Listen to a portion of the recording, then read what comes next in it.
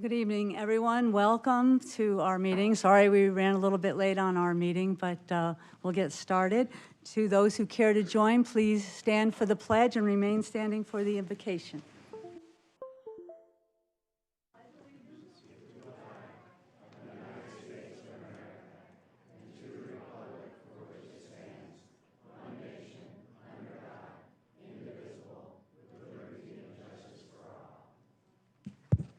Thank you. Pastor Wolf. Hi. Good evening. I'm Clayton Wilfer from Joy Christian Community Church, the pastor of Joy Church. Dear Heavenly Father, holy and sovereign God, from you comes all wisdom and truth. We pray that you guide all of our leaders of Fountain Hills. These leaders are tasked with the responsibility for caring for all in this community. We know that oftentimes it is a hard, difficult, and trying task, balancing all of the needs and voices of those whom they serve. Therefore, we pray that they are guided above all things by your wisdom and your truth, and that you grant them clarity, patience, and tender hearts. And we pray for the community that as each speaks the truth, it is done in love and kindness. In all of this, we seek and ask for your holy guidance and blessing. In Jesus' name we pray. Amen. Thank you.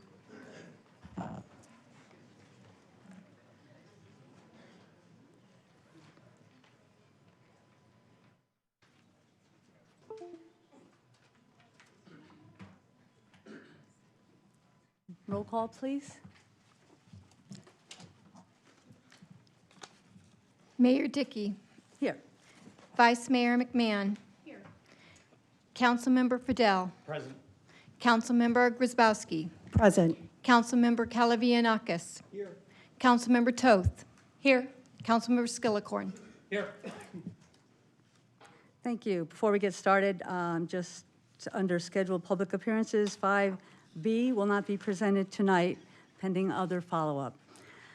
We'll start with our usual activities. We'll start with the town manager and the council. Thank you, Mayor. I have no reports tonight. Thank you.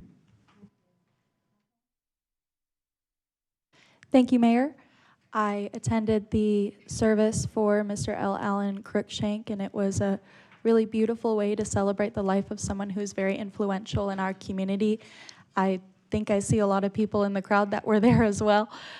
I also attended the Fountain Hills boys and girls basketball games yesterday. Great wins for both teams. Please go check them out. They need your support, and the boys JV and varsity are both undefeated. So I attended last week the Economic Development Strategy Workshop with commission members and business owners. That went really well. Thanks to Amanda for putting that on. I see the construction for the Fountain of Light in front of Town Hall has finally started. That's kind of exciting. And I wanted to make sure that everybody knew today's the perfect day to talk about it. The Mayor's Youth Council is hosting their teen takeover in the community center on Saturday, February 11th for ages 13 to 18. Some of you may be a little too young for it, but some of you may not be. So look that up on the community center website if you're interested. Thanks, Mayor. I had the privilege of attending the EVIT lunch last week. They had a lot of elected officials down there. If you haven't been down for a tour of their facility, it's quite remarkable what they do down there. We had a satellite here at one time, so we'll always look for that opportunity to have them come back. I also attended, like Sharon did, the Economic Development Summit, and Amanda, I want to give you kudos. It was a great job, and I think we got some great conversation out of that. So, thank you. Thank you. I also attended the Celebration of Life service for Alan Cruikshank. It was a beautiful service. It was joyous to celebrate the life of somebody so great and somebody that made such an impact on our community. It was beautiful. I was honored to attend. I also joined with Hannah, with the mayor and with Jerry to the EVIT elected officials luncheon. where the culinary students prepared us a delicious lunch. We had to tour the kitchen. If you don't know about EVIT, it's for 10th, 11th, 12th grade to give them a study of trades and to give them good, useful careers as tradesmen instead of taking the traditional college degree. And so it was great. They're doing great work there. And we're going to go back and revisit the entire facility. Thank you. Thank you very much, Madam Mayor. Again, I'm going to echo what the other councilman mentioned, but the fountain light sculpture, it's long delayed, but it's finally started. That's great to see. One thing that I'm concerned about, and I did bring up with the town manager, it seems like every single week there's a new homeless encampment in town. So I have started talking to the town manager about that, about adding to our new parking regulations some sort of a ban on overnight urban camping. I noticed that there's an RV that's sitting at Saguaro and Shea Boulevard right now. It's been there for over a week now, and that's really troubling to see such blight coming to our town. We need to do something about that. Next thing is I actually brought up as an agenda item for this meeting to ban TikTok on any town-owned devices. And it sounds like after bringing it up to the town manager, he's going to talk about this a little bit. We are able to actually do something like do it internally, administratively. You want to share a little bit? Yeah, town manager? the council member is correct. Councilmember Skillicorn brought to my attention the fact that TikTok as a social media platform really creates a lot of security and privacy issues. I was familiar with this. I had seen Congress, bipartisan support, actually pass a bill that requested and directed the administration not to allow TikTok on any of the personal computers and mobile devices. In doing my own research on this to learn a little bit more about TikTok, because I'm not a social media platform person, I did find that there were about 12 other states that have either done this either through the legislature or the governor's office. And there were some high-profile cities around the country that have done the same thing. So I am doing a directive, actually, that is doing the same thing, which would be mandating that TikTok is not going to be an allowed social media platform that the town employees either have on their desktop computers or their mobile devices that are provided by the town. And I appreciate Councilmember Skillicorn bringing this to my attention. It's something that I have the ability to do within my authority as the town manager, but I do appreciate him bringing this to my attention, and I probably would not have done this unless I heard more information, as this is starting to pick up around the country. So thank you. Yeah, and the last thing was, back about 6 months ago, we passed the budget, and included that budget was hundreds of thousands of dollars for roundabout study and things like that. Excuse me, And Attorney, this is our time to do the reports of our activities. I think these items, both of these are probably for the end of the agenda where we do our future agendas or good of the order, because this is our reporting on our activities that we have attended for the last 2 weeks. Well, I don't think we should be talking about non-agenda items. Well, I guess with respect to this item, I'm not sure exactly what it is. Sorry, I'm not exactly sure what the item is that Councilmember Skillicorn is. I just think this is related to the end of the agenda when we talk about future agenda items. oh, that isn't the case, but This that's is fine. Activities. It was a very busy January. Of course, MLK Day was yesterday, would have been his 94th birthday. Councilwoman Calvianakis had suggested when we were at the EVIT lunch that possibly we could talk about having some kind of an event next year. And I noticed that the East Valley does have good activity with Mayor Giles and Mesa, so maybe we can become a part of that. So I look forward to working on that. The 5th was a big day. We attended the state capitol, oaths of office for all of our state leaders.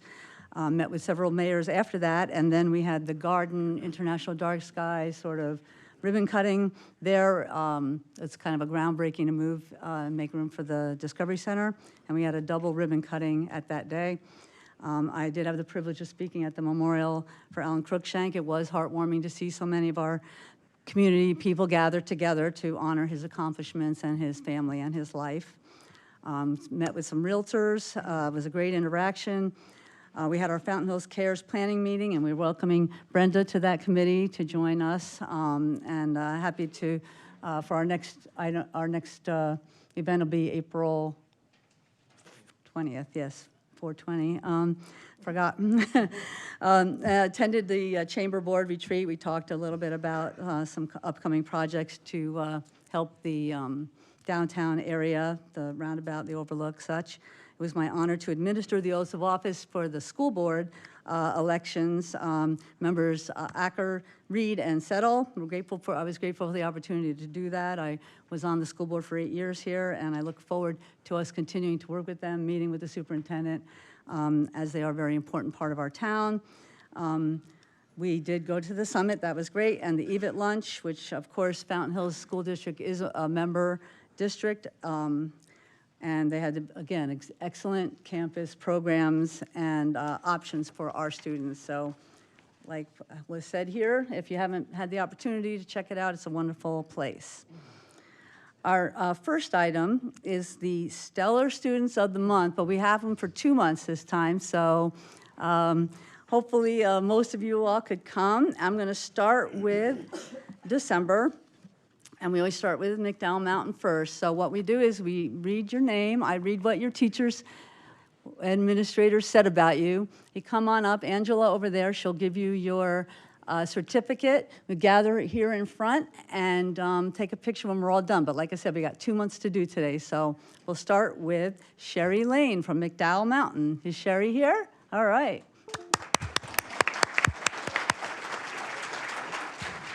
Sherry Lane is a student who makes your day better because she is present. Sherry's a stellar student. Sherry is a stellar student for always being the one to reach out to a friend in need and make them feel better or help them when they're having trouble understanding something. Sherry's smile is contagious. She's a wonderful example of what doing your best, being responsible, and being respectful looks like. So congratulations to Sherry. Oh, we don't want to leave her up there alone for too long, so is Leo Lane here? Oh, there you are. Leo Lane is a perfect example of a stellar student. He is most kind and polite, a falcon with a smile that warms your heart. He's always alert and attentive to instruction and shows great respect and responsibility in his class. Leo is so kind and helps any friend who is struggling in his class. Leo does his best effort on every project and takes great pride in his work. Congratulations, Leo. Now we're going to the middle school. Is London Becker here? I wasn't sure if they were going to make it. Yes, come on up.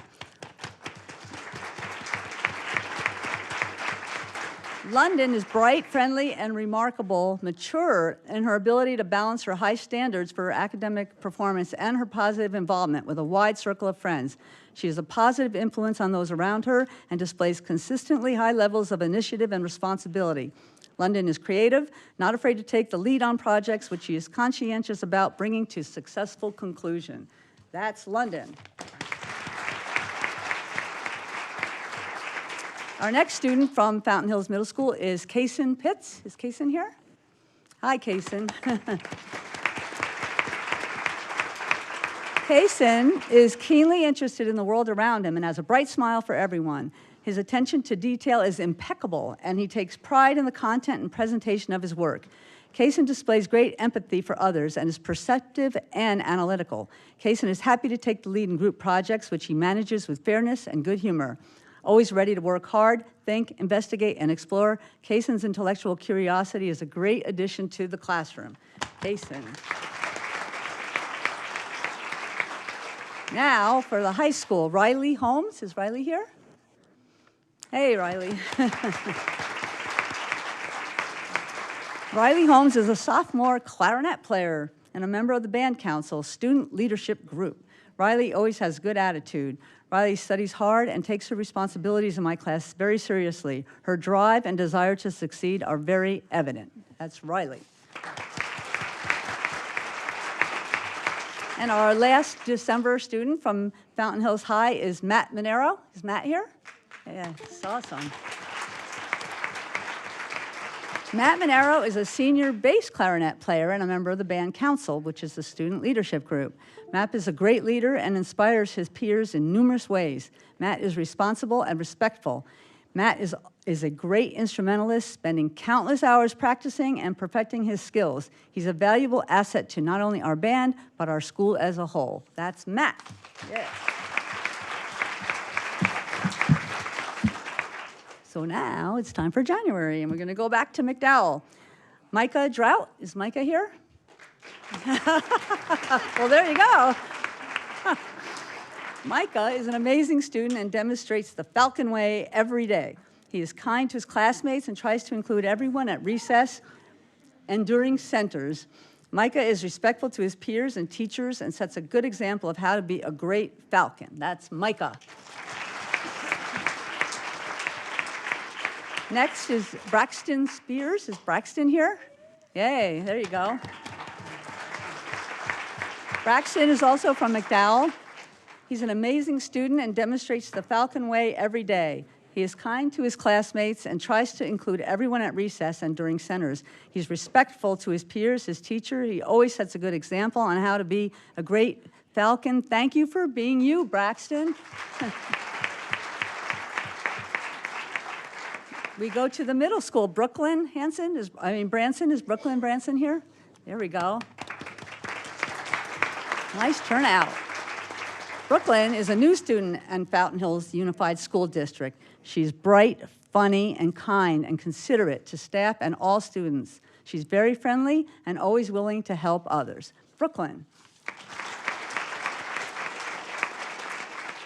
Also from the middle school, Carter Richmond. Is Carter here? Yay, there you go. Wow, you guys all came. Carter is a positive, productive student in our 7th grade team. He's caring and respectful to all. He's always eager to read aloud and answer difficult questions. Carter Richmond. Now, the high school is Katie Dwyer, and I think she's at volleyball. Is she here, Katie? I will tell you about Katie. She is constantly building her classmates up, spending time helping them understand topics if they need help in class, and is truly a bright light in the classroom environment. She's also involved in sports at the high school, where she was captain of the volleyball team. Her leadership skills show on the team and in the classroom. Let's give Katie a hand. And our last student from Fountain Hills High is Christian Daniels. Is Christian here? Yes. Christian brings so much joy to my classroom. Not only is he a student who stays on top of his classwork and really focuses on his grades and success in his classes, but he's also a student who's willing to help others whenever he can. He also always says hi when he first walks in, and he's always very positive and happy to be here. Christian Daniels.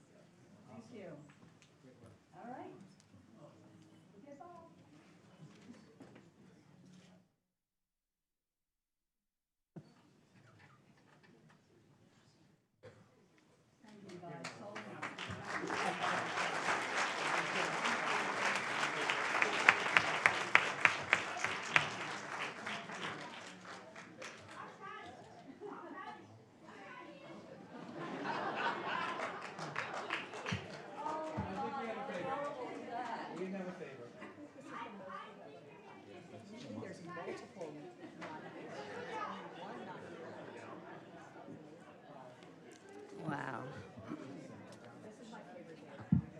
Very nice. So Sharon, why don't you say what you usually say?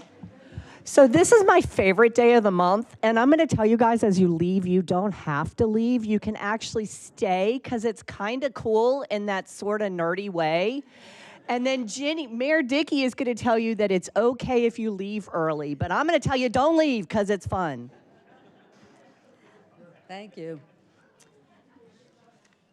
I do want to point out that since this is the first time we are doing this with the new council, that I wanted to give you a little history. We have the Leadership Academy, and at the time, I think it was 2017, former Superintendent Tom Lindsay's project was called Strong Schools Equal Strong Community. And after I became mayor, we decided that we would have all these wonderful people come and partake in this celebration for the district. And we're so happy that the teachers and the school district have come along with this, and we look forward to doing it next month. So yes, thank you, Sharon, for that. Okay, so our next item is going to be an update from the president and CEO of GPEC, which is Chris Camacho. Welcome, Chris, if you are here. Oh, what did I do? Oh, my goodness, I'm so sorry. All the celebratory stuff. I have something else to do, too. So it's recognition of Nicholas Stumpf. Are you here, Nicholas? Oh, sorry about that. Come on up. Congratulations. No chance. No chance. We'll pick it up eventually. If you won't add, I'll read the good words, and then you can say a few words if you'd like. Okay. You don't have to. So, I'll just talk loud. We would like to take this opportunity to recognize Nicholas Stumpf, who was appointed to serve as commissioner on the Sister Cities Advisory Commission by the Town Council in September of 2019. During his tenure on the commission, Nicholas served in the role of vice chair and actual chairman. His countless hours of volunteer service, dedication, and contributions are greatly appreciated by the council and his fellow commissioners. Congratulations. Thank you so much.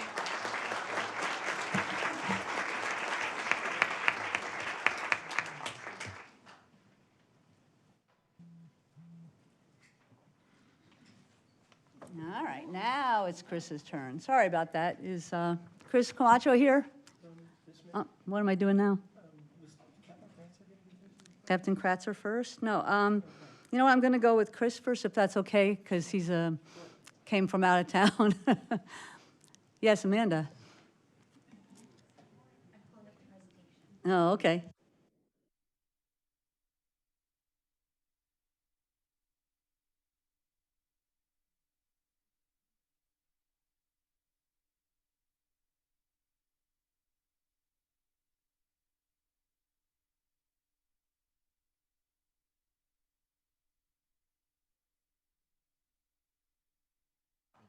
Thank you. Well, good evening, Mayor, Council, City Manager. Great to see you, Town Manager. Thank you for having me this evening. And first and foremost, maybe 2 introductory comments, and I promise you I'll be very brief. I know you have a very aggressive agenda. So first, I wanted just to recognize Amanda and her 10 months here in the community, in the town. She's done an exceptional job, not only in Fountain Hills, but in the state of Arizona, and a longstanding leader in economic development. So you have a good one. So congratulations on having Amanda.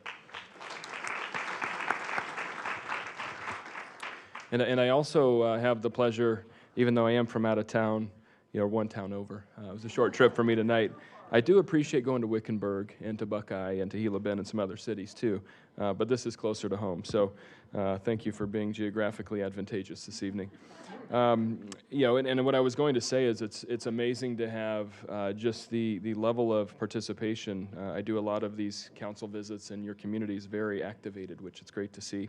And including that, I think, Mayor, you mentioned the International Dark Sky Discovery Center.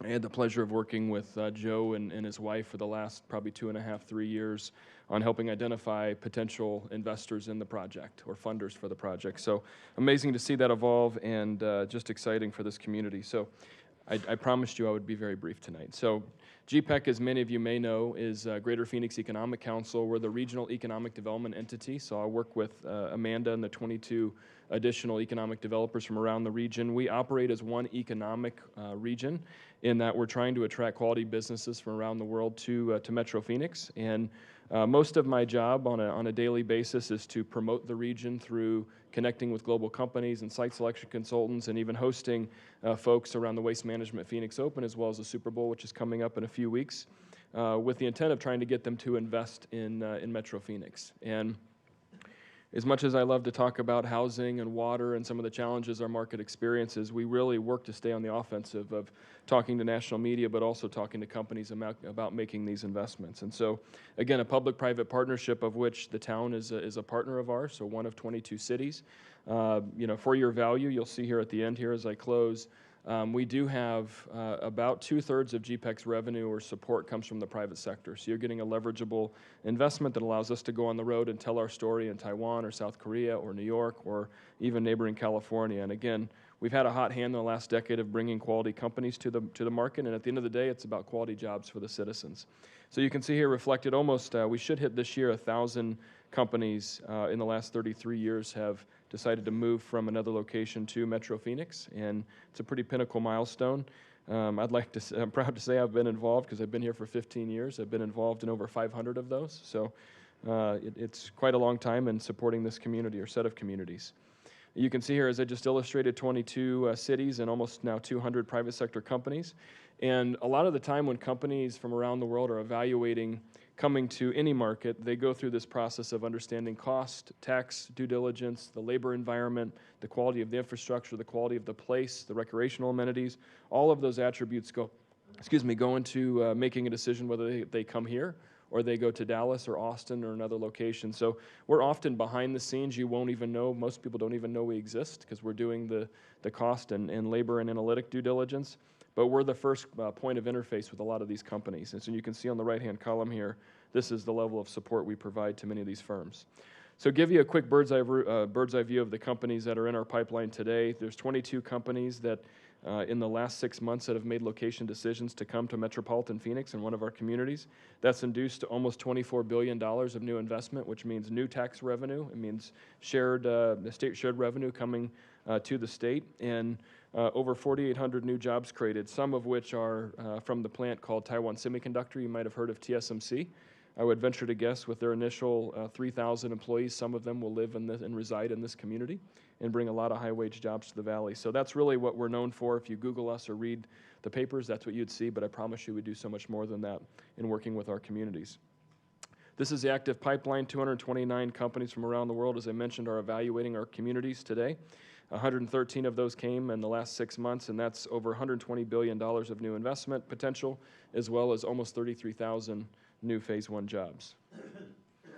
Where do they come from? They come from all over the world. So I can tell you, as someone who's been here for like a lot of years, as I said, our position used to be roughly 50% out of California, 50% from the rest of the world. We've diversified that portfolio, being that you can see 12% out of California and 23% now coming from foreign markets. So we spend a lot of time in foreign markets trying to recruit global semiconductor headquarters, R&D operations to the valley. So what's the community partnership look like? So for every dollar that's been invested in GPEC, which this funding cycle is $11,707, the town is able to capture 11-to-1 return on investment. So for every dollar spent, there's 11-to-1. And how we calculate that, we have a third party called Applied Economics that does trade area analysis. So it looks at all of the projects that have landed in neighboring communities and then looks at the commute shed and labor shed of where those employees generally work utilizing mag trade data. And so that's the information available to us showing 11-to-1 return.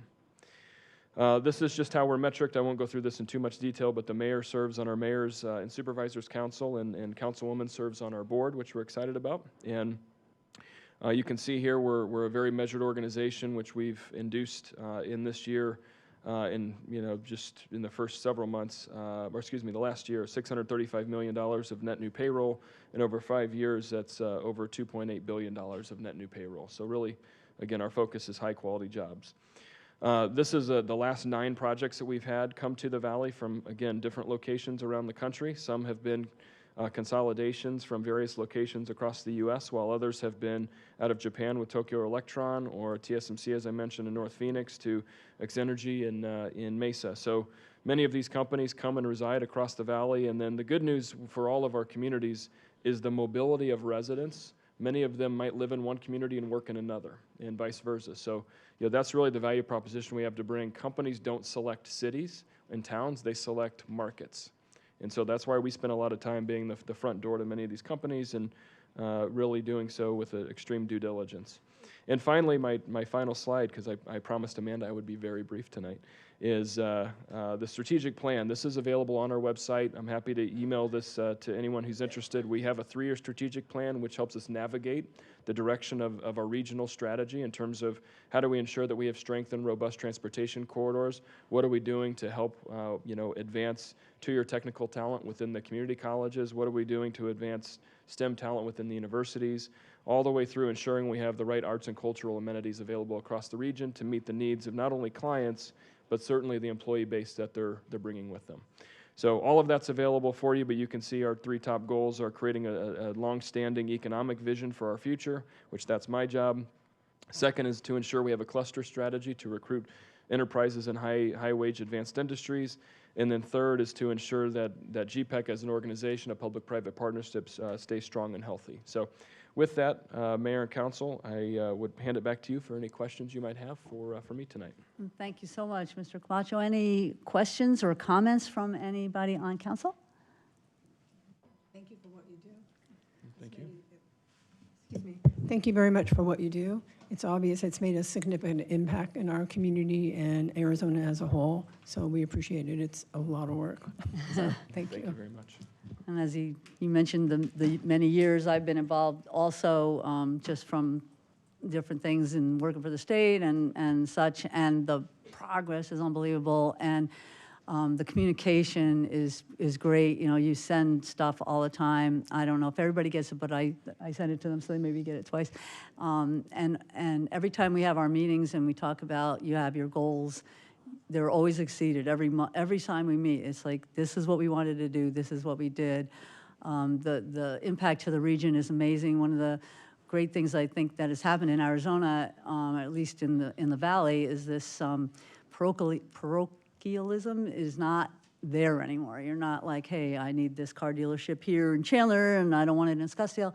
It absolutely brings us all up, and so glad to see you here presenting to us, and appreciate everything that you do for us. And if anybody has any comments or anything after this, you can always contact GPEC. They're very responsive.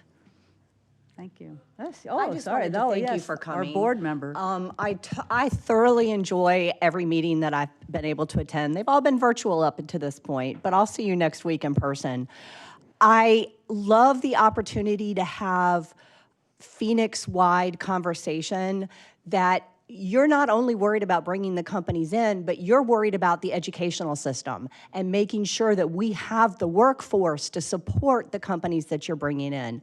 So I like that you are all-inclusive in that kind of thinking. That is helpful to me as a council person to come back here and be able to have those conversations with, yeah, you're right, the sim manufacturer isn't going to be able to fit here, but we get you guys educated, and then maybe we can go work there, or their senior management's going to move into town, and they're probably going to want to live here.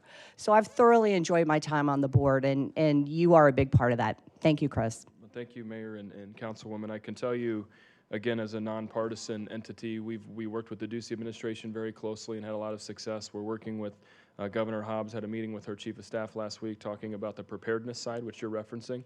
And again, I believe our job is kind of a push-pull. We have to drive client activity, but we also have to ensure that the market's ready for the changing dynamics and everything from manufacturing to research and development to healthcare. And there's a lot of healthcare in this northern corridor that continues to evolve that we're working with Honor Health as well as Mayo Clinic. There's just a lot of activity in healthcare going on in this region. So thank you very much.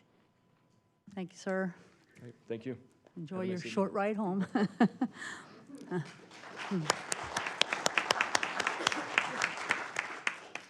Captain Kratzer is going to come and give us a report on public safety from MCSO. Thank you, Captain.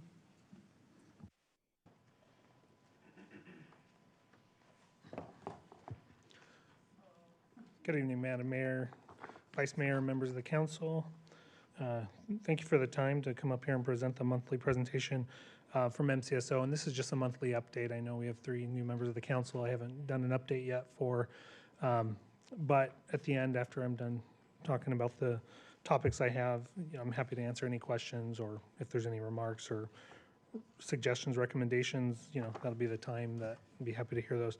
I wanted to cover a couple of recent events that MCSO has dealt with here in town that were pretty significant in terms of what we're used to seeing and them being a little abnormal.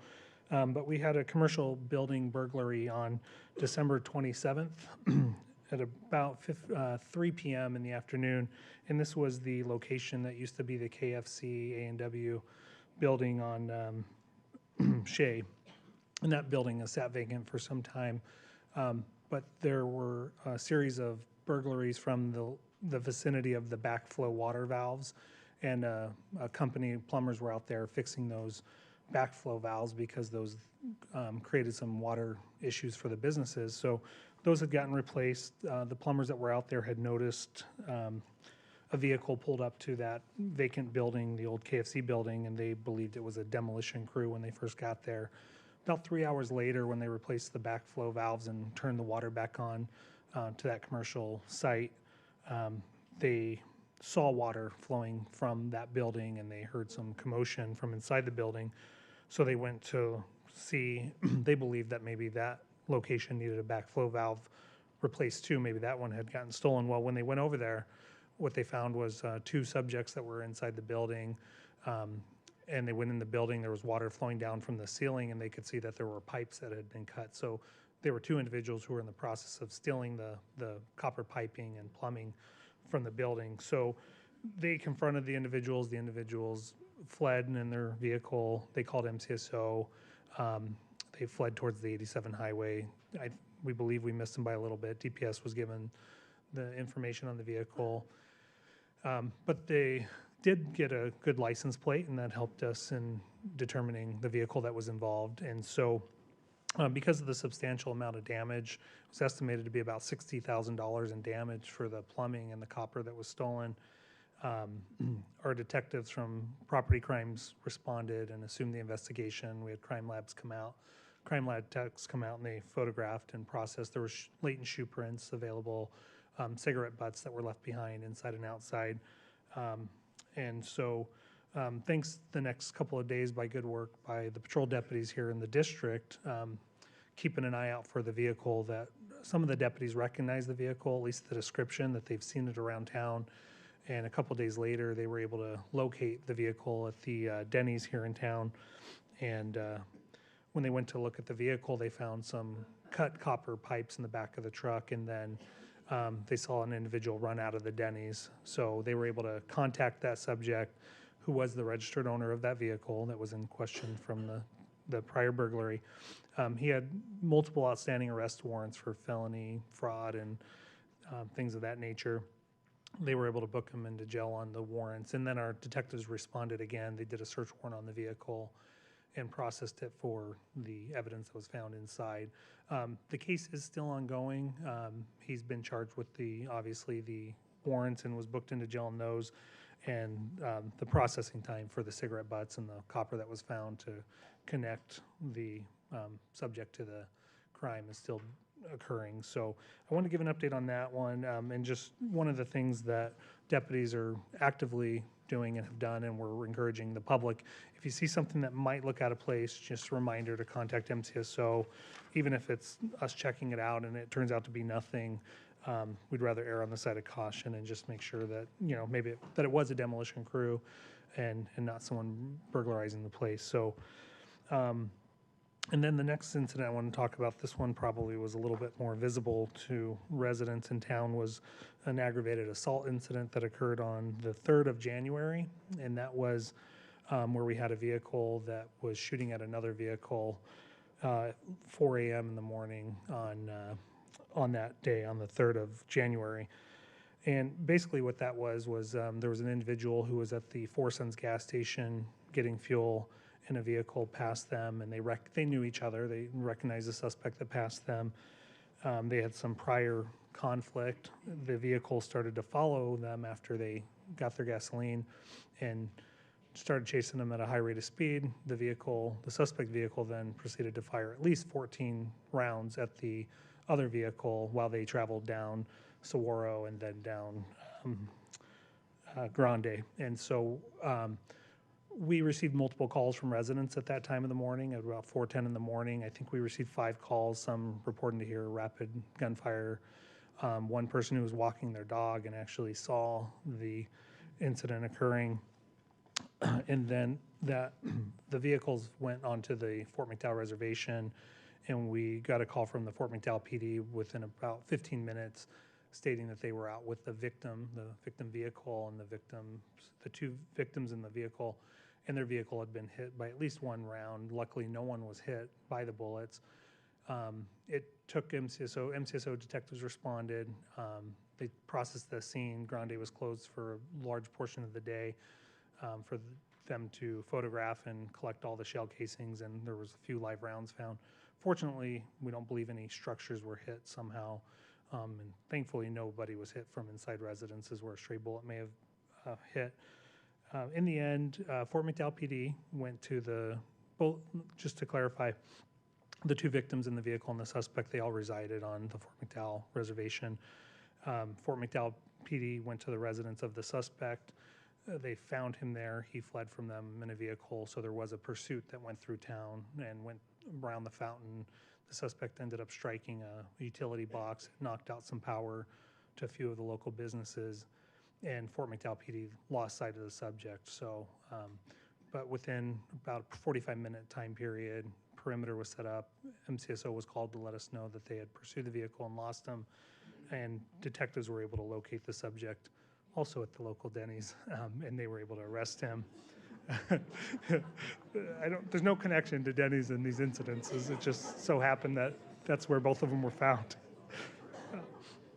So he was arrested, and he was booked into jail on 6 counts, on 6 felony charges, including aggravated assault with a deadly weapon, criminal damage, disorderly conduct, discharging a firearm at a non-residential structure, discharging a firearm within city limits, and then discharging a firearm, and then drive-by shooting as well. So he's currently in custody still on those charges, and probably will be for the time that it takes to adjudicate the case. So just wanted to highlight those 2 cases. I know we had a lot of questions by members of the public about what transpired. We worked with the Fountain Hills Times and Bo with the town to get information out as much as we could and release a public statement on that. So those were those aren't our typical events here in town. Those were kind of 2 one-offs that we don't normally see. So I just want to make sure we highlighted that. And then the next thing I want to talk about, shifting gears just a little bit, is staffing here in the district and some of the additional personnel that we now have.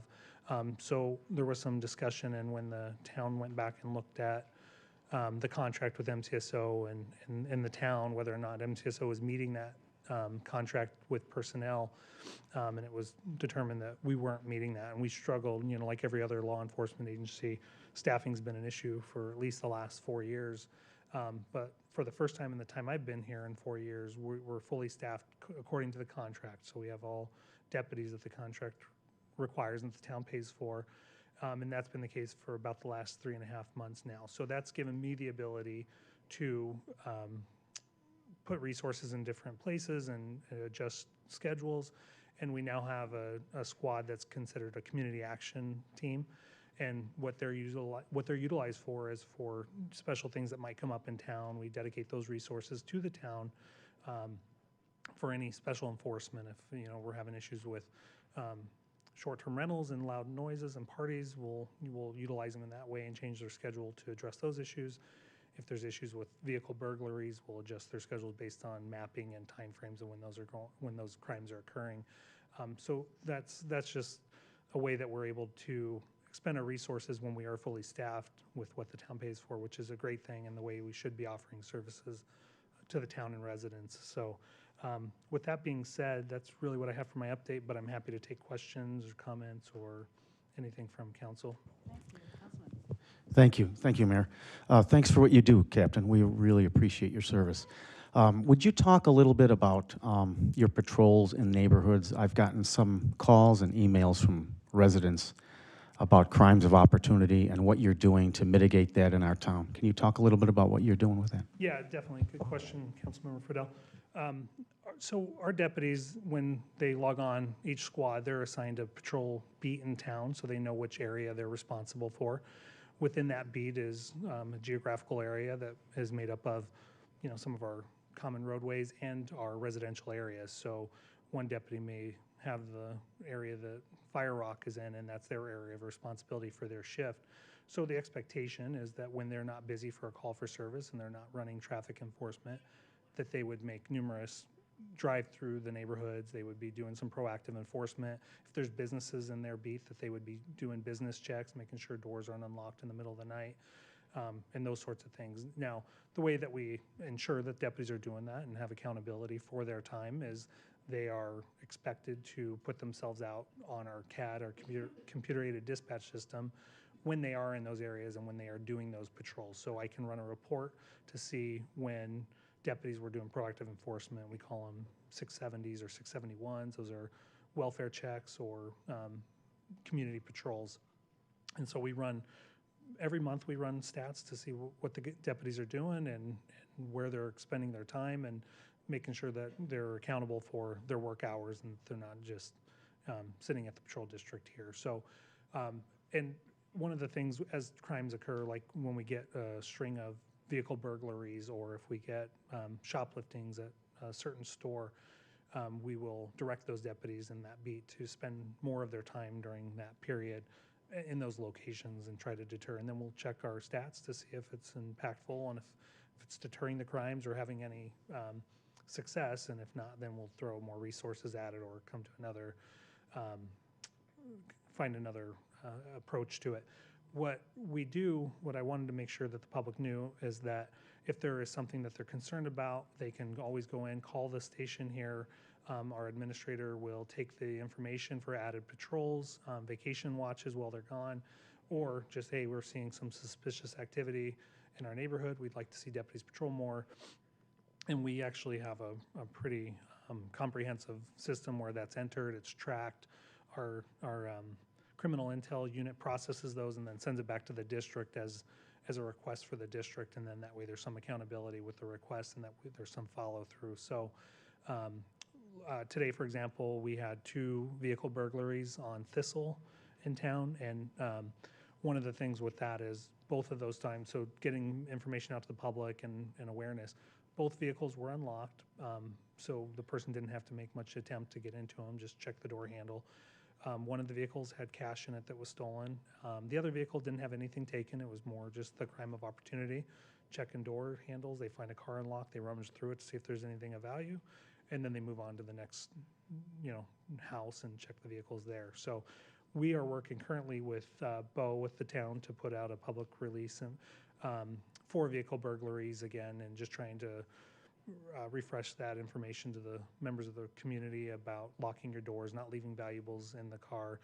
And in turn, Bo is going to work with the Fountain Hills Times to push that information out as well. So I hope that answered your question. So now that we're fully staffed, it's a little easier to do these things as well, I'm assuming. Absolutely, yeah. It was hard when we're not fully staffed to put extra resources for crime trends that we're seeing. One last question, if I can. I was out the other day in town, and one of our commercial buildings was tagged. Is that something you guys need to know about? If it is, why? And do we just call you directly, or? Yes, thank you, Councilmember Friedel. We track all of we would obviously take a report for that, a criminal report for the tagging incident and the graffiti. We normally get notified by town staff when they get called for to cover up graffiti, so that we can take the report, and that's helpful for us, or if the resident calls us, or and I would say, yeah, absolutely, please have residents contact us, or however that gets conveyed to any of the council members to say, yeah, please report that to MCSO at our non-emergency number, and a deputy will come out, take photographs of the graffiti or the tagging, and we'll document that in a police report. And even if there's no leads, which a lot of times there's not, we tend to use that information, maybe what the tagging says, if it's potentially gang related, or if it's a trend of a certain type of graffiti, or, a lot of times we find that some, especially over some of the school breaks, might be some bored, teens going out there and doing things. But we typically will take that information, we'll map it, we'll see if there's trends related to that graffiti and the tagging, and then again, put resources towards it to combat it. We did that, I want to say about 8 months ago. We had a little bit of a trend of some graffiti, and it looked gang-related. We worked with our counterterrorism unit, and then Fort McDowell, Yavapai Nation. We met with their chief, and he recognized some of the tagging, and so we were able to kind of come up with a plan together and work together for that. So yeah, I would recommend if there's tagging, that graffiti or tagging that's observed, please report to MCSO so we can track it. And then when I pull stats or data, we know that it happened, because if we're not aware of it, and it gets covered up 10, 15 times and we don't know, then none of that's statted.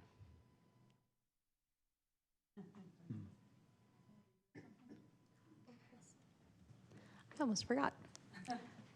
For the drive-by shooting, I had thought I picked up on the report that was sent to me that that was gang-related. Is that correct?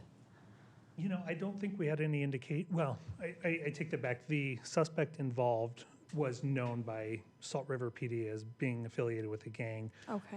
The victims that were involved, there was no real correlation that we were aware of that maybe they were, but yes, suspect involved in that.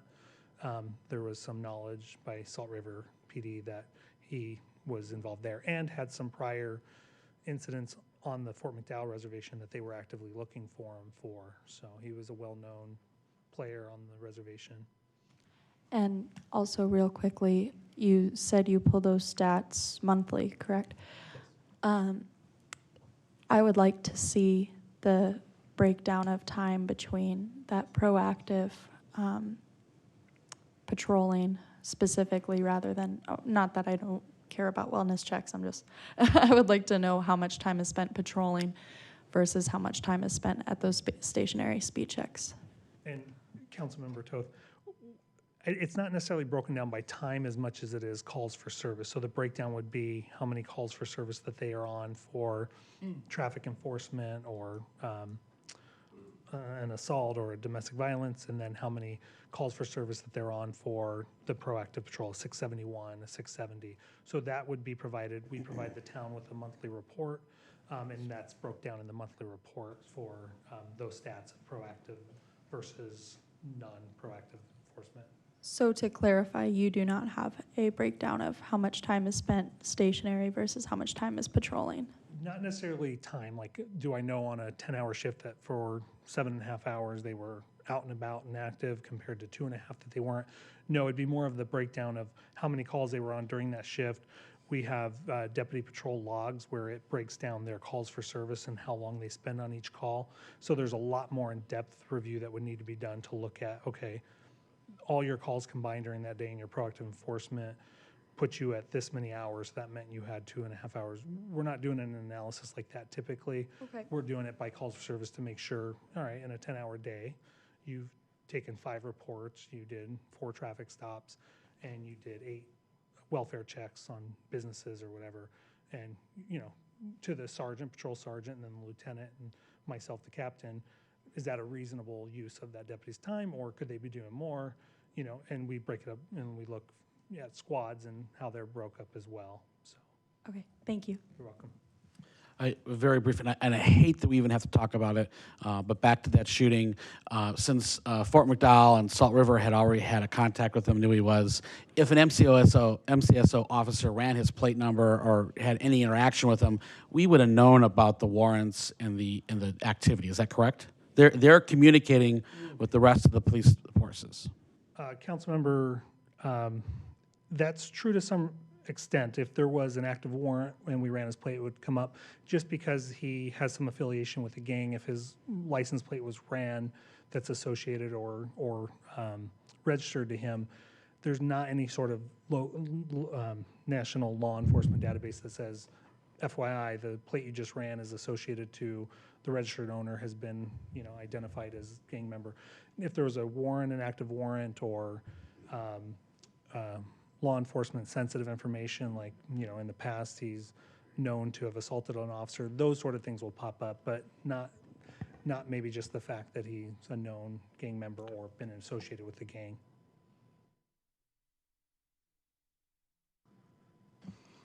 Thank you for your service. It's most appreciated. I back the blue. I would like for you to discuss, recently we've allocated resources to the high school and the middle school. I don't think the public is aware, particularly parents are aware that we're trying to look out for their kids. If you could discuss that program and just tell the people about it. I've had laryngitis, so I hope I get through this. A couple months ago when I went to the Leadership Academy, I became aware that a number of parents approached me about their kids being bullied. Lots of problems with drugs in the schools. One of the parents reported to me that they actually followed his son home that was outside their house and the bullying. So based on all those reports, I contacted Libby Saddle, who's on our school board, and discussed that at length, and she verified that that was true.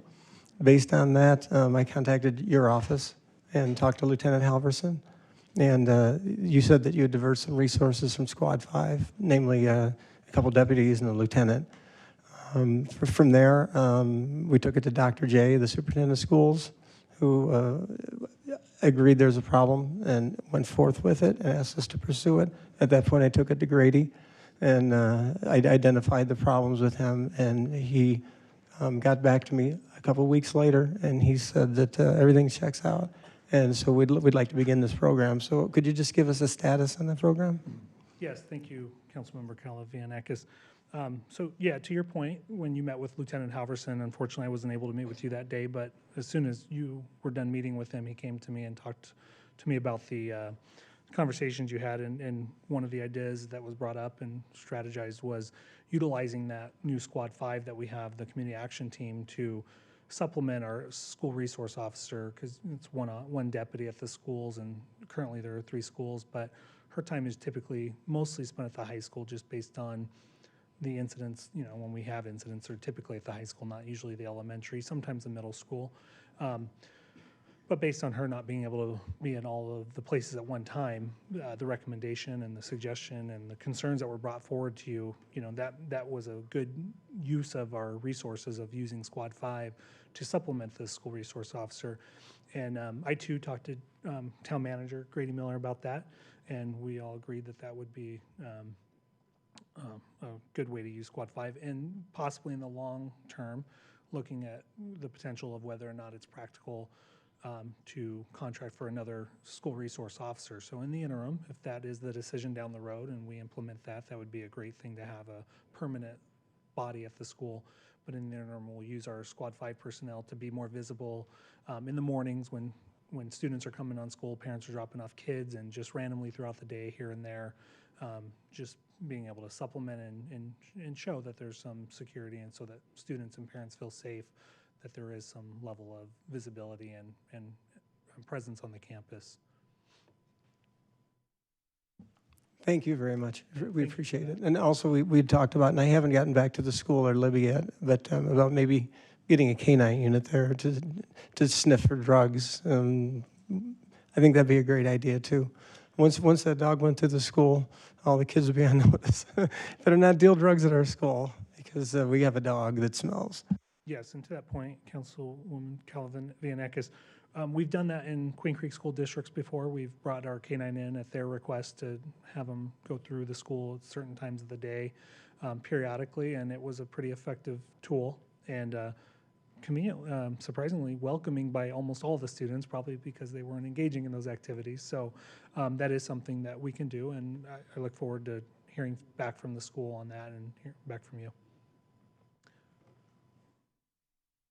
Thank you, Captain. We appreciate your professional service and your easy communication, and appreciate you coming and reporting to us and answering our questions, and look forward to hearing from you next month. But in the meantime, everybody knows that we're able to contact you. And again, you're the professional law enforcement in our town, and we appreciate that. Thank you, Mayor Dickey. Thank you.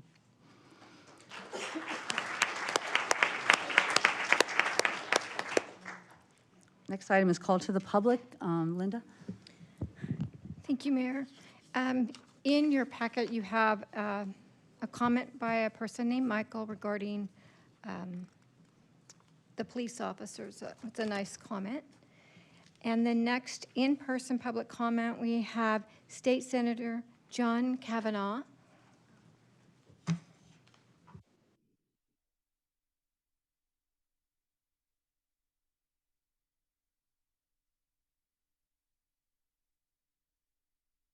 Mayor, Council, thank you.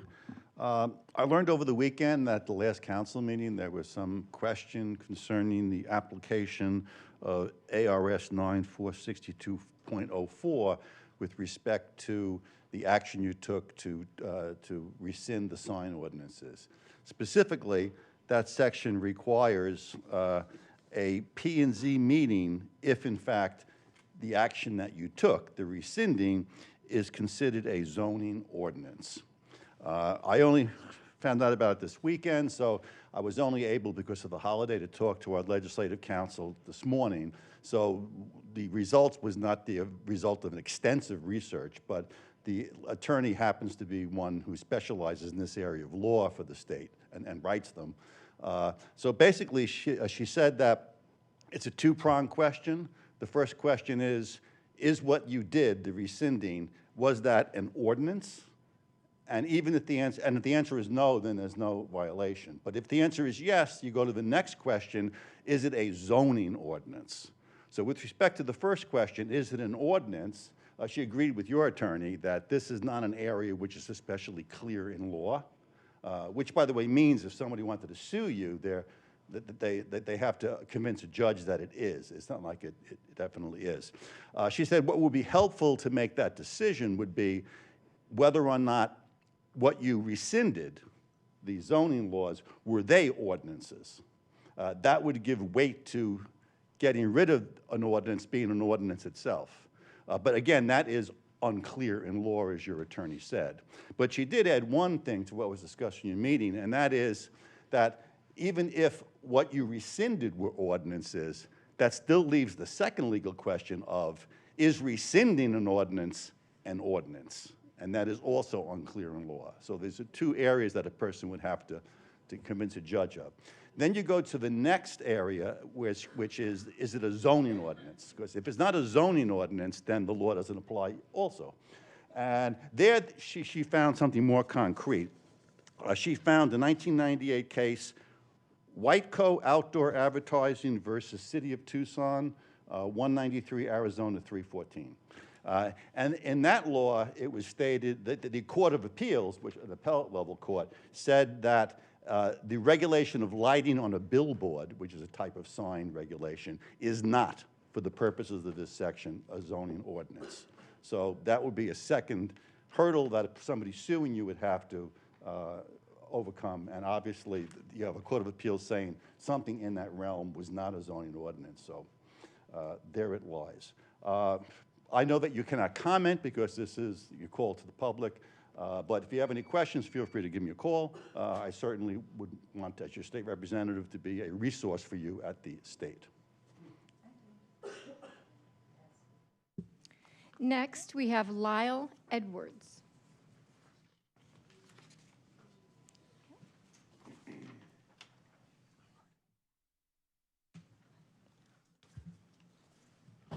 Good evening, Mayor and council members. Lyle Edwards, I live here in town, and I wanted to share something with you. In 2019, I had the great opportunity to go out and buy a new car. About a week and a half after buying it, I drove down Palomino, and I heard a thump. Suddenly, my car's running awful funny. Brought it over to the local place, and they said, "You have a hunk missing out of one of your tires." Went over to Discount Tire, who told me, "Well, you know what, that'll be $465, please." And I said, "Well, isn't this covered under my road hazard?" "Nope, you hit a pothole. You're on your own, pal." So I started paying attention to the potholes on Palomino since it's fairly close to where I live. And it turns out, I don't know if the earth's moving there or if we just had a bad paving job last time, but there's a lot of them. And every time it rains or it gets sunny, it gets worse and worse. I made a phone call I tried to speak to Grady, but he wasn't able to take my call, and one of his directors of public works or something took the call, who told me that he will never allow that street to be repaved until they find the money to make the street skinnier, because it's way too fat, wide, I guess, as it were. And I said, "Well, the people who drive that street shouldn't be punished for that." And he said, "Well, that's it." He said, "We really don't have the money for it anyways." So little by little, I see your crew doing a great job coming out there to try and throw cold patch in in the holes, but the holes are getting worse. They're getting more common. There's more areas that are like a checkerboard, where there's one hole and 8 or 9 others that are ready to come out. And I put in my call to do this online the other day, and the following day I saw you had a crew out there throwing some more cold patch in. I think it was a crew that was a contract crew, if I'm not mistaken. And they patched quite a few of the holes that were blatant holes, but right next to them they were loose asphalt that they could have either seal coated or put some of whatever that black tar stuff is to fill those, and they didn't. So the reason I bring this to your attention is it's getting worse and it's getting dangerous. If any of Captain Kratzer's people would see me driving down the street, if you remember Mr. Magoo in the cartoons, that's how I drive down that road, like this, to avoid the potholes, because I don't want to give another $450. Nor do I want the deputies to pull me over thinking I'm drunk. But I'd really like you guys to give some serious consideration to repaving that road, and I understand there's a couple others like that. It's something we really need to do. It doesn't look good for us, and gosh, if we can't find the money to do that, maybe we should consider a nickname of Pothole Hills instead of Fountain Hills. Just a thought. I'd really appreciate your consideration in making some movement on that. Thanks very much.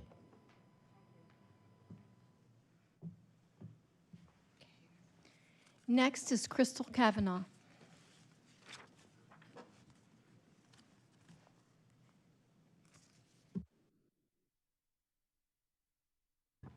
Good evening, Mayor, Vice Mayor, and Council. For the record, I don't necessarily enjoy excessive signage cluttering a town, or even the increased signs during the temporary political season. But the reality is that businesses create awareness and increased revenue with signs. Realtors create interest in their products with signs. And this is how those running for office or promoting specific issues get their messaging out there too. It's understandable to have regulations, of course, to limit signs with easy-to-understand guidelines and to regulate select areas such as tourist or hospitality districts. However, restrictions should not be so heavy as to impact a business's success, extremely impact protected political speech, or to abuse the intention of a tourist or hospitality district. The heavy restrictions were applied to most of this town, all along Shea on down to the Scottsdale border. So I was surprised that the vice mayor had the audacity to label Scottsdale trashed out, all the while failing to mention that our mayor took advantage of this and contributed to the sign pollution that the vice mayor referenced. Along with many of us, Mayor Dickey placed her own political signs just across the Fountain Hills border into Scottsdale due to the Fountain Hills restrictions that she and the vice mayor supported as recently as the last town council meeting. Repealing and replacing the excessive sign rules is appropriate and precisely what our current town council needs to do.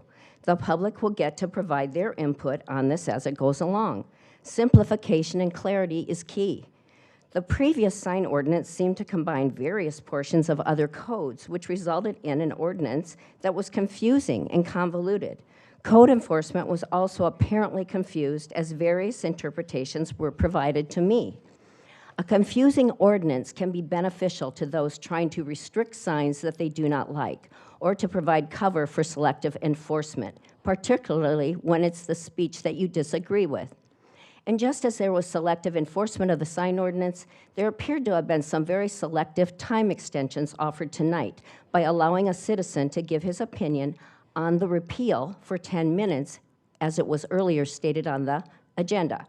Who knew that after 2 years of me speaking at many calls to public for no more than 3 minutes, that all I had to do was fill out a previously unknown form and request 10 minutes, not just an extra minute or two, 10 minutes. Was this citizen actually invited to do a presentation? How did this community member even become aware of such a request form? And who makes that final decision? I saw in the form it said the town manager and the mayor, or the mayor. The form states it's a method for citizens to request that an item be placed on the agenda, Why, during all of my calls to public in the past about the urgency of acting on sober living and group home issues, wasn't I or any other speaker directed to such a forum to Thank you. receive the same consideration? Time's up. The bottom line, this Time's council did the up. correct thing in repealing the convoluted sign ordinance. I don't know if we want to mention the process for somebody to request a presentation has been in place for many, many years. So it's no secret, and nobody needs to be invited to do it.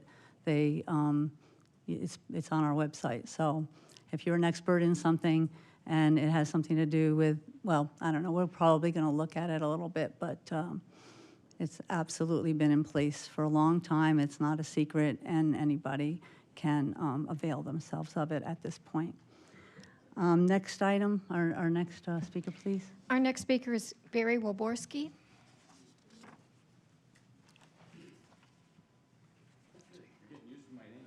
Yes. I'm Barry Woborski, and I am a resident. And don't get afraid, this is 3 pages, but it's very large print because I'm old. And I'm talking about something I've talked about before.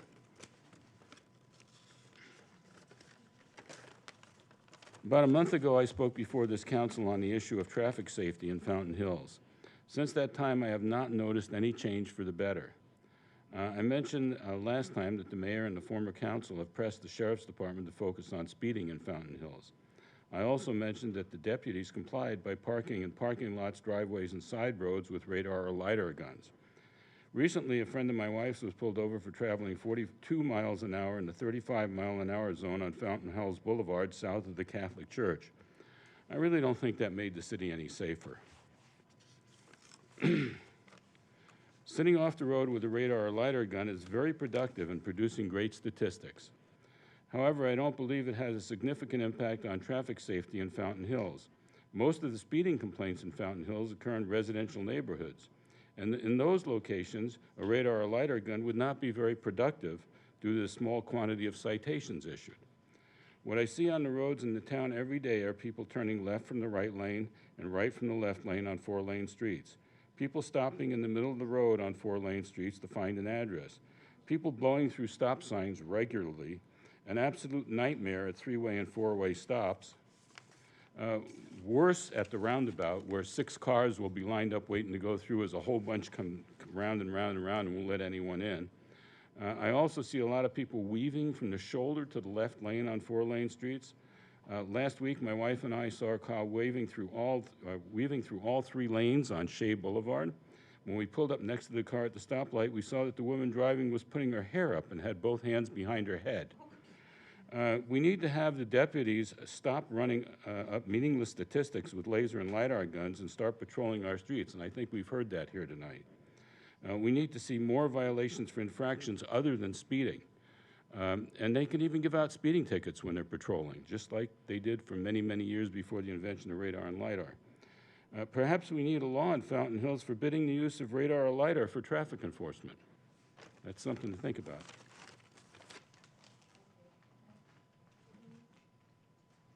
Next is Liz Gildersleeve.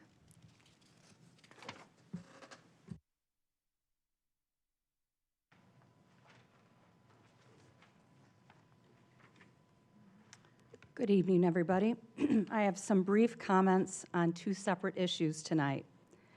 The town manager has shared with residents that a paid facilitator will be at the town retreat in February at his and the mayor's invitation, costing the taxpayers $10 grand. Why is our town manager unable to act as the facilitator for this meeting, as he's done in the past, and save the town this expense? As residents have said on social media this past week, we have roads with cracks wider than 6 inches, a community center that was only recently discovered to have many leaky doors and windows. We have constant maintenance to our parks and roads, and the town thinks spending $10 grand on this guy is a good use of taxpayer money. I wholeheartedly agree it is not a good use of taxpayer money. The message from Fountain Hills residents in our last local election was crystal clear. Stop the wasteful spending. This is wasteful and unnecessary. And these small expenses add up quickly, $10,000 for a facilitator, $25,000 for a survey, $40,000 for a study, et cetera, et cetera. And before you know it, all these little monies add up and we could fix some of those potholes. If it's not too late, I would recommend that a council member put this expense on the next council agenda and vote on it. Surely there is a cancellation provision in the contract if it's already been signed, should you vote to cancel. Regarding the second issue I wish to comment upon tonight, I've attended many town council meetings as well, and I was never aware of the 10-minute public presentation option to residents, like the speaking opportunity that was offered to the gentleman who was going to talk about the sign ordinance, and quite frankly, I was looking forward to that presentation. I would ask that the town clerk include the process and the form for requesting extended presentation time on each agenda beginning with the next council meeting, just like the processes for calls to public and written comments are explained in each agenda. In the interest of transparency and inclusion, every resident should be made aware of this extended speaking opportunity. Thank you.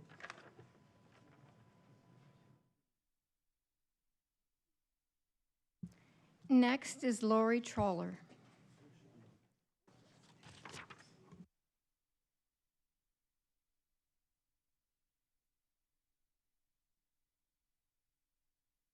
Good evening, Mayor, Council, Grady, Aaron. I'm Lori Troller, resident, 27 years. As the town continues to work on updating the small cell ordinance, my comments tonight are going to be in a question-answer format. Why am I and 1,000 other Fountain Hills residents concerned? The levels of electricity emitted from small cell facilities is radiation. Telecoms don't have to use antennas to transmit this data. It could all be done with fiber optic cables run underground. Fact is, the fiber is highly energy efficient, and the majority of it is already run, and without exposing residents to microwave exposure, and with faster and fewer service interruptions. So what's the worst that can happen with small cell facilities?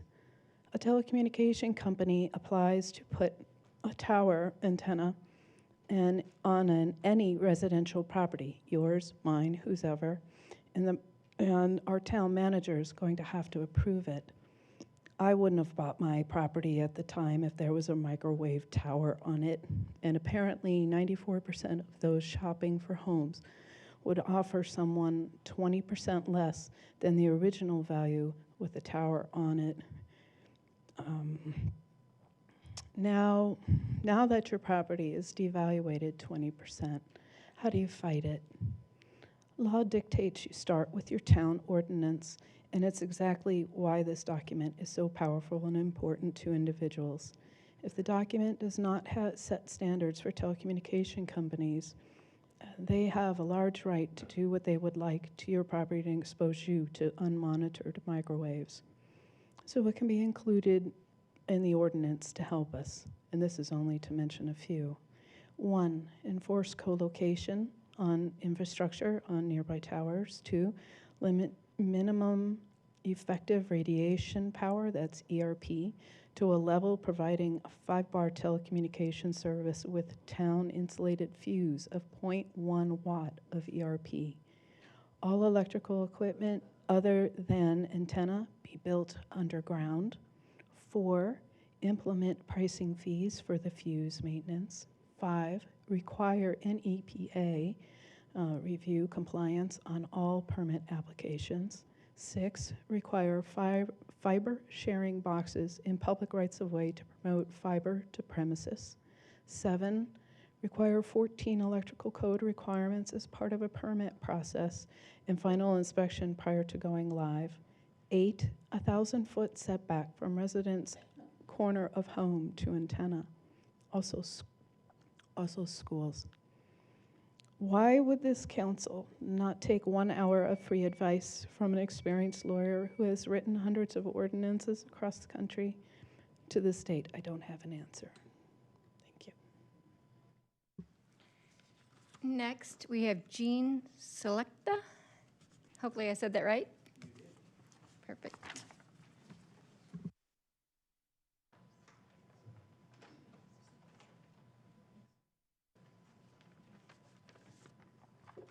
Thank you, Mayor, Council. Signs, some like them, some hate them.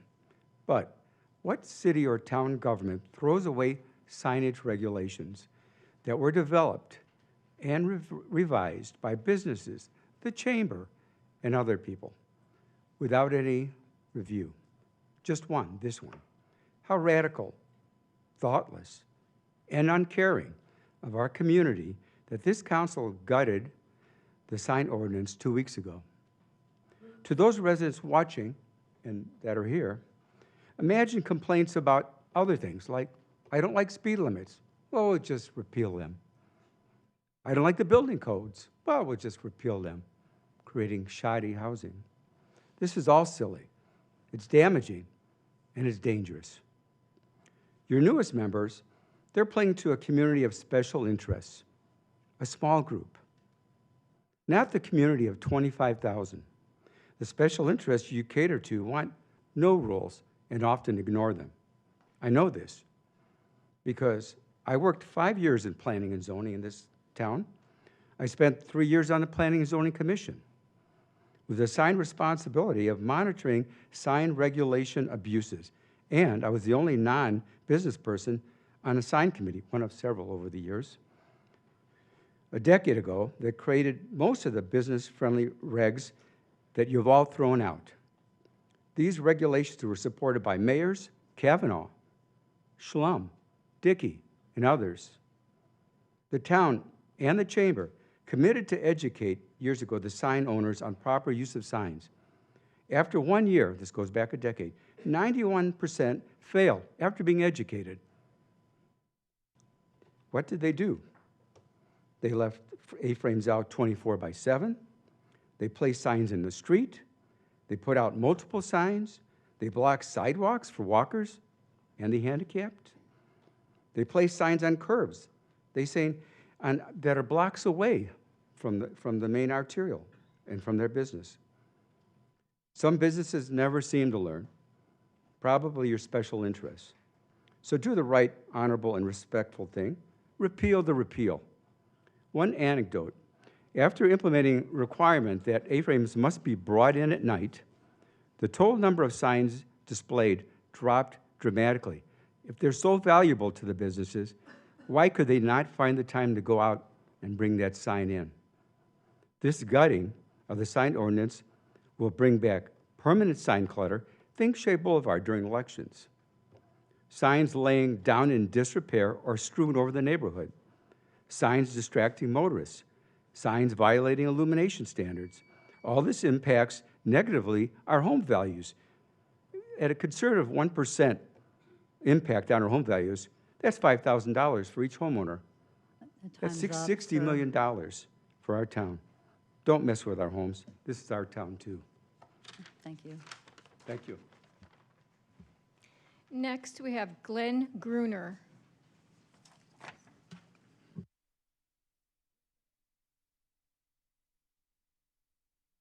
Good evening, Mayor and Council. My name is Glenn Gruner. I've been a member, resident for 5 years. I want to congratulate the Council on its first invocation. With the first invocation, you successfully offended all non-Christians in the audience.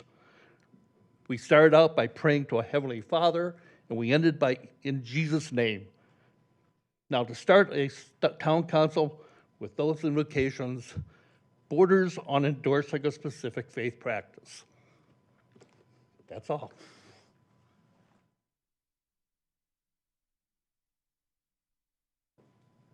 Next is Ashley Earl.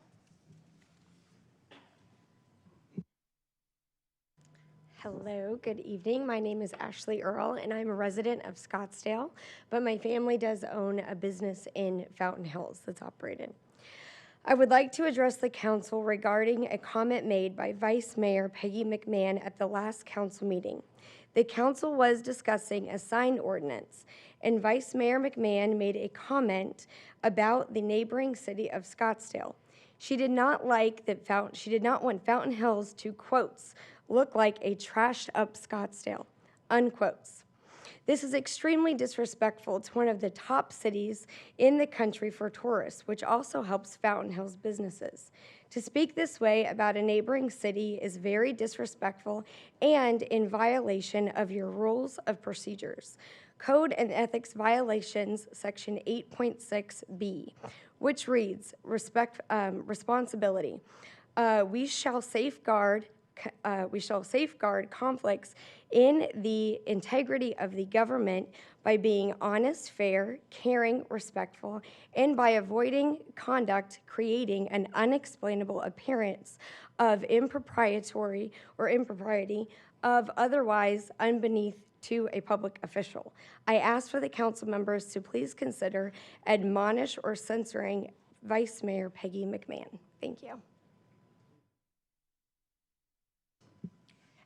And the last public comment is from Ed Stizza. Yes.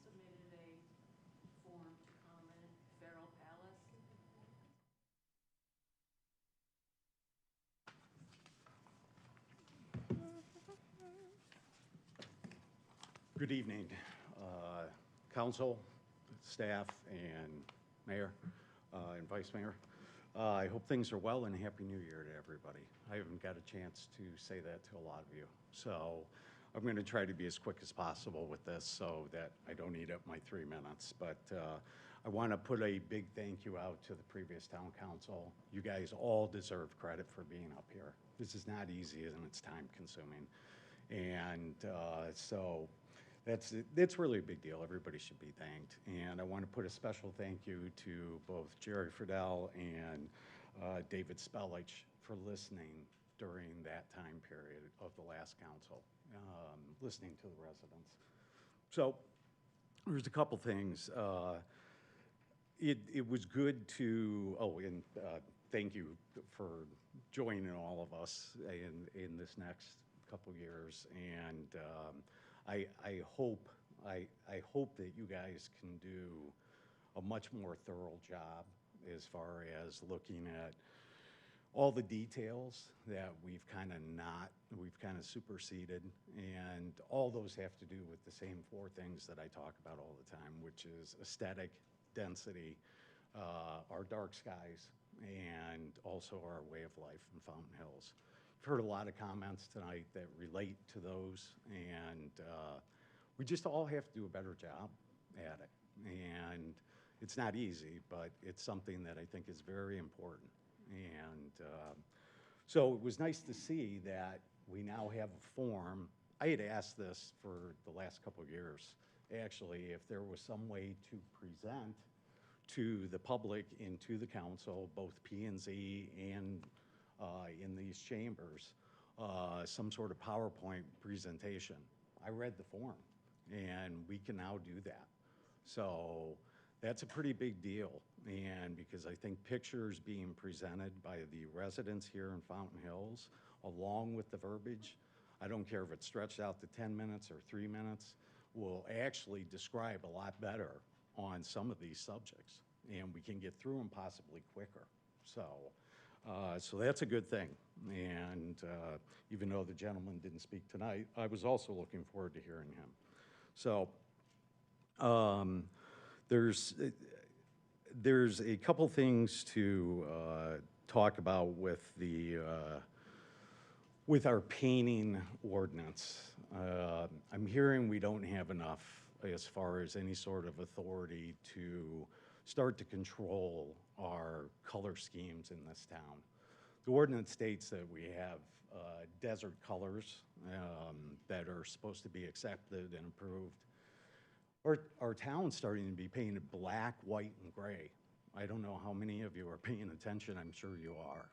But we've got to look at a painting ordinance that's going to stick, so our town doesn't look as bad as it does right now. So, thank you.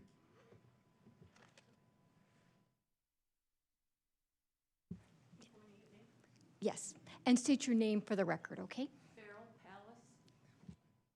I'm addressing agenda item I, the administrative policy for invocations. Ma'am, would you like to wait until we're talking about that item? Oh. It's up, because then we can go back and forth. It's up to you, but you were able to speak. Okay. Absolutely. Thanks very much. I think these everything we have here are agenda related, right? I'm not sure about the one that has to do with the minutes, though. Is that something that? It's actually,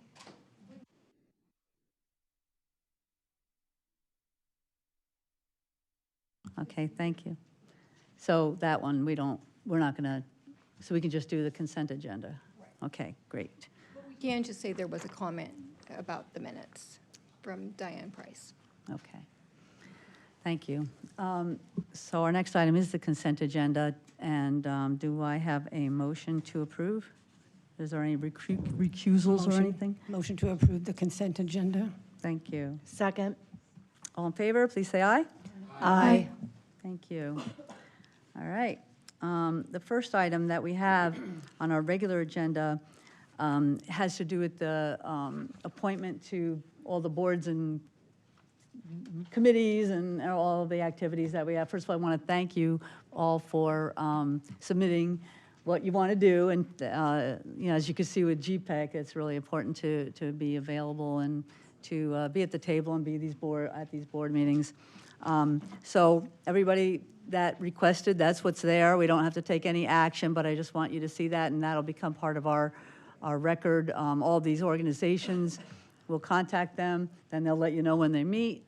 One thing I did want to mention to Jerry, because you had mentioned interest in economic activities, that we do have the Canadian Arizona Business Council that I believe Amanda might go to once in a while. I was going, but if you're interested in that, we can talk about that. It's Fridays, I think it's just every quarter, but there's a lot of stuff that goes on there. So if you're interested in that, we can do that one, and we can just do that separate from here. So everybody good with it? Okay, thanks. Our next item is a public hearing, here we go, about adopting a short-term rental, vacation rental annual fee. So Grady, would you like to start, please?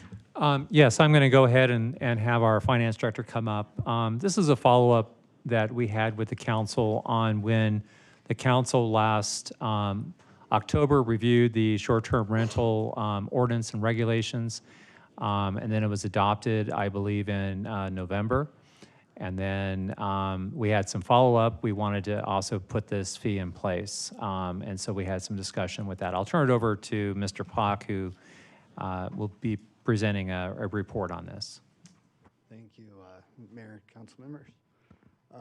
So as Grady mentioned, this is kind of a follow-up to the November 15th meeting. At that point, ordinance 2209 was passed. This is the fee that goes along with that. There is a requirement that that fee be posted on the website for 60 days. So after that ordinance was adopted, we posted it on the website, and here we are with the public hearing. So as far as short-term rentals overall, there is a little bit of background. Senate Bill 1168 was passed last session and signed by the governor in July. That basically allows local governments to regulate short-term rentals, to require an annual permit, and to collect a fee for that permit. Short-term, just for your information, is defined as anything less than 30 days. Once local governments make applications available, owners will have 30 days to apply for that permit. It also allows local governments to collect fines and suspend permits for repeated violations. And before I get off this slide, oh, he's already left. I was going to acknowledge Senator Kavanaugh. He's worked year after year trying to get these regulations or these statutes revised so that we would be able to have a little bit more control, but he left, so. All right, so as far as Ordinance 2209, it was passed on November 15th. It requires each property that is advertised and rented as a STR to obtain an annual permit. The application will require owner information, emergency contact information, proof of a TPT license, proof of registration with Maricopa County Assessor as a rental class property, proof of liability insurance, and then acknowledgement of the regulations in the ordinance, and attestation of compliance with those regulations. The proposed annual fee is $250 per property per year and would be effective February 1st. As far as the process, which is kind of the part of this that the finance department's going to be involved with, STR owners are being notified. We've had newspaper articles, social media posts, emails, received numerous phone calls. I've also met with some local groups to do some presentations. I'd like to thank the development director for doing one last week. The application forms will be available at Town Hall in printed form, as well as online in electronic form. We're planning on that happening February 1st. It's a lot to do, but that's what we're shooting for. We'll begin processing those applications as they're received. If there's any missing information, those applicants will be notified. Once we do have a complete application, we have 7 days to issue the permit. And that is all I have as far as a presentation. Be happy to answer any questions, or try to. Thank you. I think I'm going to ask for public comment since it's a hearing first, and then we will ask questions. So do we have any public comment on this item? No public comment, just a written comment that's in your packet from a Debbie Elder who is inquiring about the fee being too high and has Okay. some comments Thank you about so much. Yes, Councilman. That was going to be my question. That fee, is that just covering our costs, basically? Part of our costs that are going to be involved with this. As part of this, we have subscribed to a software program to identify short-term rentals. Basically scours the internet for listings, matches those up with addresses. Then we can track compliance based on those findings. That's about $27,000 a year. It's going to take 110 properties paying that fee to cover that cost. We do have somewhere between 350 to 400 currently. Wow. But then there's also the staff time with finance, development services, and then code compliance, sheriff's department, fire department will all be involved. So. Thank you. So what you're saying is this fee is just basically a nominal fee compared to what our costs are?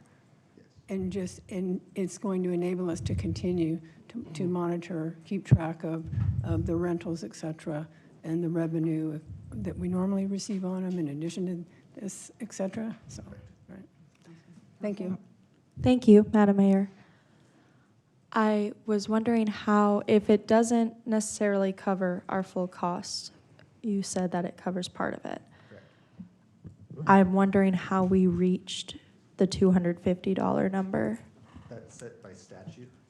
Understood. That's okay. And that is, and I will add that the local governments that I've seen that have already enacted a fee, it's been $250. It has been, okay. And do we have a neighboring community who's also done this already?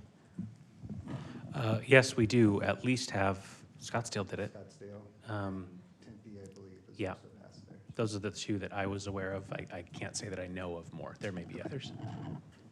So obviously you may not have the breakdown of the staff hours and those slightly less tangible costs, but do you have a number of what would make sense? Because what I'm hearing, and I may just be misunderstanding you, is that we have 300 to 400 short-term rentals right now paying the current fee. Do you believe? There is no fee now. Okay, sorry. So we're 300 to doing 400 100% short-term better. rentals at the moment. Yeah. So are you expecting less than half of them to actually get the permit that we're looking for? When you say it doesn't cover our costs, that's where I'm getting held up. Okay, So even if all four, let's say we had 400 rentals, they all paid the $250, would most likely, and a lot of it depends on, how much compliance we get. It would be less time that the code compliance officers would have to go out, try and locate people, track people down. So I mean, the more time, if everybody just voluntarily complied, we'd probably be in a lot better shape, but we just know that not to be the case. So it is just basically a staff time. So if we've got a third of the expected revenue being used for software to identify people that aren't complying so that we can send out code compliance officers or do fire safety check or noise complaints or responding to citizen complaints. It's going to be kind of a hard number to say this is what it's going to cost us, but. All right, thank you. Madam Mayor, Mr. Epoch, I do want to echo that, is that fees are supposed to just cover our cost. But the other question I have is that part of the statute allows us to require an insurance. Is this included, what was passed back in November? Yes. Okay. That's great to hear. I would hope that this council, when we readdress the commercial drug houses in our neighborhoods, include that also. Any other questions? One quick question. The 250 was a number that we discussed in November, right? I didn't go back and look at the notes, but I feel like we did. I think it would be just because it was a maximum, but I'm not sure. Yeah, Is Mayor this and a Council, statute? I'm sorry, Mayor, go ahead. I was going to say, because it's in the statute, or? Yes, I believe that the context in which it came up was that is the statutory maximum that we're allowed to. The only thing I checked was the vote, and the vote was unanimous. That I did check, but I forgot to check the money part. Thank you. Thank you. And just on that other item, the legislature gave us permission, for lack of a better word, to require insurance, so we don't have that on other businesses in the town. Are there any other questions or comments? I'll close the hearing. That would be me, please. Oh, go ahead. Thank you, Sure. Ms. Mayor. And the legislation that was passed in 2022, it also allowed for licenses to be suspended for 12 months with 3 health, safety, noise nuisances. Was that adopted as well? Yes. It was. When do you expect to get the compliance software, or do we already have it? So the first part of that is the identification part, which they're working on now. We should have that list or that part of the software available for us in February. As far as the registration and the compliance part of it, probably won't have that until April, May. We do have another process that we can use until that is up and running, so that we'll be able to start taking registrations in February. It would just be a manual process, I'm assuming. We have, yeah, so currently, right now, we have capabilities with a form online, kind of like what we use for our business licenses, or had used for our business license, where they fill in the form, and then it takes them to a payment portal at the end, and then we receive a report the next morning. Okay, so then right now it's just voluntary compliance. Right now it is, yes. And there is no follow-up. I'll say that as well. Okay. Thank you. Close the hearing. Any other comments or questions? I'll take a motion, please. I move to adopt Resolution 2023-01. Thank you. Second. Thank you. All in favor, please say aye. Aye. Any opposed? Passes unanimously. Thank you. Our next item is the special use permit for golf ball fences on Brittlebutch Lane. Grady or John? Good evening, Mayor and Council. Let me get this presentation up.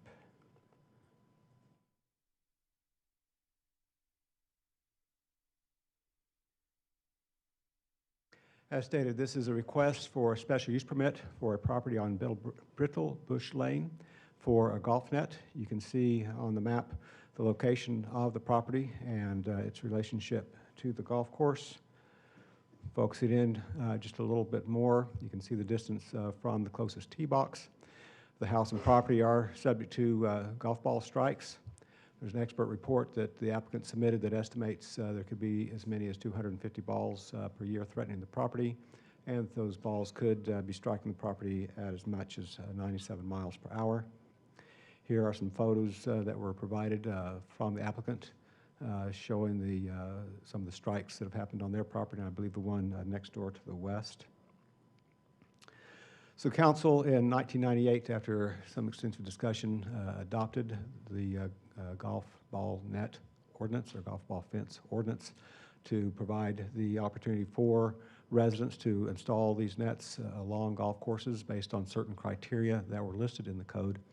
At that time, all the golf fences required approval of a special use permit. A couple of years ago, the council amended the ordinance to allow ones that met the specific criteria to be approved administratively, and only those that did not meet those criteria to have to come to council still for a special use permit. And you can see those primary requirements on the slide there. Excuse me. So in this particular case, the owner did not meet the criteria because the nets that we'll talk about in just a minute were too tall, did not have the adjacent property owner agreeing to the height to meet that setback. And then also they were proposing a horizontal fence on the west side of the house, which does not specifically follow any of the code provisions. So here is the lot a little closer up. It's in Sunridge Canyon, Parcel A. Has a little bit of a unique plat situation here. The actual lot boundaries are shown in the blue on this slide. But when you look at this slide, you'll see those yellow areas. The one on the east side of the house, while it's part of Lot 8, there's a use and benefit easement that allows the owner of Lot 9 to use that 5-foot area.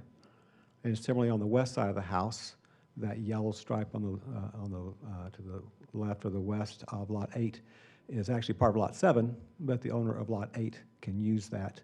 So it gives them more a useful side yard than instead of splitting it into smaller pieces. The original request that was submitted by the applicant along the north side of the property, they were requesting at least a 25-foot tall fence along that north side adjacent to the golf course, and would really prefer as high as 33 feet based upon the study that was done showing the trajectory of the balls need to be that high to keep them from actually hitting the house at any point and going over the house. And then it also shows on the west side a net that would cover horizontally the pool area with the support posts on the west part of that actually in that use and benefit easement on the adjacent lot, shown here in that yellow area. It's an illustration of the fences that were proposed. Again, the north side, the maximum 33 foot is what they would like to have had. And then on the west side, it was showing that at 18 feet to cover the pool area. Section 2.02D5 of the ordinance gives some direction on the considerations for review and approval of special use permits. And basically that we should look at the impact on health, safety, welfare of persons on the property and in the neighborhood, and its impact on the town. Planning and Zoning Commission reviewed this at their hearing last month. The applicant was there, a number of citizens also. As they reviewed it, citizens had a number of concerns with how it might block views, impact their property values, impact long-term maintenance, or how the net might be maintained long-term, and what that would do to the property. After discussion, P&Z made a motion to approve only the horizontal net on the west side of the house. They had a 3-3 split vote on that, and no other motions were made. So this comes to you without any specific recommendation from the P&Z Commission. Sunridge Canyon also has an HOA. This would ultimately need their review and approval also. I've been in contact with them through the process to see how they are looking at this. My particular concern was that use and benefit easement and what could really go in that use and benefit easement if the support post would be allowed there. At this point, the HOA has not approved the nets. They're waiting to see what the council does. But they have determined that the poles for that net on the west side could not go in that easement. They would have to stay on this lot's property. So since then, with that input that the applicant has received, while they would still prefer to have the nets approved as originally proposed, They have submitted an alternative that they could still work with. It would provide protection for people on their back patio, which is in that northwest portion of the house, and provide protection of people in the pool. It would not provide as much protection for the house itself, however. And so this would be to have a net along that north part of the house, but only 11 feet tall, and they connect to the house itself, so it has that horizontal net that would then substitute for the height of the net to protect anybody that would be in that patio area.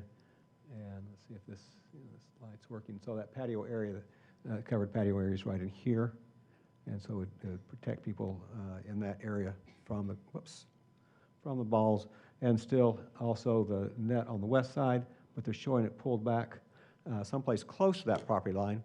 It's hard to tell from this without actual survey-type drawing to know for sure those support posts can fit on their property or not. That would have to be resolved if this is approved before a building permit would be issued. So that's their revised proposal for you if you're not able to approve their original request. So based on the location of this house, how it lays out with the other adjacent lots to the golf course, it does appear this property is a little bit more subject to the golf ball strikes than some of the adjacent properties would. Photographic evidence shows that they do indeed get a number of golf ball strikes. We have the expert analysis that shows some high velocity balls would hit this property and would be a danger to people there. The town has approved other golf ball nets. I've got 6 that show up on my map. I'm not sure if all of them are there, but I know there are at least those 6. And but there are none others in Sunridge Canyon that we're aware of.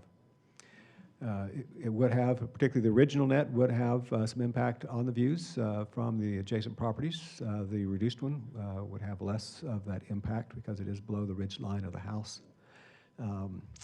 This condition has been there for approximately 25 years. Previous owners have not had significant concern enough to apply for a net in the past. Excuse me. These nets that are, as they're now being proposed, are mostly horizontal nets, which don't exactly fit what's considered in the code. That's part of the reason we wanted council to look at this. Would be more similar to shade structure at this point, but again, because of the setbacks would normally apply to a shade structure, wouldn't meet those requirements. Just for comparison, if we were talking about any other type of accessory structure in a lot, those could go up to 12 feet if they were a small structure, under 120 square feet if they were a large structure, 15 feet. So these are, as now proposed, at 11 feet would be shorter than we would allow any other type of accessory structure. So again, P&Z was not able to provide you with a recommendation on this. Staff recommends approval of the revised fences, as they will protect the property as envisioned by the town council when they approve the ability to have these types of nets. And with that, I'll take any comments or questions you have. I know the applicant is here and probably a few other folks. Thank you. I'm going to open the hearing. Why don't we hear from the public if there is, or if there are any comments? Yes, and then the applicant's here and we can discuss. First, we have Rick Kennemer.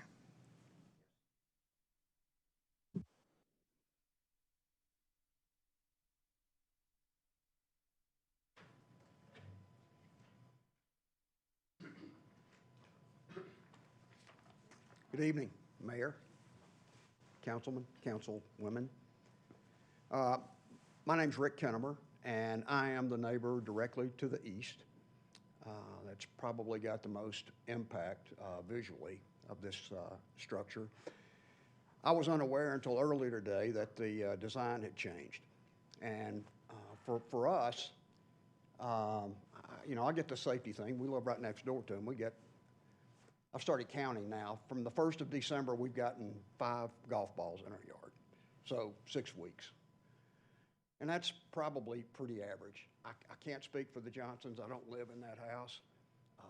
But I do know that this is our only home. This is our retirement home. We moved here to retire. And I don't want to go out my back door and be looking at some ugly structure that's going to negatively impact my property value. And that's pretty much for us. I just don't want to look at an ugly structure, and I don't want my property values impacted. Thank you.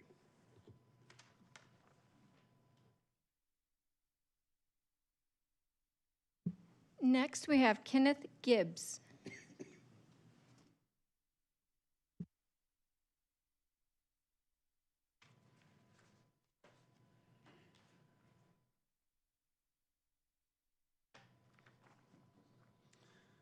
Madam Mayor and Town Council members, my name is Kenneth Gibbs. My wife and I live on Brittlebush Lane alongside the 11th hole of the Sunridge Canyon Golf Course. Having reviewed the recently updated plan, we oppose issuing applicant special use permit for golf netting at 15816 Brittlebush Lane, although it represents a marked improvement over the previous design. As a critical reference point, Sunridge Canyon was constructed in 1995, predating the construction of any houses on Brittlebush Lane. There have been no substantive changes to the number 11 fairway since 1996, mostly due to the limited space. Personal and property safety is always important, and property along a golf course always comes with presumed risk that must be recognized and accepted. My wife and I purchased our residential lot in 1996 and occupied the completed dwelling in April of 1997. We're the first buyer and full-time occupants on East Brittlebush Lane. We selected a lot with a good view and about 15 yards beyond the forward men's golf tees. I expressly told my wife that I did not want to be further down the fairway because of risk of errant golf balls. I realized that Arnold Palmer, Jack Nicklaus, Gary Player, and other great golfers of the day sometimes hit errant golf balls out of the fairway and sometimes onto an adjacent fairway. One should realize that this course is open to the public, so presumed risks are high. During the due diligence before purchasing our plat in 1996, we were advised by the builder's agent that special netting was not permitted. I realized that errant golf balls could damage stucco walls and roof tile, which would necessitate repair. These were reasonable risks that we were willing to accept for the scenic view behind our house with grass that I did not have to mow, and no residences immediately beyond the rear of my property.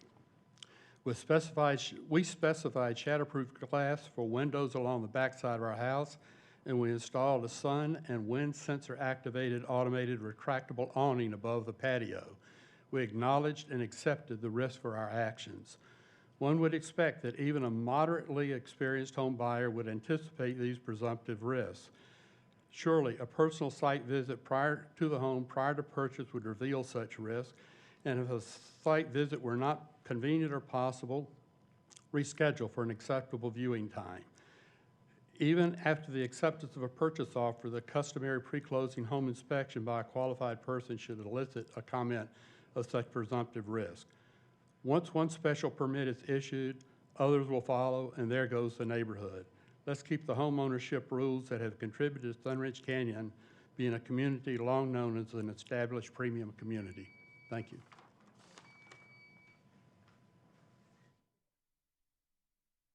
Next, we have Jim and Carissa Johnson.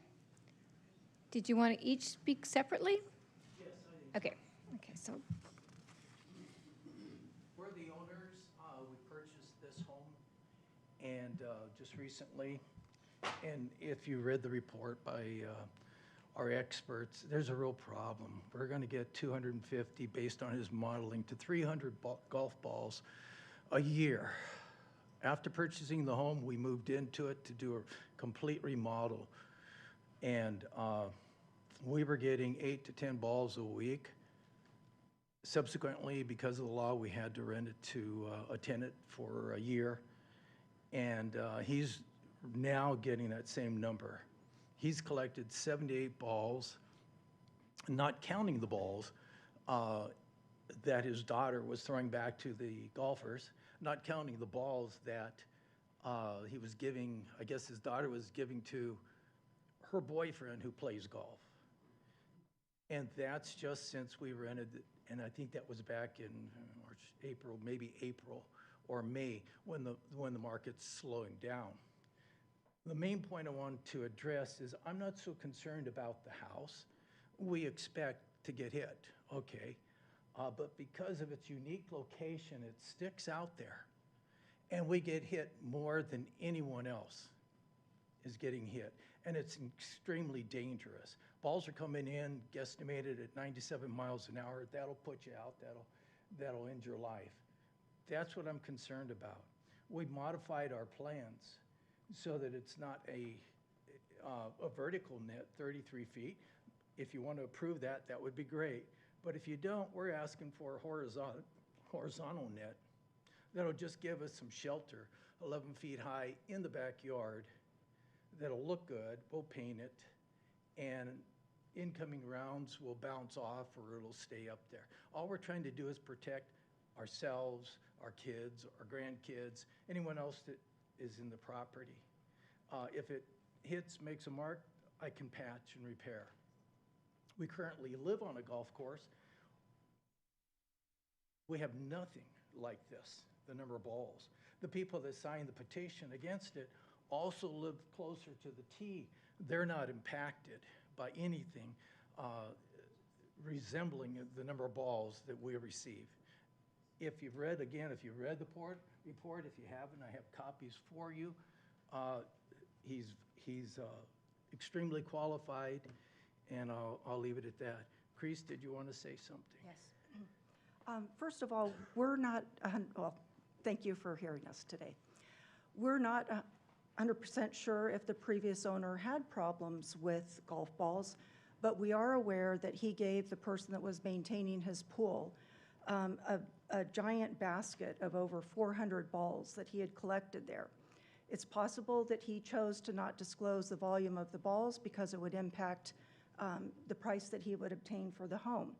He also illegally and without the knowledge of the neighbor on the west side patched, stuccoed, and painted that home, so we were not able to see the volume of strikes on the home. We lived there for 4 months while we were doing the remodel. This will be possibly our full-time home, possibly 6+ months a year. So we intend to live in this home. I was sitting outside one day in the patio just to the south side of the pool, and a ball came whizzing over the house and hit about 3 feet away from me. It put over a ½ inch hole in the stucco next to me, and then it bounced off, hit the other wall, and also put a hole in that wall as well. And the analogy that I would like to use as far as the golf course has been there 25 years. If there's a road that's existed for 25 years and there's more and more traffic on it, at some point if someone chooses to go to a council and say, hey, could we please have a stop sign here?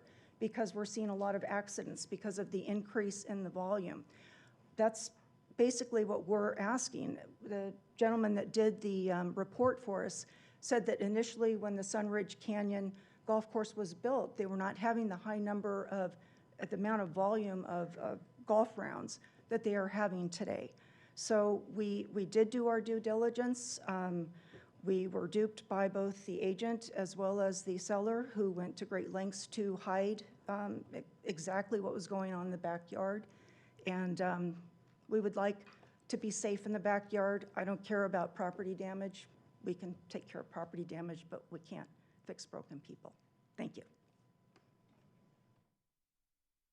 I don't know if we have any more time left, but if you have a question for us, I'll try and answer it. Does anybody have any questions for the applicant? Yes, Councilwoman? I do have a quick question. For Plan B, the horizontal net, would any of that have to go into that easement, the poles? Okay, Plan B is the north side, which is the top. Understood. That's okay. And the west side is the one here to the left of the pool. So the north side, which is Plan B, or the second plan, there's no easement there, but there is a setback, which we would need a variance, I guess. Mr. Wesley would know, so that we could get it as close to the wall as possible. Because when you put a pole in the ground, you have concrete around it, right? So you've got a pole, concrete around it. So we'll probably need 12 inches for a 10, 11-foot pole, okay, to for the height. So we would need a variance on that. We just need to get as close to that wall as we can to put a pole up. It should not be visible from the neighbor's house because we're gonna put it on the other side of a tree.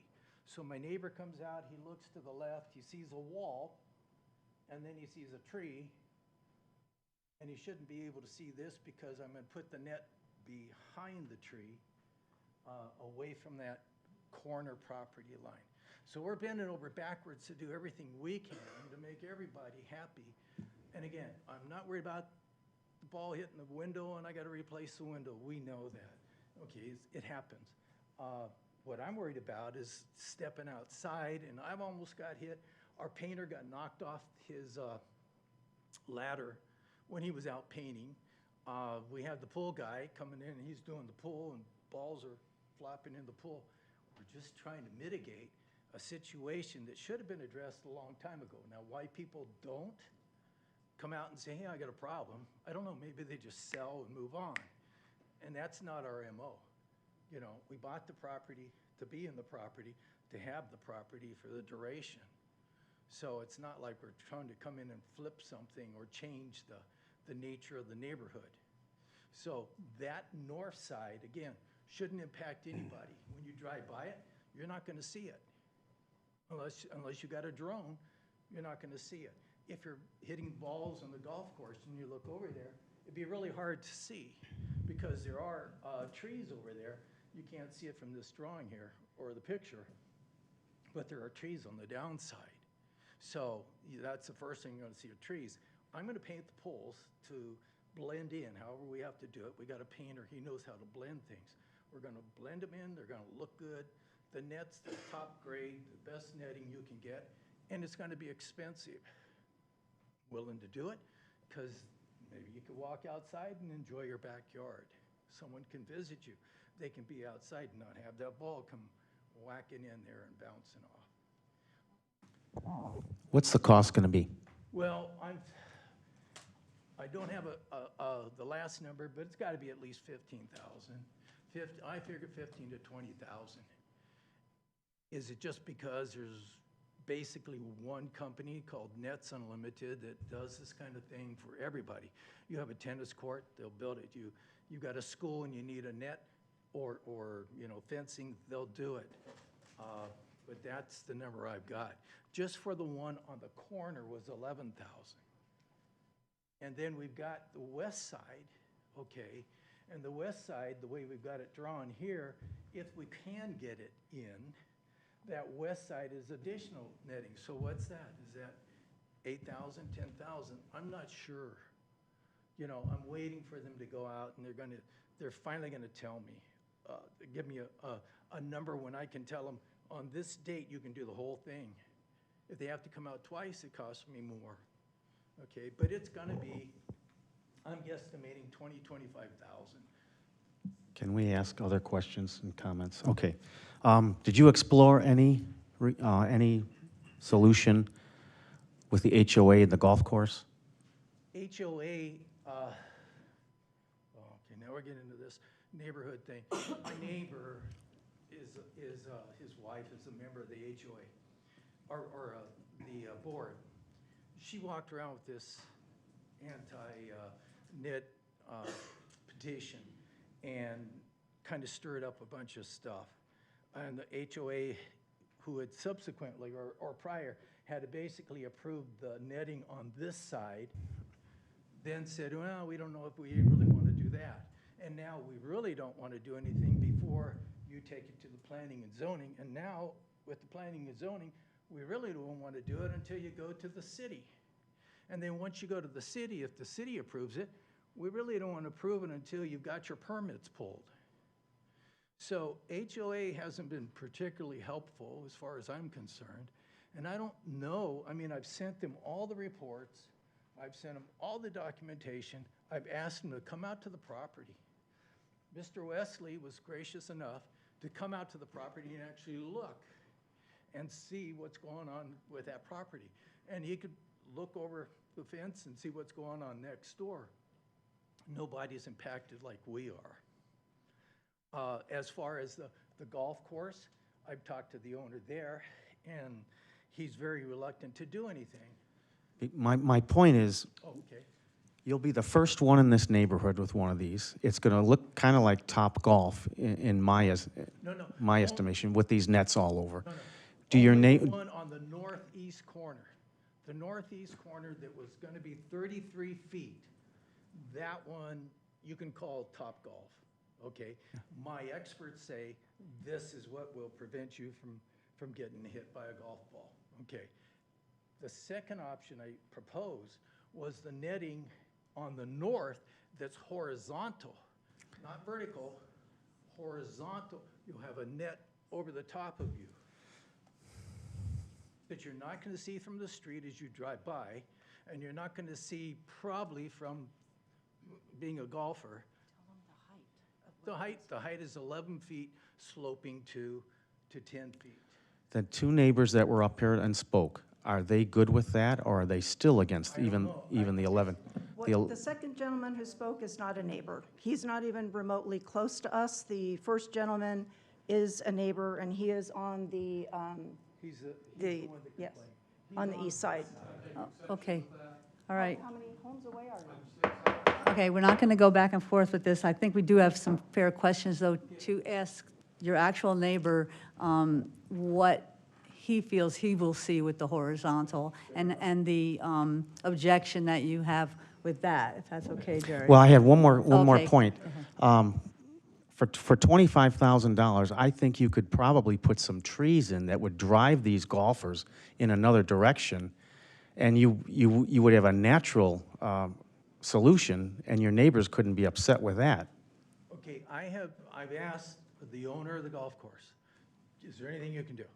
And he says, no, there's nothing I can do, you know, I don't want to help, blah, blah, blah. You know, it's my business, you don't want to run my business. Okay, fine. Could you do this? The tee boxes, could you twist the tee boxes? Because your right-handers are going to hit it this way. What's happening also is that people are trying to cut the dog leg. There's a dog leg. They're trying to save a stroke by cut the dog leg. If it hits my house, not a big deal, they lost the ball. And that's kind of what's going on with that. I've asked them, could you put a tree up there where the dog leg is? The dog leg would be approximately in this area.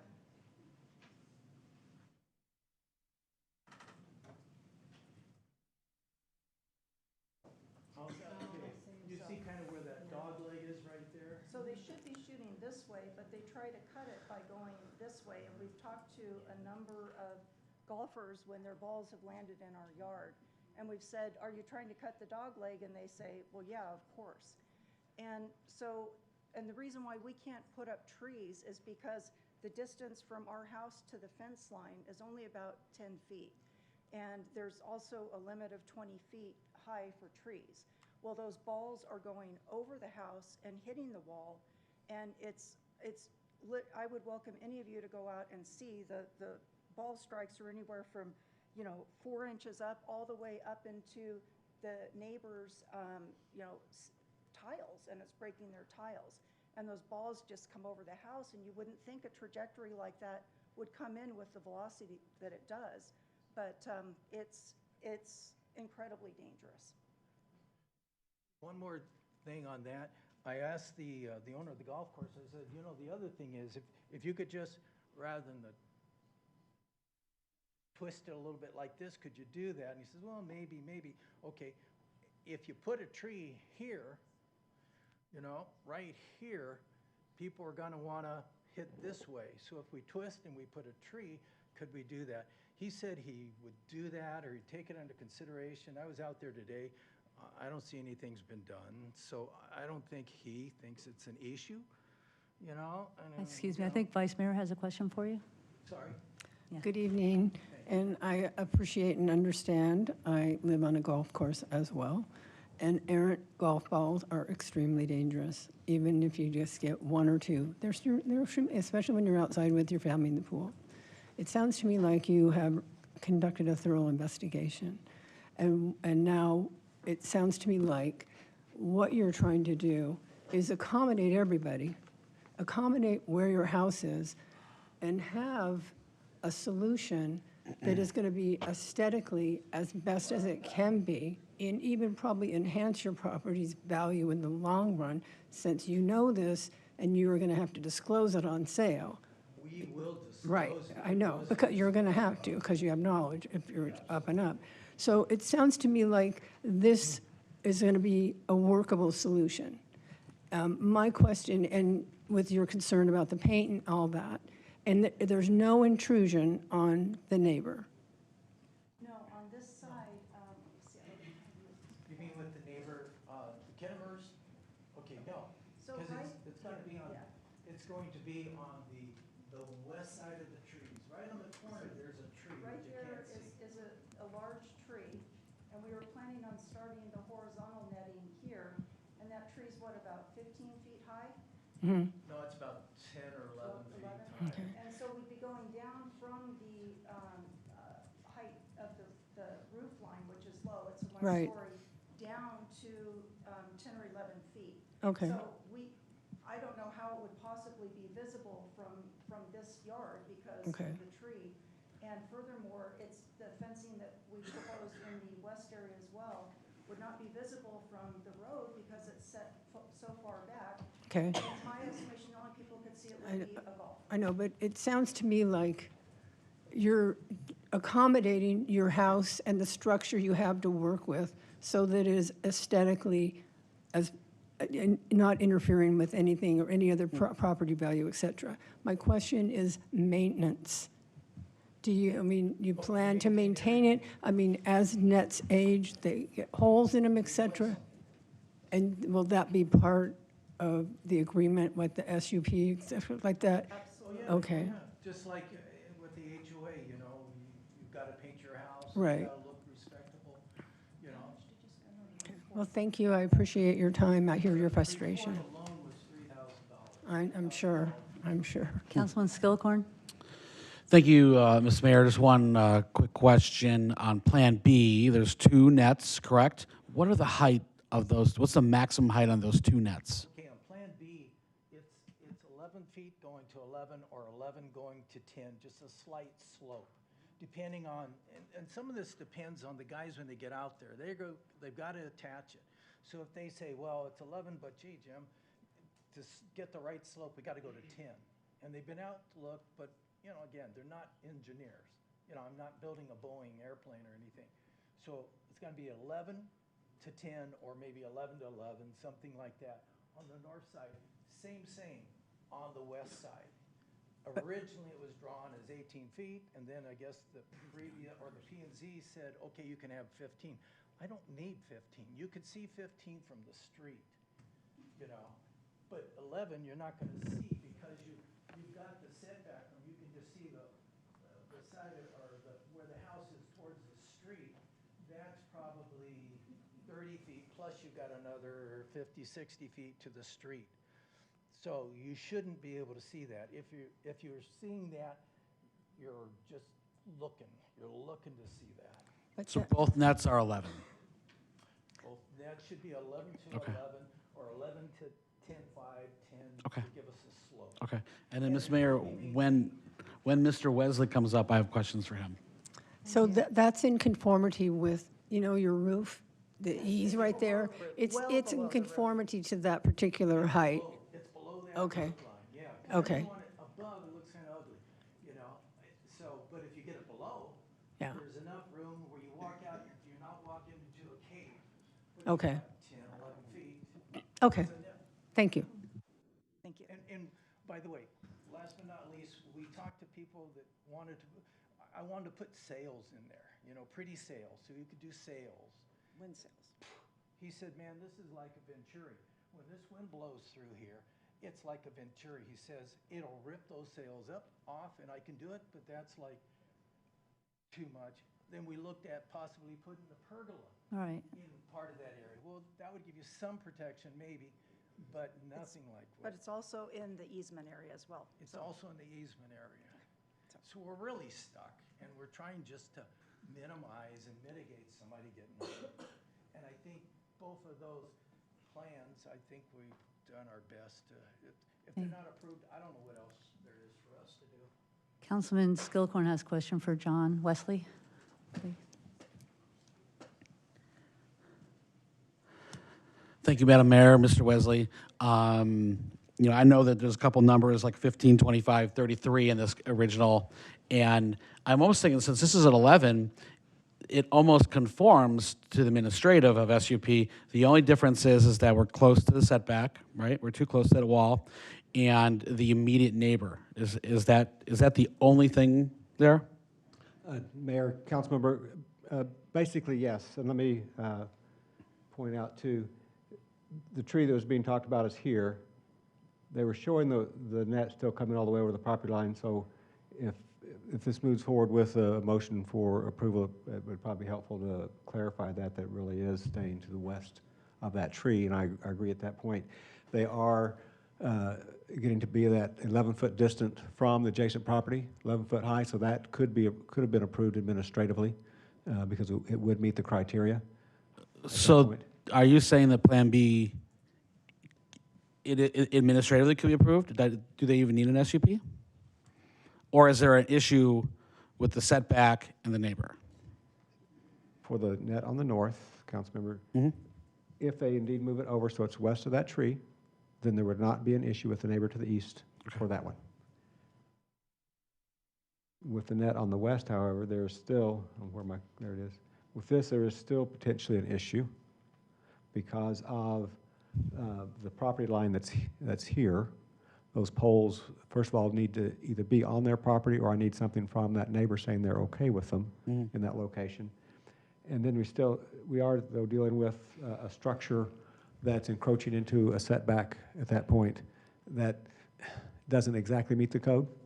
And so I felt better that council looking at it and approving it would be better than staff doing. And then my last inquiry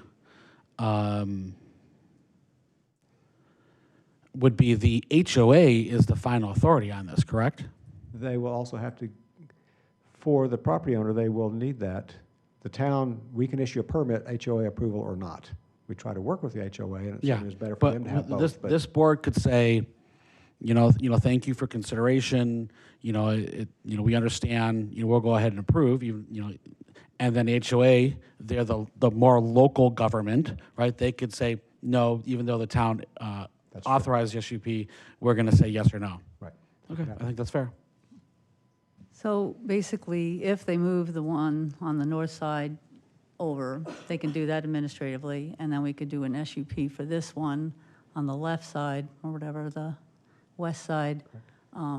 They need that, because it needs to be either on their property, or there's other issues there. Correct. So that one they can't do. The other one, they could either do with an SUP, but... As long as we're here, it could still be part of the SUP. Okay. Or if the council wanted to direct me to approve it administratively at that point. But that could happen on that north one. And then I do want to ask the neighbor, as far as that goes, so they have no issue with the pool one. It's more a concern with the north one, correct? And then with this talk about the tree and the painting and the maintenance, I don't know that we can actually do the maintenance, but I think the HOA could. Does that change your thoughts about it at all? I'll say that it's a better plan than before. I haven't seen it. I've seen some hatch marks on the pictures and the drawings and everything, but I haven't seen the plan. Plan B. Thank you. Any other questions for any of these folks? Comments? Did you, Councilman? Oh, sorry. Yes. Yes, sir.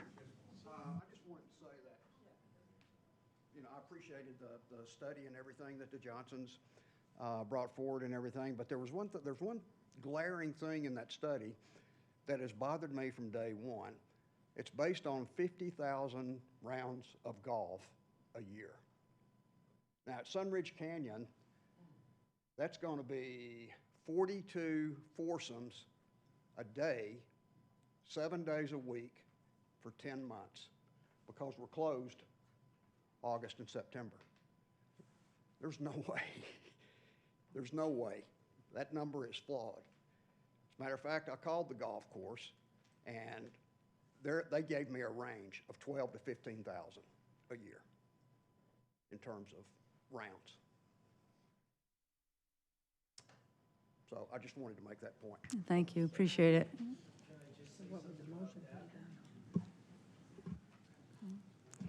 Mayor, we have speaker cards still. Oh, okay.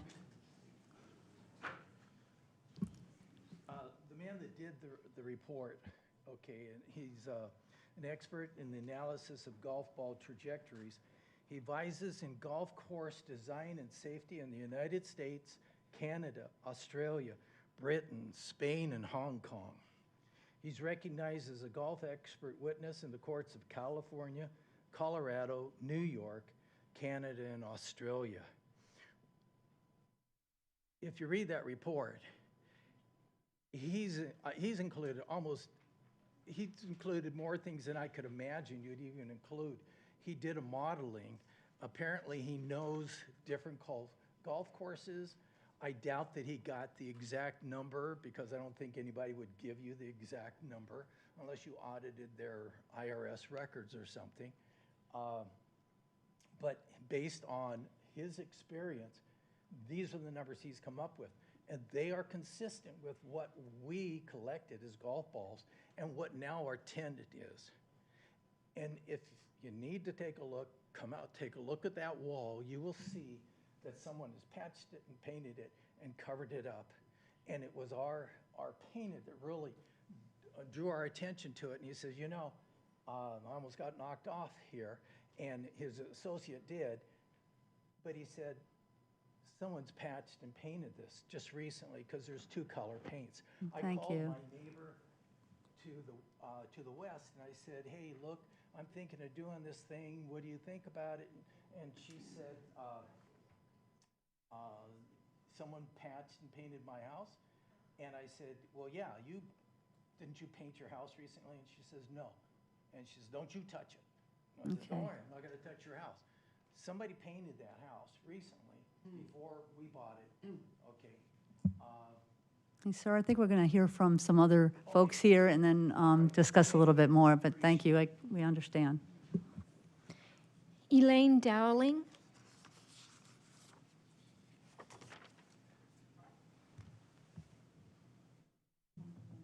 Hi, I'm Elaine Dowling. I live on Brittle Bush Lane, and I face the 11th fairway, as these people do.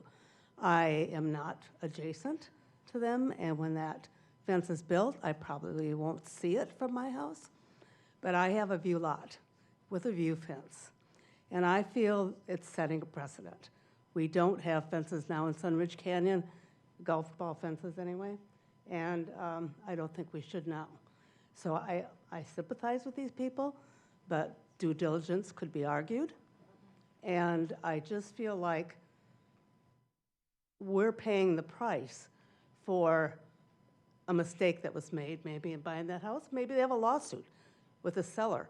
But I am totally against any golf course ball fencing in Sunridge Canyon. Thank you. Next, we have Ed Stizza.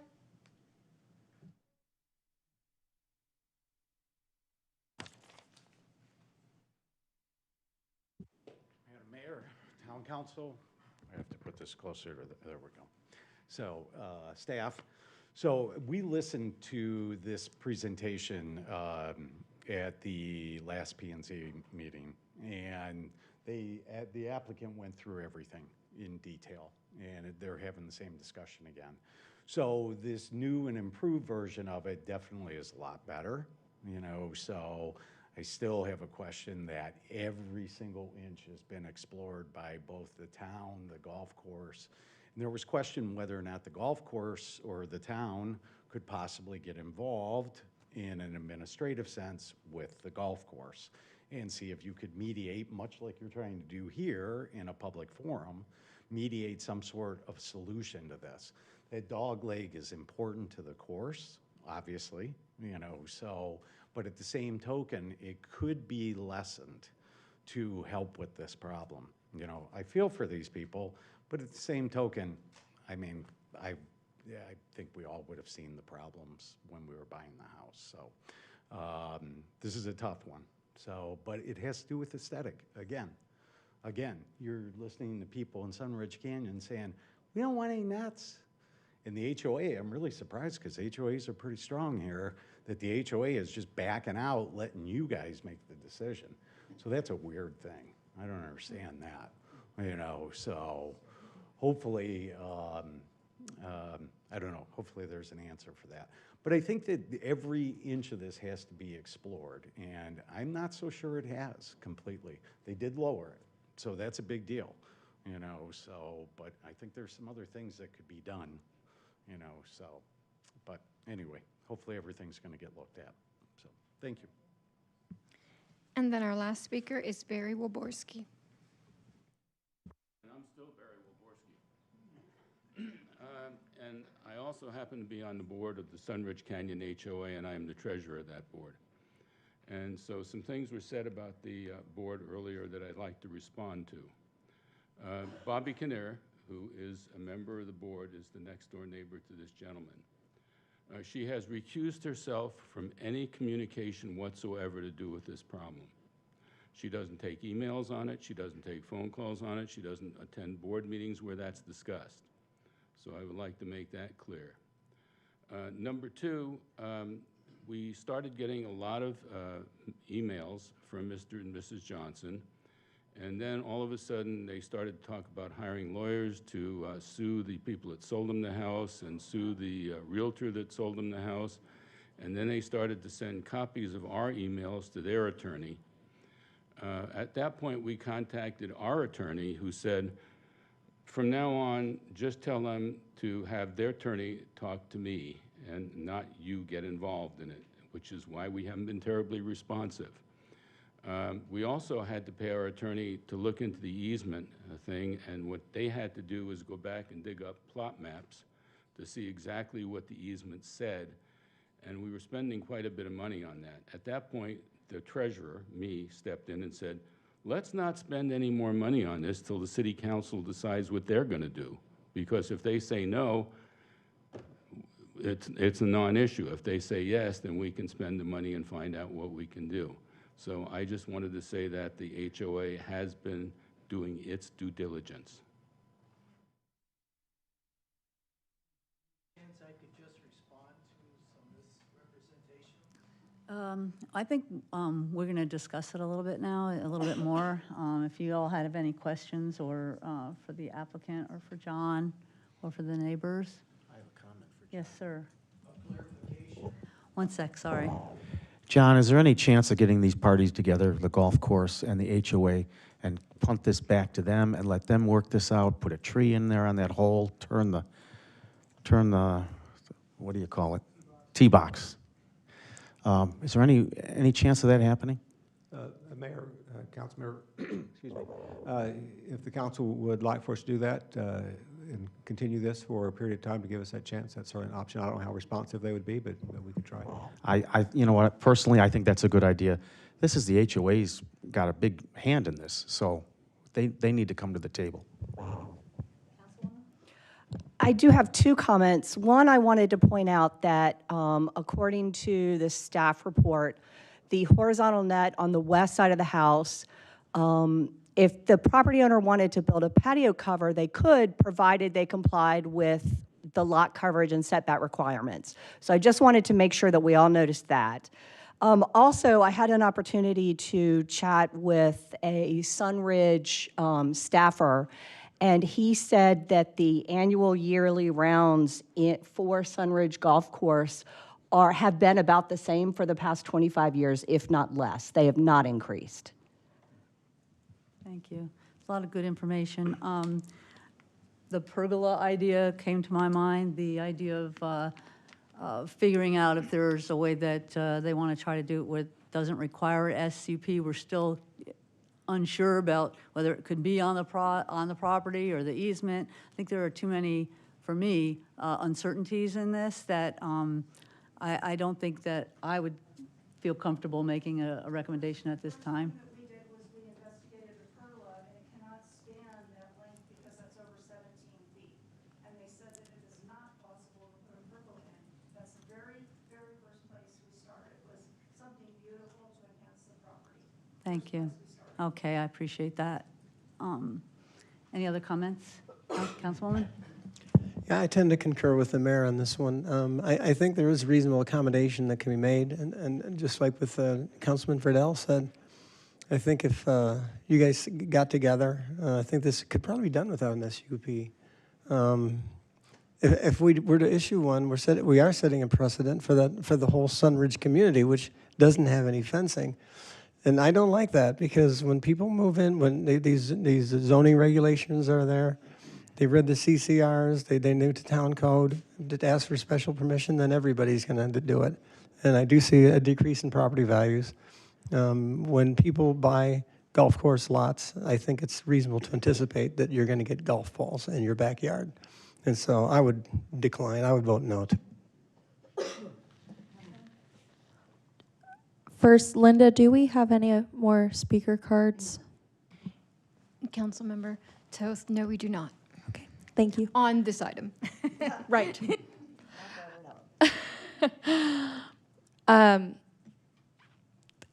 I would like to move to table this indefinitely pending a meeting between the town staff and you want to be the developer, the designer, I suppose, property owner, and the HOA to try and come up with a solution to this and a more fleshed out version of that Plan B. I'm very interested in the Plan B. I just would need to see more details before I sign off on something. We have those details. We have a motion, is there a second? We have a motion to table, and we can't. How this works, okay? But I'm at my wit's end here. I understand. We have the details, okay? We have the details. We have a motion to table, is there a second? No. If someone wants to kill that motion, if we're okay with seeing his details, it's not in our report, so I didn't know we had them. Leslie has the details. I gave him the details on the construction of it. The motion to table has not been seconded, so we're going to take that away, so don't worry about that. But I think there's enough when you talk to how many golfers are expected in the 25 years. I think there's too much conflicting information for us to make a decision right now. That's what I feel is what I'm hearing.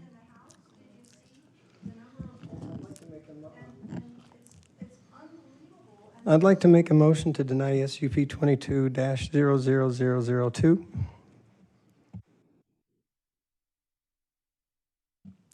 And that would be for the whole, both fences, correct? It would be to vote against. Okay, and is there a second for that?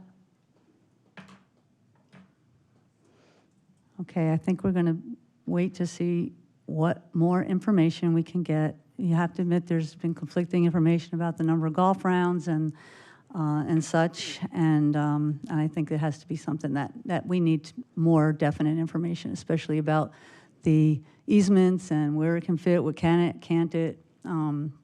So I don't think we're going to be entertaining a motion on this.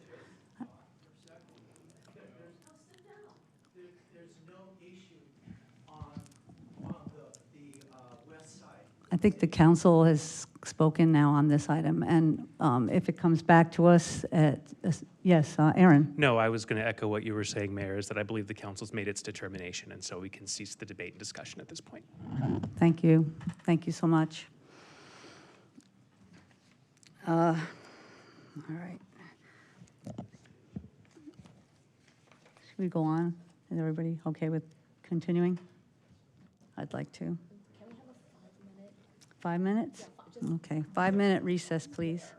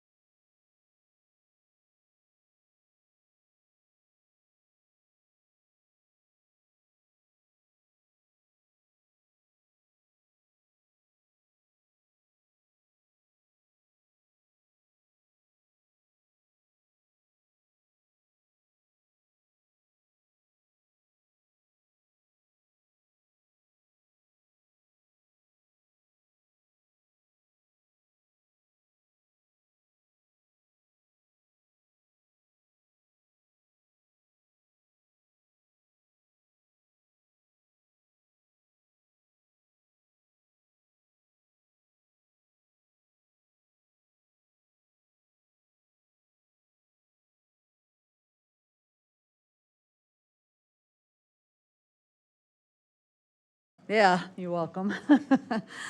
Our next item is 8D, and it's a agreement with Lunsford Group for Government Relations Services. Grady? Yes, thank you, Mayor. Mayor and Council, the item before you is a request that came from Councilmember Skilcorn and then also Councilmembers Toth and Calavianakis also supported adding this item to the agenda. The request is to consider terminating the contract that the town has with the Lunsford Group. The Lunsford Group provides the town with intergovernmental relations services. They have been working for the town the last 3 years. They also helped us when we had issues with the city of Scottsdale when they had engaged the FAA on changing flight paths that might have impacted our town, and Jack Lunsford was involved in that. There's a tremendous amount of effort that goes into our intergovernmental affairs program, and it's something that I don't have the staff capacity or time to actually engage in to do what Mr. Lunsford has been doing. So with that, I know I'll turn it over to Alan, who had sponsored this, and I'll let him speak to it.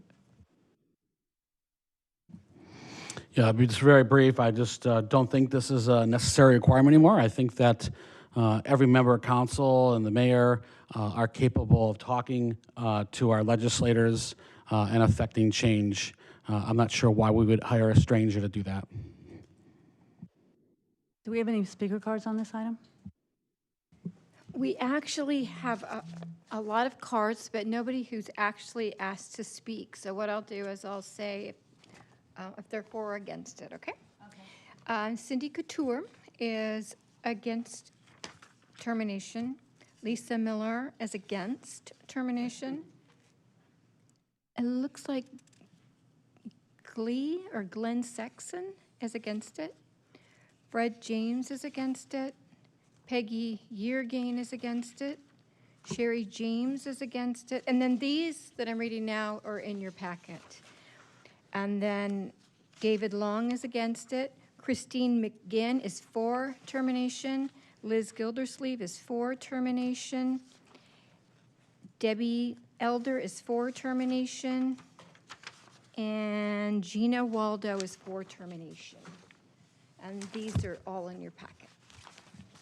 Thanks very much. Any other comments from council? If we do terminate this, it doesn't preclude us from calling him if we have a flight plan issue or hiring him as a consultant or a lobbyist at that point. No, it does not. It might impact his willingness to do it, but you're right. That could be something he could be engaged on a per case by case basis. Just to clarify, this would mean that we don't have a lobbyist on retainer. It's not necessarily, we're not cutting him off from some big project right now, correct? Well, what happens is things happen from time to time, and we've had issues in the past where legislation was being considered that would have affected the revenue the town gets, and so that kind of situation, not having somebody down there at the Capitol that can actually help us with this. But you're right, we don't have anything per se like what I mentioned earlier about the FAA flight plan issue. Okay. And does he only work for us? No. He works for the city of Scottsdale, but he's not working. I'm sorry, I said Scottsdale, I meant to say Buckeye. And he's not working full-time for us, nor is he working full-time for Buckeye as well. Councilwoman Grzybowski? He's our liaison to more than just the state legislator. He's also our liaison to MAG, the County Board of Supervisors, and any other organizations that we need him for. While I'd like to think that we could keep up with the league calls and stay on top of everything going on in the state legislature, I got to tell you, I missed today's call because I had a meeting. Thank you, Amanda. I try as the best I can to keep up with it, but sometimes it's just so much. And I don't have time, and I know Grady doesn't have anybody to send down there. There needs to be, I hate lobbyists, but there needs to be people out there lobbying on our behalf. And one of the things about having the Lunsford folks is that they know they already have a list of things that are important to us, and they will keep an eye on as it comes up. The legislature in particular, sometimes they get into political pissing contests with their rivals or get lobbied by companies that talk them into doing something that's not always in Fountain Hill's best interest. For example, sometimes they pass bills that help us spend our money. We need to be able to decide how to put our funding and where it needs to come from and go to, not them. They've also passed bills that require, or tried to pass bills that require administrative tasks in Town Hall be handled in a certain amount of time. We don't have the manpower to get something done in 3 days or 7 days or whatever that is. There have also been multiple bills that put cities and towns in danger of losing sales tax revenue or revenue sharing. That is a huge deal. Our revenue sharing and our sales tax are our revenue to spend. We don't have the primary property tax that some of the other cities and towns have. Also, I want to point out that the 5G cell towers is both state and federal laws. So, I mean, granted, there's already a lot of laws in place there now, but he'd be able to keep an eye on that kind of stuff and give us a heads up here as to what we needed to do or ask us, what is it I can lobby for you on behalf of you for? Thank you for letting me speak. Vice Mayor? Jack Lunsford is a very experienced lobbyist who has many years of experience, effectively representing governmental and intergovernmental relations for various communities, including our town. It's imperative that Fountain Hills has an independent, informed, experienced representative at the state and federal levels protecting the town's vast general and financial interests at low cost to the town. As stated in the agenda, the town of Fountain Hills has contracted with Jack Lunsford of the Lunsford Group to provide needed government and intergovernment relations services for the town, and this includes lobbying activities, legislation analysis, advising the town on policy matters, as well as representing the town's policy positions with state and federal legislatures, members of Congress, the government's office, and key administrators. His services include contacting legislators regarding proposed bills that can adversely affect our town financially and otherwise, attending committee meetings, and testifying on bills and other issues that affect our town on so many levels. The Lunsford Group also prepared the council-approved 2022 legislative policy agenda to help prioritize the town council's legislative affairs and interests so that he could adequately represent our town and report back to us. He has spent years working across the aisle, cultivating relationships with elected officials, important stakeholders, and other interested parties to reach successful resolutions on various governmental issues affecting our town. He has also collectively worked with many other cities and towns to ensure we are all adequately represented in Congress and in our state legislature, especially in matters involving federal and state funds that we rely on to repair our streets and to remain fiscally solvent.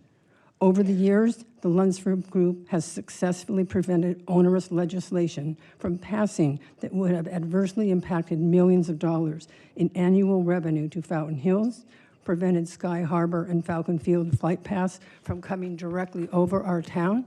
He's addressed the zoning issues, our local regulation of short-term rentals, appropriating funds for the Dark Sky Discovery Center, infrastructure funding, and bringing new business to Maricopa County that ultimately benefits Fountain Hills. The cost effectiveness of his representation of pertinent issues, the income he has saved from being taken away from Fountain Hills, and the preservation of our local authority to govern and regulate important matters in town is in the millions of dollars.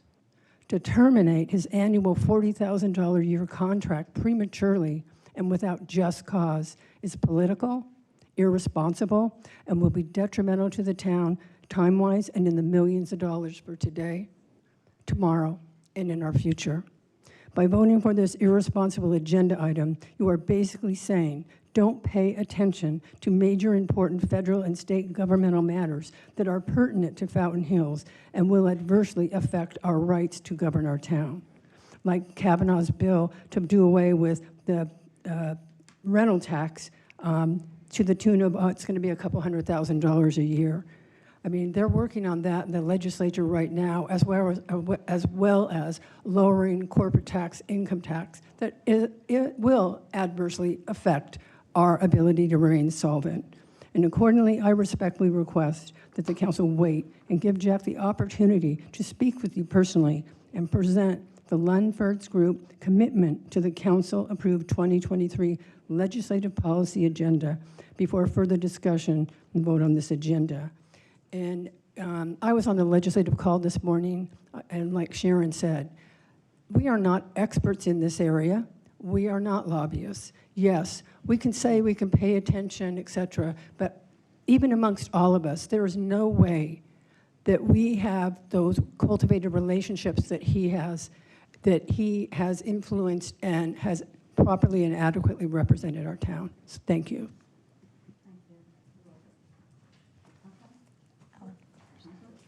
That's a long list. So a couple of things I've heard, a couple people talk about, like our agenda that this lobbyist has. You know, one of them is for Prop 400. Prop 400 is a $35 billion tax hike. 41% of that goes to light rail. Light rail doesn't touch Fountain Hills. Frankly, this hurts our community, and it should not be part of the agenda, and I definitely oppose Prop 400. I've already spoken out against it, and I'll be speaking out against it as we continue. So that's another thing that should have been taken off there. But, you know, furthermore, the statement that this is a reason not to pay attention, I think that's, I'm not going to get into the motion of that, but it's absolutely the opposite. As council members and mayor and staff, we need to pay attention. We need to have a dialogue. These are our legislators. These are our representatives. We should be the one dictating to them what they do, not the other way around. I want just a reminder, I mean, we talked a little bit about this lobbyist goes to MAG and a few other places, you know, like the Board of Supervisors as well. All of these levels of government, we are their constituents. They listen to us. So our legislators, they listen to us. Our Board of Supervisors, they listen to us. That is how it's supposed to work. And that's what I say we should do. You know, frankly, we had Senator Kavanaugh here. I mean, he regularly drops into these meetings. He used to be a member of this council. And who are we to pay someone else to talk to him for us? And, you know, ladies and gentlemen, I have a cell phone. I have his phone number on my cell phone. I can call him up. I can ask him questions. I can give him my concerns. I think that this is, well, one, it's wasteful. I mean, we have to be much more efficient with our monies, but this just sets a tone that we're outsourcing our relationship with the legislature. Well, ladies and gentlemen, that ends, and that ends tonight. I just have one quick response to previous comments. My cause for terminating this contract, I believe, is solid. Number one, this individual does not live in town. Number two, we are not the only people he is lobbying for. So if he is talking to the same representatives about two different issues, two different sides of that issue, he's going to go to the one that pays him more. That's just reality, and that's probably not us. I hate to say it. I totally disagree. If this person I'm sure is very qualified. He's probably a very talented lobbyist. However, it very much concerns me. He does not live in town. We are not the only people he represents. All we are representing is Fountain Hills. So call John Kavanaugh on his cell phone. Go to these meetings. Go to these League of Arizona Cities and Towns meetings and talk to people, because we're the best people that could ever represent our community when it comes to these legislative issues. We're in it. Okay. Any other comments right now? Yes, I have a comment. Yes, Vice Mayor. The Proposition 400, the infrastructure, it's worth billions of dollars. And yes, it does affect us, because it is going to affect how the employment, it's going to affect how people travel out here, et cetera. It's going to affect commute times, and it's in the billions of dollars. And MAG has an excellent presentation about it and how it does affect us and every community in Maricopa County. And as far, do you go to an attorney to have legal advice? Yes, you do. Does your attorney live here? No. Is he or she knowledgeable? Yes. There is no requirement that people we employ or have contracts with are required to live in town. And as far as him going for more money on one or other side, do you have basis in that fact? Is there a fact for that? Or are you just making an allegation? And, you know, this guy has proven results. We don't have the time to put in the necessary expertise to, and I'm not putting any of us down, to do and get the results this person has got. So basically, I literally was a lobbyist for a state agency, and all those years ago, Jack Lunsford was there with all of the relationships that he has, community college, West Side, Westmark, businesses. Lobbyists don't work that way, like who gets paid most. I mean, you can have a lobbyist, you look at all these cities here, you know, they have Pivotal Policy Group, Kristen Bolini, Policy Development Group, High Ground, Dorn Policy, Kutak. Do you think they only represent the one city that they have? They represent universities, they represent businesses, museums, Barry Aarons, all these guys were there when I was there. The idea of them needing to live where they work would never work for any of these folks. Again, he's not only doing legislative stuff, but he is doing legislative stuff. And when it comes to Prop 400 and the items that are on our 2023 legislative resolutions that were approved by this body, Prop 400 is unanimously supported by MAG, 25 mayors, tribal leaders, all different parties. They worked for months with staff to get that together. The legislature, Republican legislators, voted for it, and Governor Ducey vetoed it. That's the only reason why it's not here. And it's an extension of an existing tax that's been in existence for many, many years, decades, in Maricopa County.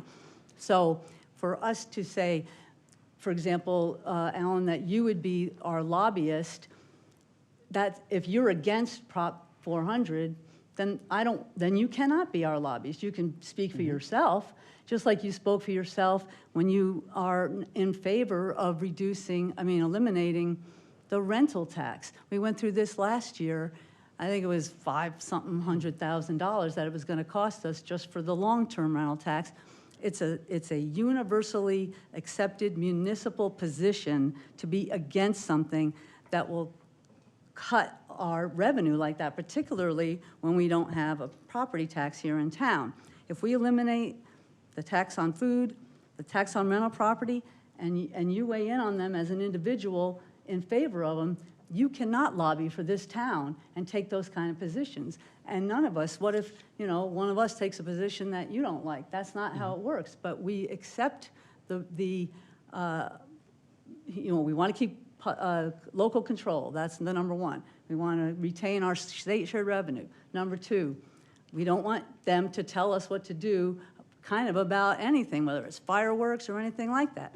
So that's why we discuss these things in April, May. That's why we have membership on these league policy committees, because they're coming up with the legislative agenda that we weigh in on, and then we go to the league that we're all members of, and we vote on whether we accept those things. And to get off of the legislature, what about water issues, flight path issues? We were interveners in Scottsdale, and we prevailed. He meets with the tribes. The short-term rental thing, he was at those closed, small meetings. By right zoning, do you know what that is? That's something that the legislature is trying to do. You want to talk about group homes, you want to talk about signs, you want to talk about fences. By right zoning, hey, it's all open. No zoning. That's the kind of representation we need, and not any one of us are going to sit around outside at 11 o'clock at night to wait for them because they're recessed to the sound of the gavel. And you're a legislator, you were, and you know how that is. And not any of us is going to be able to do that effectively. He also worked on some stuff that was very personal to people here in town. He helped me with some condo termination stuff, again, the flight path stuff. I don't understand how this has to become another battle. It's just a person who is representing us in a lot of different ways for a really pretty good price. And just like all 25 cities and towns in Maricopa County, except for Guadalupe, they all have representation. So I am absolutely opposed to getting rid of this contract, and he's not a stranger at all. May I speak? Of course. Thank you. Earlier tonight, we had a call to the public about our failing roads, which is a really issue we really have to address. I know we're going to have to make some tough cuts, and I do see the benefit of having our own lobbyist.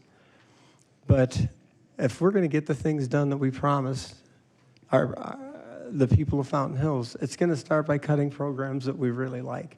And this might be one of them. We do have very good representation in the state of Arizona. I'm in regular communication with David Schweigert. He's helped before. John Kavanaugh has helped before. We're in communication with Joseph Chaplik, have a very good relationship, and Alex Colin asked me to speak in the State House coming up very soon. These are people we can count on if we need to count on them in a pinch. And so spending money on somebody that's going to represent us on, what, $4 billion, $40 billion, I don't think he's going to affect Prop 400. And it's unfortunate that it had to go into a Prop 400 discussion tonight because I don't think that's what this is about. And that's an emotion-filled argument. But we're going to have to start making some tough cuts, and I think it's going to have to start tonight. I think Hannah was before me. I'm sorry? I think Hannah was before me. Thank you. Thank you. I just want to very quickly clarify my first points that, first of all, in no way was I saying by saying that, agreeing that Alan could call John Kavanaugh, was I saying that Alan is now our lobbyist.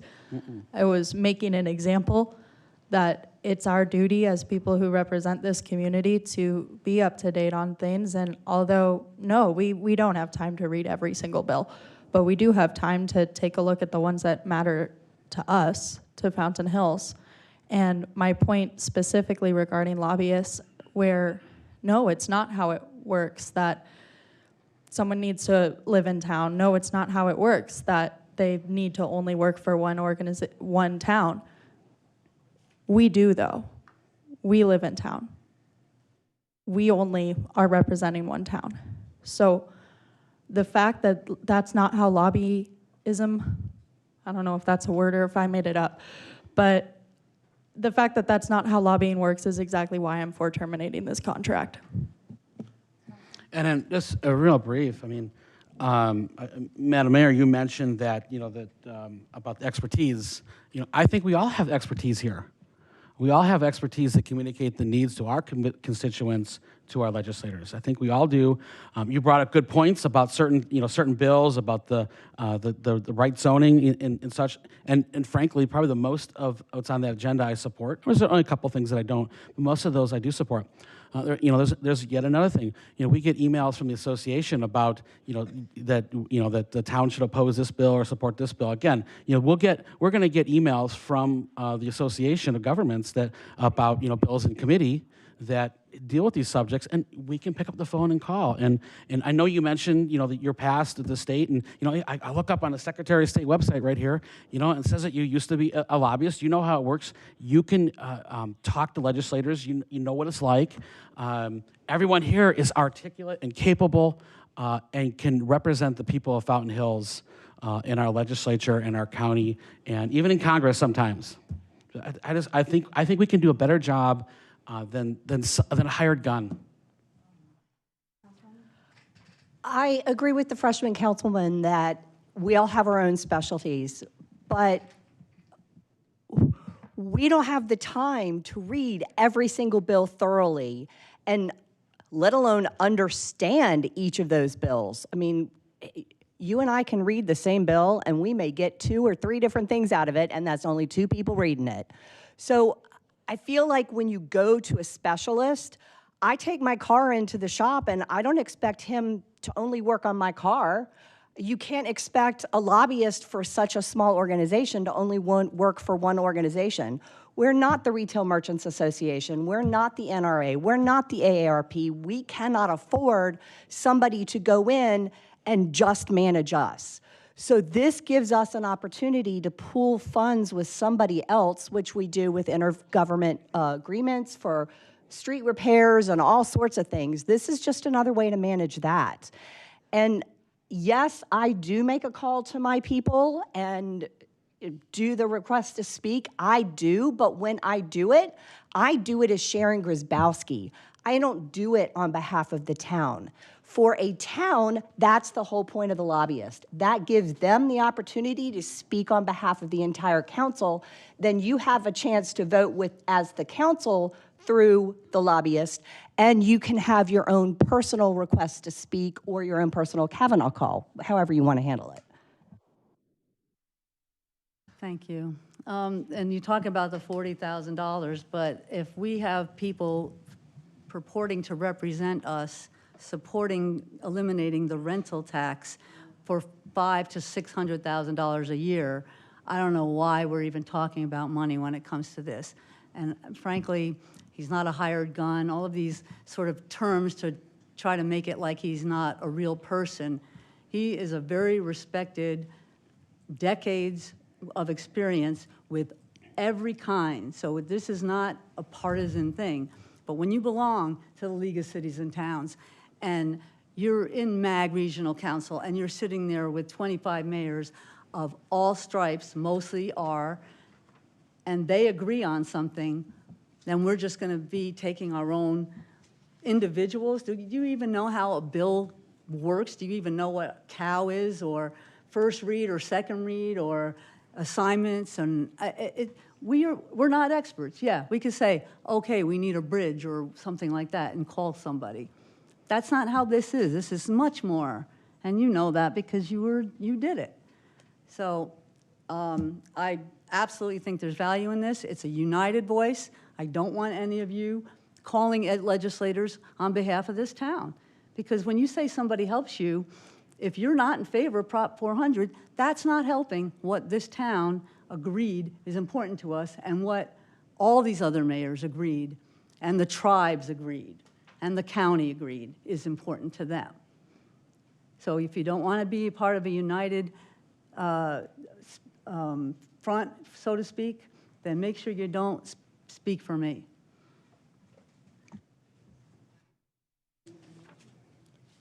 Mayor, I just wanted to let you know, we had a person submit a request to speak card. Is it okay? Sure. Diane Price. Council, I'm Diane Price. I've lived in Fountain Hills for over a dozen years, and I am now a town commissioner on the new History and Culture Advisory Board. I'm sitting over here shaking as a citizen. I think it's time to hear a citizen's point of view on this. What I'm hearing in this discussion is a very elementary understanding of what a government relations person does. I think the move to put this proposal on the table is sophomoric and irresponsible. Government relations is bound and also measured by how they can help a community. They are studying these issues full time, and there's many, many, many issues. I don't want a partisan representation with the state and with our nation. I want a voice that's professional. We may not well have the kind of expertise in this community that Jack Lunsford offers. I doubt that there's one town around us that doesn't have a government relations council. As somebody who's worked in public relations and worked with government relations people, The idea of a retainer is very important because you can't do drive-through delivery on these types of issues. They have to have an understanding of how this council feels, what goes on in our town, and pulling somebody in at the last minute or not having somebody who's giving an overview or is watching all the time is very dangerous. I think I would really urge you to table this until you have more clarity about what the role is. Otherwise, as a citizen, I feel completely naked and vulnerable by doing away with something that is a protection for our town. Thank you. I'd like to make a motion to terminate Lunsford Group. Second. There's a motion on the table and a second. All in favor, please say I aye. request a roll call. I'm sorry? I'll request a roll call. Okay. Roll call, please.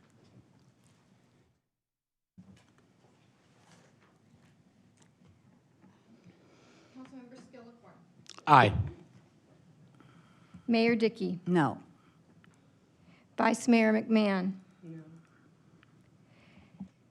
Councilmember Friedel. Aye. Councilmember Grzybowski.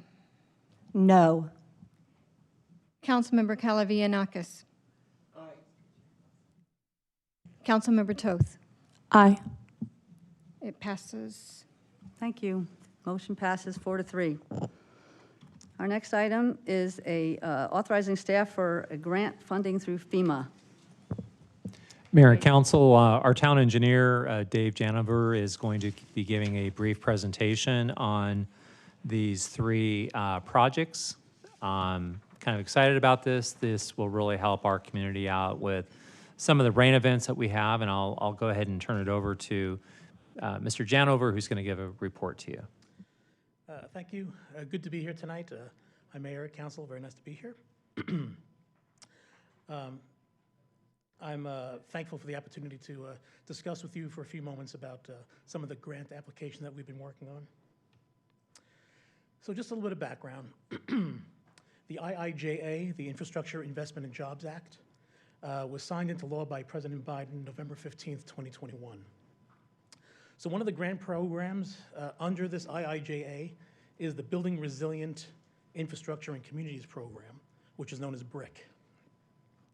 And this is a program that assists states, local communities, tribes, and territories as we undertake hazard mitigation projects, reducing the risks we face from disasters and natural hazards. And this particular grant program has a total of $1 billion of funding over the next 5 years, with $200 million each year for fiscal years 22 through 26. So we have identified a number of projects around the town, and we've initiated the grant application process for these three design and construction projects. One is at McDowell Mountain Road and the Escalante Wash Crossing. One is El Pueblo Road at the Ashbrook Wash Crossing, and one is Del Cambray Avenue at the Ashbrook Wash Crossing. Now what these are is these are low-flow crossings, and the wash goes directly across the roadway, and when we have major storm events, we have major flooding, and you can see some of the photos here at McDowell Mountain Road and Del Cambray. So major flooding and major sediment deposition from upstream from the wash. So what we want to do is raise these roads and put in culverts and make them culvert crossings.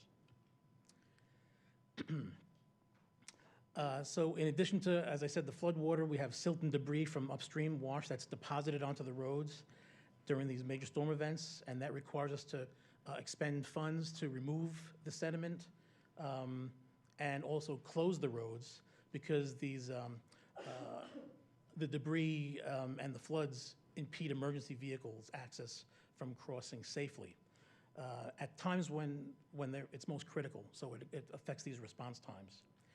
And there's also the risk of vehicles becoming stuck in the floodwaters, and this actually happened about 1.5 years ago. They get caught in the flow, they figure they can make their way through the low-flow crossing.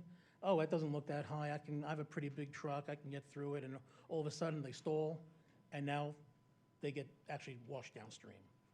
Very, very dangerous.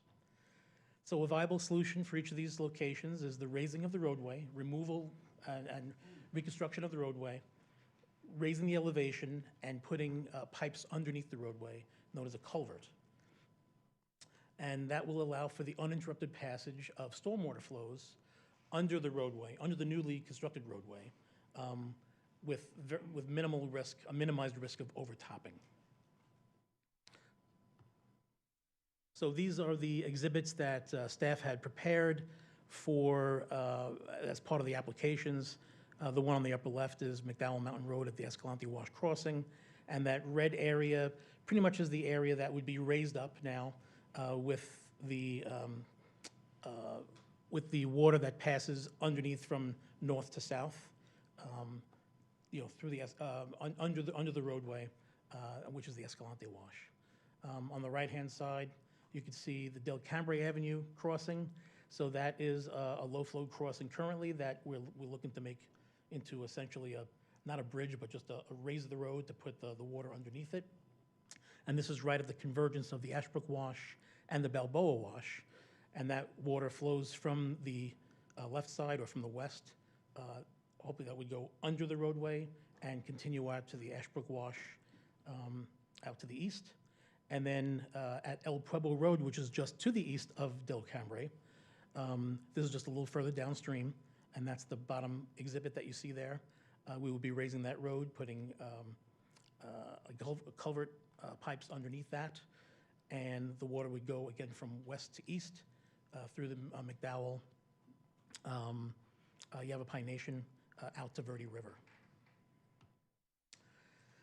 So the town started the application process for the BRIC grants for design and construction of these 3 projects. The process in the state of Arizona is for each municipality and tribe to work with the Arizona Department of Emergency and Military Affairs, known as DEMA, and we work with them and coordinate with them on the grant applications. So this timeline shows that the notices of intent were due to DEMA on October 23rd, 2022, which we met, and that the initial applications were due into the FEMA Go portal, which is a website, by January 13th, 2023. So this was actually extended by DEMA from January 6th to January 13th. It should be noted that prior to January 13th, the town actually submitted 2 rounds of applications for the 3 projects to DEMA, and they provided us constructive comments, and they helped us with feedback on our applications each time to assist us with maximizing the chances of being awarded a grant. So we addressed all the comments, and we submitted the first revised applications on December 22nd, 2022, and the second most recently revised applications were submitted on January 12th, 2023, just in advance of the deadline. And as of right now, you can see that it's under state level review. So the state DEMA is currently compiling all the applications from around the state that they've received, and they will be submitting them directly to FEMA on everybody's behalf on January 27th of this year.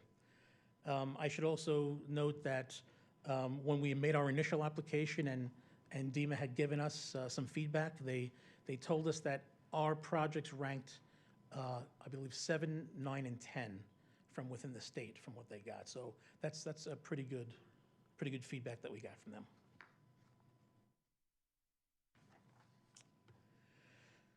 So the town has requested funding towards the cost of the design and construction for these 3 projects. And the BRIC grant, which is a federal grant, will typically contribute 75% of the total project cost, while the local municipality would need to cover 25%. So it's a 75-25 cost share. So we came up with the high-level preliminary project design and construction costs, and they're outlined here in the table. So the table shows the federal share and the town share for each of the 3 projects. And if the grants are awarded, if we actually got all 3 grants, the total cost of the 3 projects is $4,715,000. And the town's share of that would be $1,178,000. Now, I should mention that if we are successful in obtaining an award for any or all of these grants, then the town will immediately turn around and apply for additional grant funding to the Flood Control District of Maricopa County through their Small Project Assistance Program, known as SPAP. And that'll help offset the cost of the town share. So the district's contribution, the Flood Control District's contribution, is limited to 75% of the design of construction costs of flood control elements of an eligible project, not to exceed $1 million. So if we're successful with the SPAP grants, at best for the 3 projects, the town might see our cost share reduced from $1,178,750 down to just under $295,000 for all 3 projects total. So this equates to just 6.25% of the total project cost for the 3 projects, because 25% of 25% is 6.25%. So the town staff is going to diligently work and coordinate with the Flood Control District of Maricopa County once we learn the outcome of our BRIC grant applications. As far as the timeline, this grant requires the project to be designed and constructed within 3 years. So these projects would be programmed into the town's CIP for fiscal years 24 through 26. And of course, this will be further discussed during the council retreat and throughout the budget discussions. And of course, if anything comes back, we would need to approve an IGA as well. So with that, staff seeks authorization to continue the grant application process for these 3 projects. And that concludes my formal remarks. I'd be more than happy to answer any questions that I can. Thank you, David. Do we have any speaker cards on this item? Caught you, sorry. No, Mayor, we do not. Thank you. Councilman? Thank you, Madam Mayor. Very excited about infrastructure. Love getting to the business of infrastructure. So that's a big priority. You're in this room, you can hear that. You know, infrastructure is a big deal. Really, it's just staff time. We haven't put any money into this. It's just, I mean, it is a dollar amount to staff time, but we haven't put anything additional to this, and obviously there's going to be a return on investment. Very excited about that. Do you think I saw here the date that was this summer about potentially having some sort of answer. Is that realistic, or do you think, or spring to summer? Do you think that has to be pushed back? Yes, Mayor and Councilmember Skilcorn. Yes, this is actually a timeline that was put out by FEMA. So this is what they are right now, and so far they've been pretty much sticking to that deadline. So we're hoping between March and July, sometime between the second, I guess around the second quarter, we should have an answer, at least which way if one or more of them have been. Yeah, and all 3 of these, they affect residents, I mean, and their property. Is there any one of them that you think affects the residents even more? Like the water is so encroaching their properties. One is a bigger deal than others. It's a great question. I think I would probably have to go back in history. I guess perhaps our illustrious Public Works Director might have seen some of the history of that. If you had to choose one, that was... Is it one that you showed me? Madam Mayor, council members, Councilmember, in fact, the one that with the heaviest impact is on McDowell Mountain Road.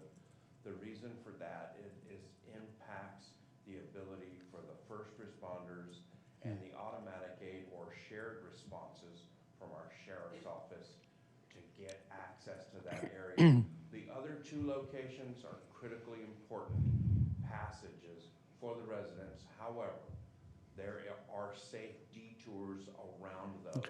For McDowell Mountain Road, There isn't, yeah. And I have, before I moved to town, I remember not being able to cross there. Thank you so much. Thank you, Director. Thank you, Ms. Mayor. Yeah, I just want to thank you, David, for the hard work that you and your staff did on this. This is really impressive. Like Alan said, it's an infrastructure, and the more you talk, the happier I got. And so, thank you and your staff for all the hard work. This is excellent. Thank you. Yes, and I just want to chime in. This was the low-hanging fruit, but I do want to let you know that this is big. We have another 4 years left of this grants coming through that we would be able to be eligible for. We've talked about this before. My highest priority for the town is to deal with our drainage issues in town. Our washes are eroding. We've got a lot of issues there. We are trying to get this, this drainage master plan done. The drainage master plan is critical because then it's going to start putting cost estimates and all the recommendations of what we need to do to shore up our washes and our dams and our storm drains. So I'm not sure if this one is exactly the same grant that we would use for that, but I believe we're also looking for other grant opportunities as well. That's great. So this is really exciting. This was kind of a last minute ask. When I say last minute, we were able to get in on time, but the staff really went through hoops to get it in. And I drive around every time we have a major storm system, and those these two that are over there off of Grande, they really do put up with a lot. And I'm just surprised we haven't done this before now. Those people, they're like landlocked at times, and I'm just concerned about public safety getting over there when they need to, because then they have to kind of do a detour to get to where they need to go. So we appreciate your support on this. Councilwoman? We are very fortunate that these grants became available because this is a huge issue. So kudos to you guys for finding it, writing it up. We are very fortunate about this. One of the things I always like to bring up when we have these conversations, and I'm sorry to sound like a broken record, but we got 14 to 87 on the environmental fee. Aaron, did we hear anything when the old AG left and the new AG came in? How that, does the old stuff just get tossed and it has to get rewritten up? How does that stuff work? And then I do have another follow-up question. Mayor and Councilwoman, we didn't receive a 1487 complaint. We received a request for an AG opinion. And so we, to this day, have not received a formal written opinion from former Attorney General Brnovich, and certainly not from the current Attorney General, given the brief tenure that she's been in office. So do they go away? No. I can't tell you what degree of priority, any previously pending requests will be, but I guess that remains to be seen. So you have a follow-up question? Not for you. Okay. This is probably a little more anecdotal than serious. So Dave Pock, can we put that $40,000 Lunsford money towards this?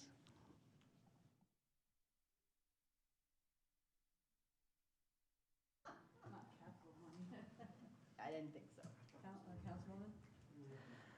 Councilwoman?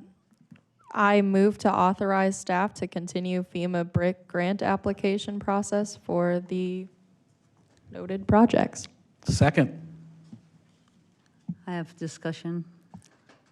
Usually I go last. The 1487 stuff that you were mentioning, though, is this is precisely the projects that we could have used the stormwater fee for, and since we've been in limbo for all these years, it's probably up to about $3.5 million that we weren't able to get from, and that's due to action by the legislature. So we have a motion and a second on this. All in favor, please say aye. Aye. Any opposed? Thank you. It passes unanimously. Thank you, David. Next one, I'm guessing is Amanda about our brand and our logo, our ongoing effort here. Welcome.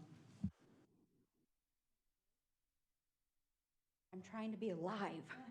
It's bedtime for me. I should admit that. I'm going to pull up our presentation. How it will go is I will open it. I'm going to turn it over to our consultants, Don and Richie, and then I will close it. So almost a year ago, the town had a council retreat. During that council retreat, branding came up as a topic, and there was a consensus to move forward. It then was included in the fiscal year 22-23 budget. It was a $20,000 line item. And then as I came on board in March, so just a month after the retreat, I started looking into our marketing material for the town, economic development, of course, tourism, and was asking, okay, what logo am I supposed to use? I see about 3 or 4. I'm seeing multiple taglines, and I couldn't really get a straight answer. And so I was supportive of moving forward with the project. So in June, after the tentative budget adoption, so we're getting some clearer direction, we went ahead and put out a formal request for proposal. We received 6 responses, and then the Gordley Group, who I'm about to introduce, was selected to lead the project. So I'm gonna have Don. Don's gonna come up first to go over the process once they were selected. Now I'm going too fast. Right, Don? Hello, Mayor and Council. Thank you for having us, and thank you for trusting Gordley Group with this endeavor for the town. Just a little bit of background information on Gordley Group. We are a full-service advertising, branding, creative, public outreach, advertising marketing firm that has been around for 31 years. I am the media and marketing director there. I've been there for 11 years. Richie is our creative director. You've been there eight years now? Yeah. So we were very fortunate to come across the RFP for Town of Fountain Hills, and very excited when we were awarded. So let's see if I can get to the next. There we go. So one of the goals in branding is always to increase the clarity and general awareness. So we want to make sure that with a brand, it's cohesive and it's clear. Every piece of material that comes out looks the same, has the same theme, has the same feel, so that the people who are reading, receiving that information know that it's from the town. They trust that brand. They believe in that brand. And when we talked to the crew here at the town, one of the things that they wanted to do was look forward, look towards the future. Your current logo and brand seal have been around for a while, and so wanted to do something that was a little forward-thinking, along with how the town is forward-thinking. So with Gordley Group and our branding process, we have 3 stages. We have a discovery, a development, and then an implementation. So the discovery phase is all about research. We want to understand the community and the perceptions of the community through the people who live, work, and play here. We don't live here, so we want to hear from you guys. In order to do that, we did a research on all of your current materials and an audit of your current logo and your current brand. We sent out a community-wide survey that was not only in the newsletter, but was also sent out by email and on your social media. It did amazing. Your town is very invested in itself, and so we had quite a few responses on the survey, which was really nice. And then we did quite a few focus groups with the different stakeholders throughout the town. So some government employees, some business owners, some community members, to get an idea from all levels what the town of Fountain Hills means to them. So to talk about the survey a little bit, as I said, it was only out for a little over 2 weeks, and we had over 750 responses. It was only 10 questions, and we had over 5,000 comments. So it was very, very widely received, and most of those comments were very good. We went through all of them, categorized them. The biggest topic that was talked about was nature, beauty, and the small town. Those were the things, as you can see on the right side of the screen, are some of the comments, just a few of them that we took out of the survey responses. So we found out that people in Fountain Hills are very proud to be here. They're very proud of the town, the community, the people that they live here with, and your fountain, absolutely, of course. They love the views, they love the beauty.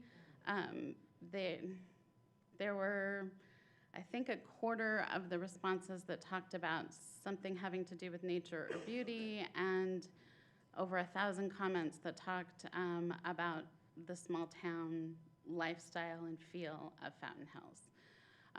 In the focus groups, Richie and I and some of our other team members had focus groups where we talked with 2 to 4 members of the stakeholder groups on, so we could get a little more conversational about what brought them to Fountain Hills, why they like Fountain Hills. And so some of the things that we heard were the beautiful views, quiet, charming, a very high amount of pride in the fountain and the community. One of the comments said they just visited here and knew they had to move here. So I think we heard that a couple of times, was they came for an event, came to town, and knew that this was where they wanted to live. So we took all of that information and broke that all down, the focus groups, the community feedback, and identified some attributes that we believe bring the consistency and effectiveness of the visual communications into your logo. So the attributes that we were working with: natural beauty, safe, clean community, charming, small town, quiet, friendly. So we have a couple of options. Yeah, so hello, thank you for having us. We are presenting 2 options tonight, this being the first one. And just real quickly, when you see the next option, we didn't go through color palettes or anything like that. We wanted everything to be apples to apples. So if somebody had a favorite color or a least favorite color, it didn't show up and persuade anyone in one different direction or whatnot. This first logo is a bit on the head with the, depicting the fountain and the explosiveness, the energy that Fountain Hills has in the active community. And so if I go down here, I just wanted to show you quickly how we can envision this working in different settings. And this is just kind of to give you a little bit more of a context of how this could be used. One of the things I think we try to strive for when we're designing brands like this is scalability. We want things to be able to be read far, small, 1 color, 2 color, something that isn't going to be hard to reproduce or replicate. And so if that's okay, I'm going to go to the next one. This one being a bit more going towards the seal fashion, where we're trying to get more into it, where we get the hills, the fountain, the sunshine, kind of encapsulating it. Both trying to go into a timeless era of keeping everything that's just really concise, consistent, and easy to reproduce for you. And down to the next slide. Again, apples to apples, showing the same mock-ups, just to show you how the context could go with that. I kind of went through those a little quickly, a little nervous, but let me know if you have any questions, and we'll be more than happy to go through those. Do we have any comment cards on this, Linda? Yes, Mayor, we do. First, we have a written comment from Liz Gildersleeve, and she likes option A, and then also made a comment that you have at your station regarding the money that was spent. And then we do have a request to speak in person, and that's from Ed Stiza. Are you still here, Ed? There you are.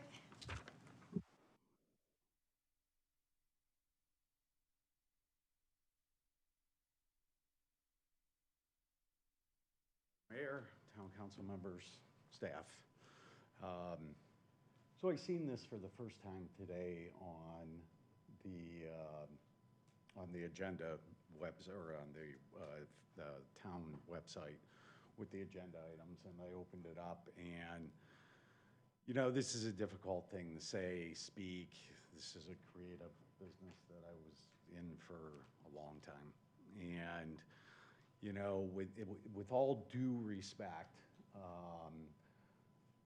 I don't know how much consideration, I'll try to be diligent with this, how much consideration was done based on the old branding and logos. I know they talked about it. I actually think there's some very colorful, vibrant looks at what we've done in the past or what somebody has done in the past. And this, to me, as soon as I seen it, I was like, well, that looks like it should be an embossed on some sort of hotel logo or not even so much that, like an office type logo. It didn't have the vibrancy. And it's really tough for me to say this because this is a tremendous amount of thought and everything that went into it.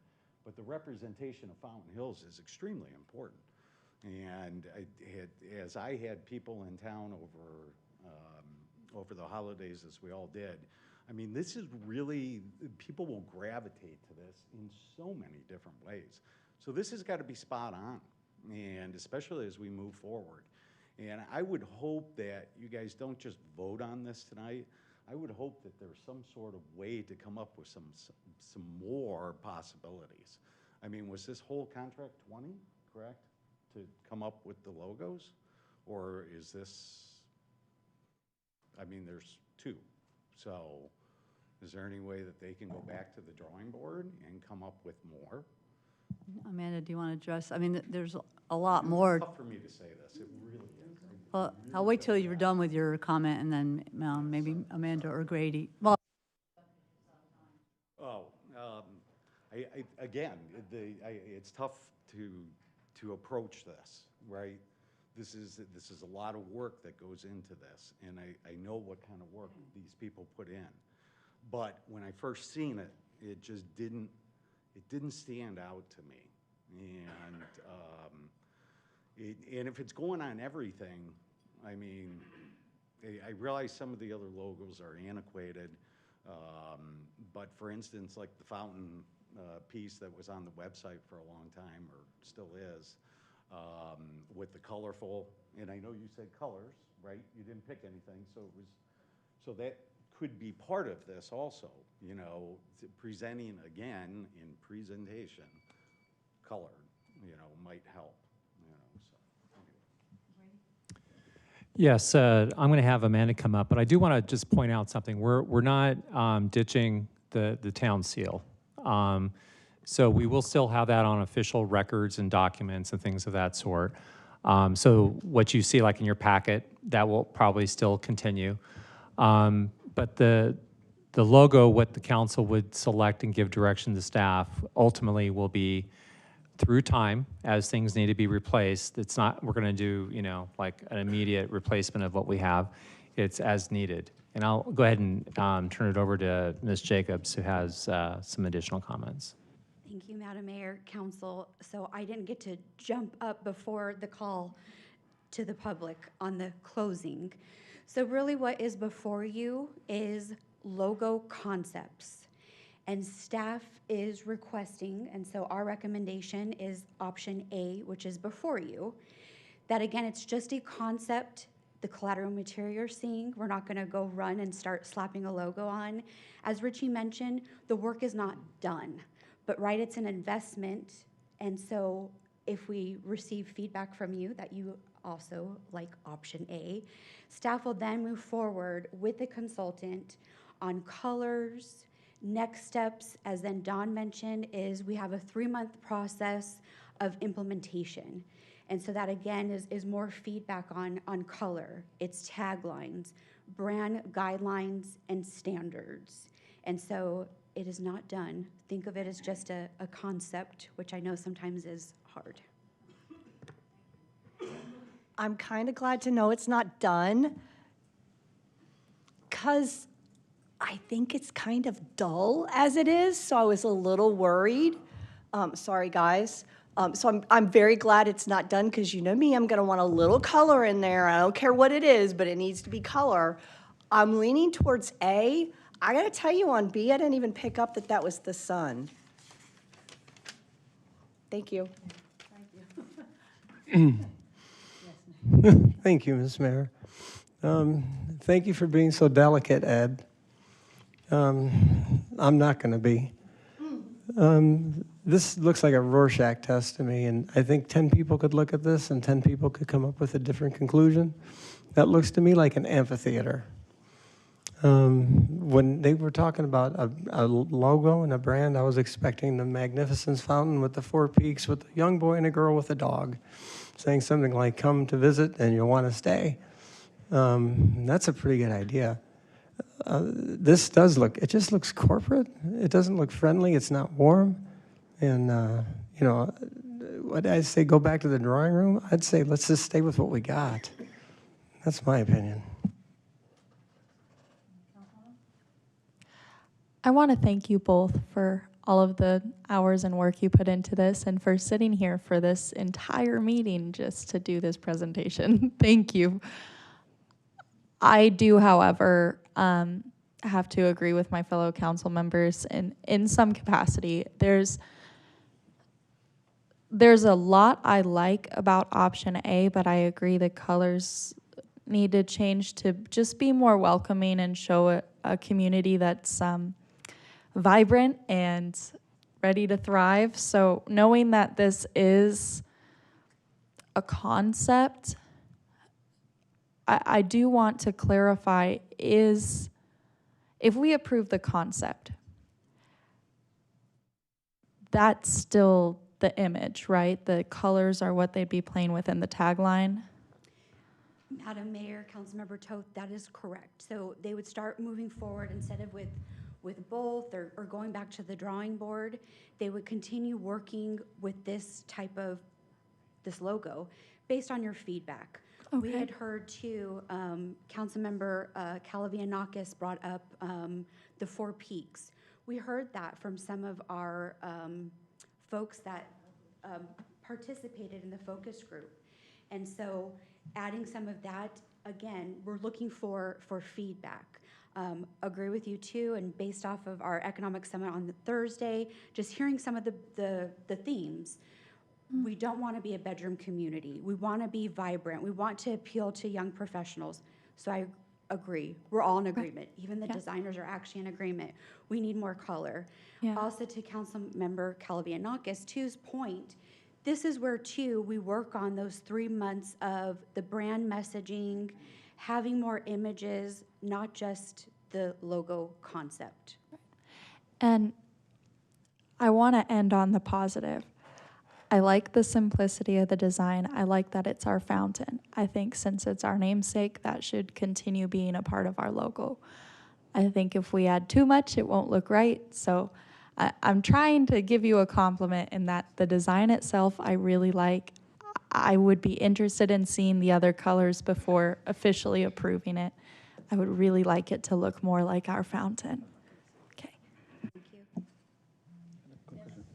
Thank you, Madam Mayor. If we don't approve this tonight, what's the next step? I mean, tell us your vision. Are we going to see more colors, or is there a planned, next step? I'm kind of curious what that is, and I don't think, consensus, I don't think we're ready to approve this yet. Maybe we want to think about it and see it. But what does that look like to you? I mean, are you going to talk us into it, or is there other options? So Madam Mayor, Councilmember Skillicorn, there's a couple of options. Again, we could get some feedback. So I think it's also mentioned just direction. If you don't want to take official action, again, if we could understand, I'm hearing that there's some maybe positivity towards option A. We'll just continue to work on it. And if it's council's will, we'll bring it back to you. If there's no action and there's feelings of hate, the project would almost, stop. I like it. Vice Mayor? I think it's sophisticated. I think its simplicity is attractive. If you look at the flagpoles, it doesn't take away from our fountain. It really is really nice. I like the cleanness of it. I think it is universal in a lot of ways. And again, I don't think it conflicts with anything or fountain badges or anything like that. The color, I think that A1 is very, very nice. The colors are fine. However, I wouldn't mind seeing another palette of a couple different ones. So thank you for your hard work. I know being an artist is very difficult. It's hard to sit there and listen to criticism. But again, thank you so much. I do like it. Okay, so I'm going to tell you a couple of the comments that I have heard. I do agree we need to be more contemporary. We want to attract the younger audience. I feel like we're leaning the right direction, But two things I heard: napkin holder, Sydney Opera House. But I still like A better. But if we could, and I'm sorry, now I've just planted both of those images in your head, didn't I? I'm really sorry about that. Sorry, dude. So now I've planted it in everyone's head, but I feel like we need to get that out there. So I think the colors will help a little bit, or maybe pulling the lines a little closer together. But those are the two comments that I heard, and I just felt like I kind of needed to say something. I still like A better, though. I still think that's going the right direction. The feedback. I guess I have to cop. I'm the napkin holder. It just didn't grab me. It's not vibrant. I like A better than B, but I really like the note card next to the envelope. To me, that picture is vibrant, and it says something about our town. So if there's a way to incorporate a little bit more of that into A, that would be my suggestion. It grabs me a little bit more. When I see that note card, I think it's a note card, that grabs me, and it says, that's Fountain Hills. So I do like A better than B. Thanks. So part of it is just the idea of what a logo really is. And to me, it's supposed to be kind of what this is. It's simple. I mean, I didn't think of the napkin or anything like that. It just looked like a fountain to me that was pretty cool looking and simple, so like you could see it, but like on that note card, it's a perfect thing to have. One of the things, you know, maybe a hint of Four Peaks. I know I heard that, like something in the back, but I really like it. I think it's, again, I was looking at Mesa and what some of these others have done. You know, it's an M and then Glendale, and it's got to be simple. I really think that, and that's what I do like about it, and I like that it's contemporary, and I like that you could probably put any color you want on it. Maybe because I've been here so long, but the whole bottom thing just totally looks like Fountain Hills to me, the fountain at Fountain Hills. So, I'm sorry? Oh, so anyway, I like it. If we voted on it tonight, I would definitely say fine, because I know this isn't the end all and the be all. I think it's a nice looking logo and it's exactly what I think a logo should be. But you know, obviously, we're hearing some other things. Yes, Vice Mayor. It represents our town in the sense that the iconic item in our town is the fountain, and it is what unites all of us. Yes, there's Four Peaks in the background and stuff, and I'm not dissing on Four Peaks, it's beautiful, but the simplicity of the fountain and what it represents, and it to me, it's just is a strong statement. So I think keeping it simple is really important. So I'd vote for it. Any other comments, questions? So if we do nothing, what happens? Because I don't know that it's going to pass. So I'm trying to. I'll try to paraphrase. You guys correct me if I'm wrong. I know you will. So the consensus, I think, is leaning towards option A, adding more color and seeing more of what we call the implementation phase. But you have my word. We're not going to start, you know, plastering it anywhere. Or again, the vision of starting to use it and market it, not just the town, but from an economic development purpose. But we'll work with Gordley and bring back based off of your feedback. Mayor, just real quick too. So part of this, when you do these types of projects, you have an implementation package, and what we'll get from Gordley will be the various different fonts that are, you know, the sizes, the Pantone color, or colors, I should say. And we'll see different applications on how this will be used. So maybe like on business cards, it looks completely different than it might look on some sort of other type of document, or maybe the seal of a car, or, you know, on the placard of a car. So I think what I'm hearing is that maybe the consensus is A, but you'd like to see maybe what those options look like with color and other things. So I think what I'm hearing is there's consensus to maybe move forward, and then maybe just get them to check in one more time before we do anything. Does that sound like what we can do?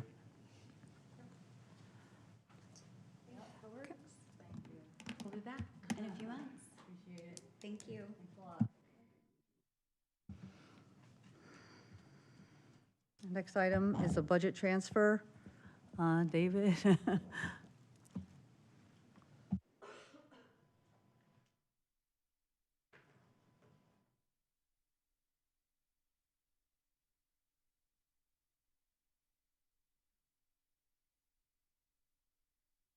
I'm back.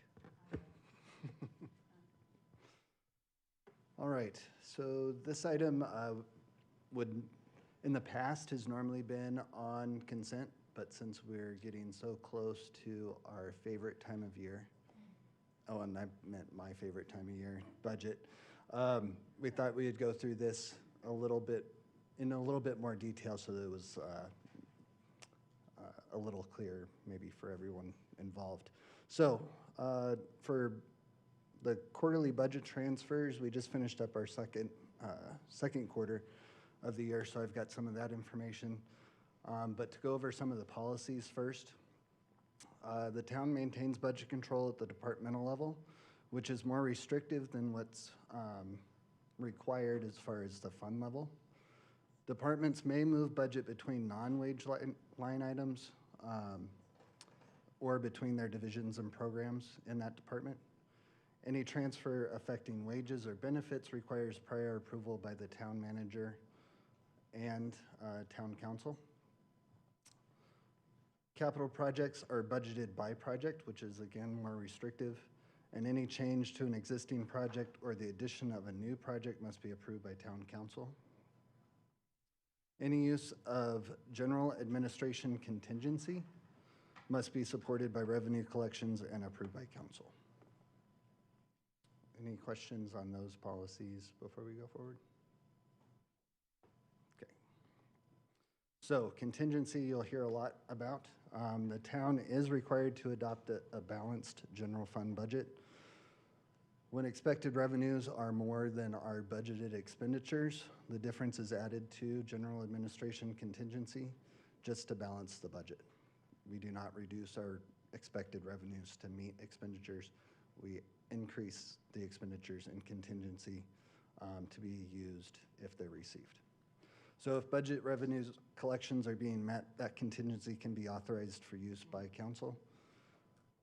Use of contingency budget authority is typically used for unexpected, unbudgeted expenditures or carryover expenditures that were approved in the prior fiscal year but not completed until the current fiscal year. All unused budget authority, including contingency, expires at fiscal year end. So as far as the revenue goes, we're doing quite well this year. As you can see there on the left, collectively, all of our TPT, we had collected $9.4 million over the first 6 months. We had budgeted for 8.2. I will also mention that the first 6 months of the year are slightly less than half of our total revenues for the year.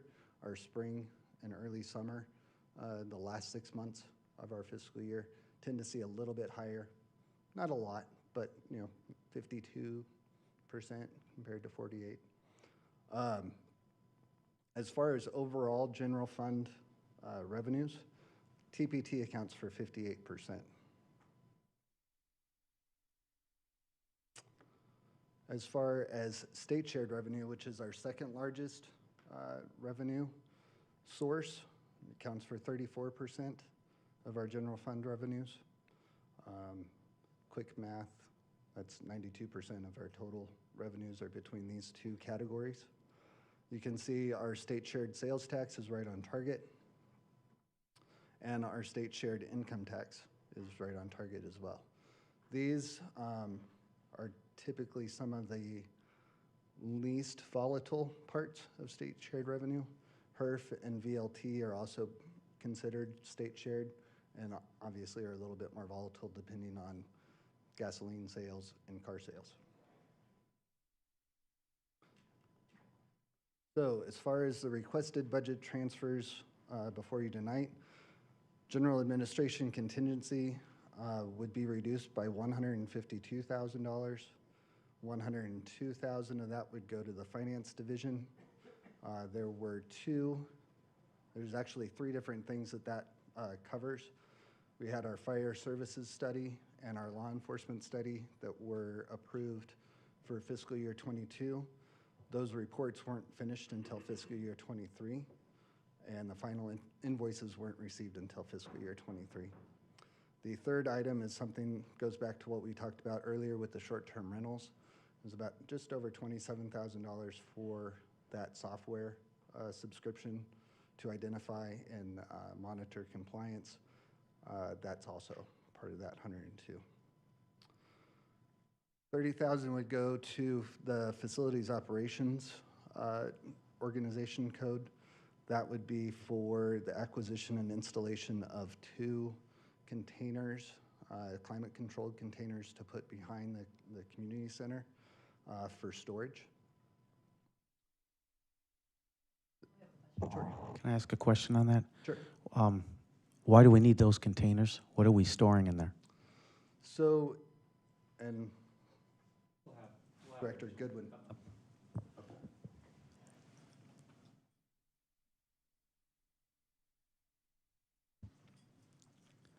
Great question. There's actually 2 answers to the question. One is that we have a medical equipment loaner program that is run through the community center. I think most of you guys are familiar with it.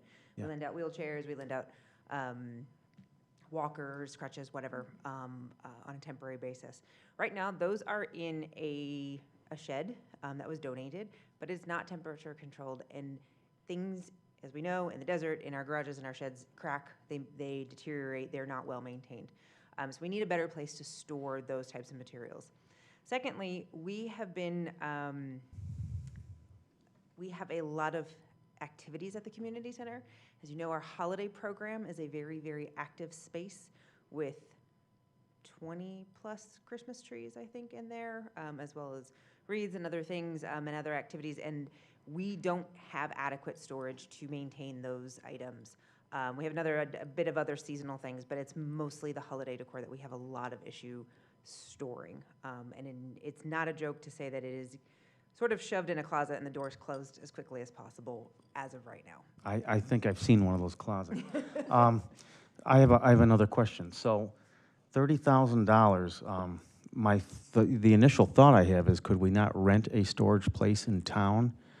$30,000 would cover 10, 20 years worth of storage or rental fees. I don't know what they cost anymore. Or is it just not logistically prudent to do that? I don't know if we use that stuff that much that we couldn't get a storage locker in town and rent a storage locker and not pay $30,000. Is that something that was considered, or? Well, I think you kind of hit the nail on the head with the idea that there is some logistics behind it. When someone comes to rent a wheelchair, it's generally a needed kind of thing. Once in a while, somebody will call ahead and see if we have any, but generally it's on-site usage. They come, they ask, we provide. Having to go get a piece out of storage would not necessarily be efficient. It's not to say you can't do it, you certainly could. And the same thing with the other decor. I think the idea here too is that the 30,000, and Puck, please correct me if I'm wrong, is sort of soup to nuts. It's the acquisition, it's the installation, it's the running of the electricity to the units so that they're there and functional. It's kind of all inclusive. Now, we can certainly look into the storage option in town if that's something we think that's prudent. I don't know what those rates are off the top of my head by any means. So if you wanted to get the trees, you'd have to get a vehicle to go somewhere and pick them up. Yeah, we'd And so there's probably probably some expense there. And then if, like for the wheelchairs, you'd have to have a vehicle that could carry a wheelchair and such. So it might be a little bit, might end up being expensive in that way. I don't know. Will these containers give you capacity to handle even more? We have a lot right now. I would be hard-pressed to answer that until I saw how they are arranged and how we can maximize the space. We've done actually quite a bit of research. We've been working on this one probably since the spring to really envision what it is we need, how much space do we actually need. Is it better to get 2 small ones or 1 larger one? And that's kind of where we broke it down. And then we were able to work with several different vendors to identify whether we needed windows. Some of them were super duper. They had lots of power and lots of windows and lots of shelving. I said, we don't need any bells and whistles. This is not a work site. This is a storage facility. So we were able to strip it down to get to as reasonable cost as we can. But I won't know the layout until we actually get in there and try to maximize that space. And Rachel, just so everybody can envision, these are storage pods, right, that have been adapted for this particular use with like a window air conditioner or? Correct. I mean, for lack of a better way, yes. It's a built-in air Heat pump or conditioning something. unit. Okay. That would operate energy efficient as So energy efficient as possible. it kind of like, I started having issues after Encore provided us all this equipment, and we took it on, and it was a great service that we provide the community. I donated some of my parents' items, and I was a little disappointed to see that some of the, like the vinyl and some of that was starting to disintegrate because of the heat. You know, it's just like if you just stored the stuff in your garage and it's not air cooled. So that's a big part of it. And then also while we were looking at that, Rachel brought up the fact that they just don't have, I mean, I would love to have the storage in the building. I mean, that would be the ideal place, but the building just does not have the storage capacity on the interior. Not for the number of programs and things that we. I mean, we could do it, but we would have to give up programming space that is used for other programs. We did, and you're right, we did. We looked at converting, if there was a way to convert a classroom or an unused space in there, or adapt existing closets or whatnot. I mean, it was a bit of a Jenga puzzle, but this came down to be the most practical and useful option. Thank you, Madam Mayor. There's going to be 2 points on my question here. So the first one, since we're talking about storage, have we explored reaching out to the community to see if there's a charity, nonprofit that wants to take over this and would love this equipment to give out? We actually inherited it from the other direction. It was actually run by a church group for a while, and not that they had the same issues, but they had similar issues in that they weren't open all the time, they weren't accessible to the community to the same capacity that our community center is. So we might want to question the demand for this program, if that's the case, if we already had someone that was out there that couldn't give this stuff away. And the second, They gave us the program. I understand, but they gave it to us because they couldn't give it away. That's what really happened. But the other thing is that, we have a crisis in this town of vacant space. We have vacant storefronts, we have vacant retail, we have vacant commercial space. I'm sorry, but I can't approve taking $30,000 when we got vacant spaces all over town, and we could ask for favors, we could find a cheaper renter, something like that. There's a story which I'll bring up probably in the future many times, and you guys will get sick of it, just like we hear Councilwoman Grabowski talk about the fee. I ask my wife all the time for a bigger garage. And her answer is always, have less stuff. And I've got to go back to that here. I don't think this is a good use for the taxpayers. This could fix roads. I mean, and this really isn't the proper role of government. There's got to be a charity or someone who wants this stuff. Do we have any cards on this item? No, Mayor, we do not. Anybody want to make a motion? And I think there's other items. This was just one of. Yeah, I will use them.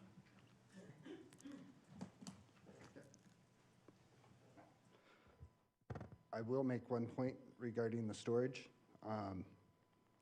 Yes, we could do a storage solution, maybe. You're investing in expenses, though, at that point, and not an asset. So I'll just keep that point out there. The next item was for the public information. This is actually my fault, so I need to take ownership of that. This was approved in this year's budget, but it didn't get programmed in Munis in our financial system in the right spot, so that's my fault. The next one is for capital projects. Contingency, we do maintain contingency in that fund as well. There was some landscaping services that were budgeted for fiscal year 22 that didn't occur until fiscal year 23. So that is that $25,000. that is all. So.